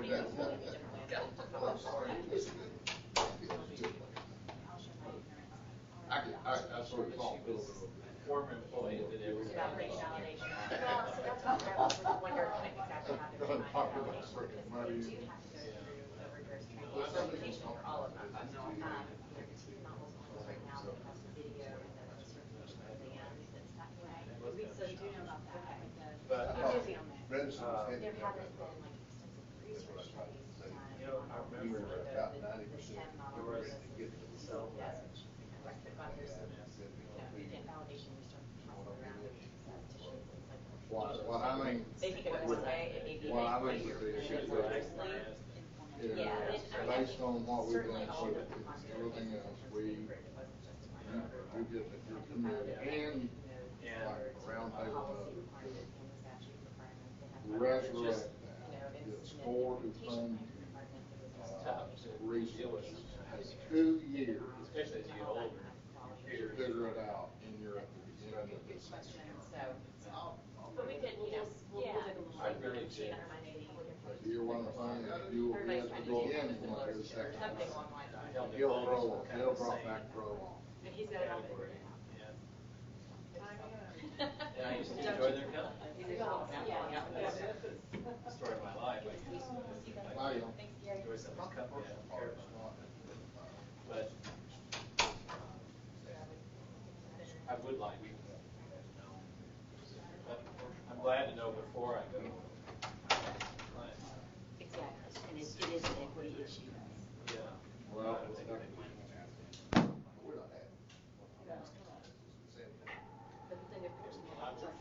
will make an effort. Well, the whole thing should, every teacher, principal, $28,500. Well, that's just so small. I mean, I don't, so it shouldn't be any. I don't think what the impact on us, because if we were only, we would have. Anyway, she said. District, as far as if that was our single, like, as far as looking at that DEP. It sounded like they couldn't reach a consensus on. Now, let me ask you a question. Who talked to? You. I know you've got family.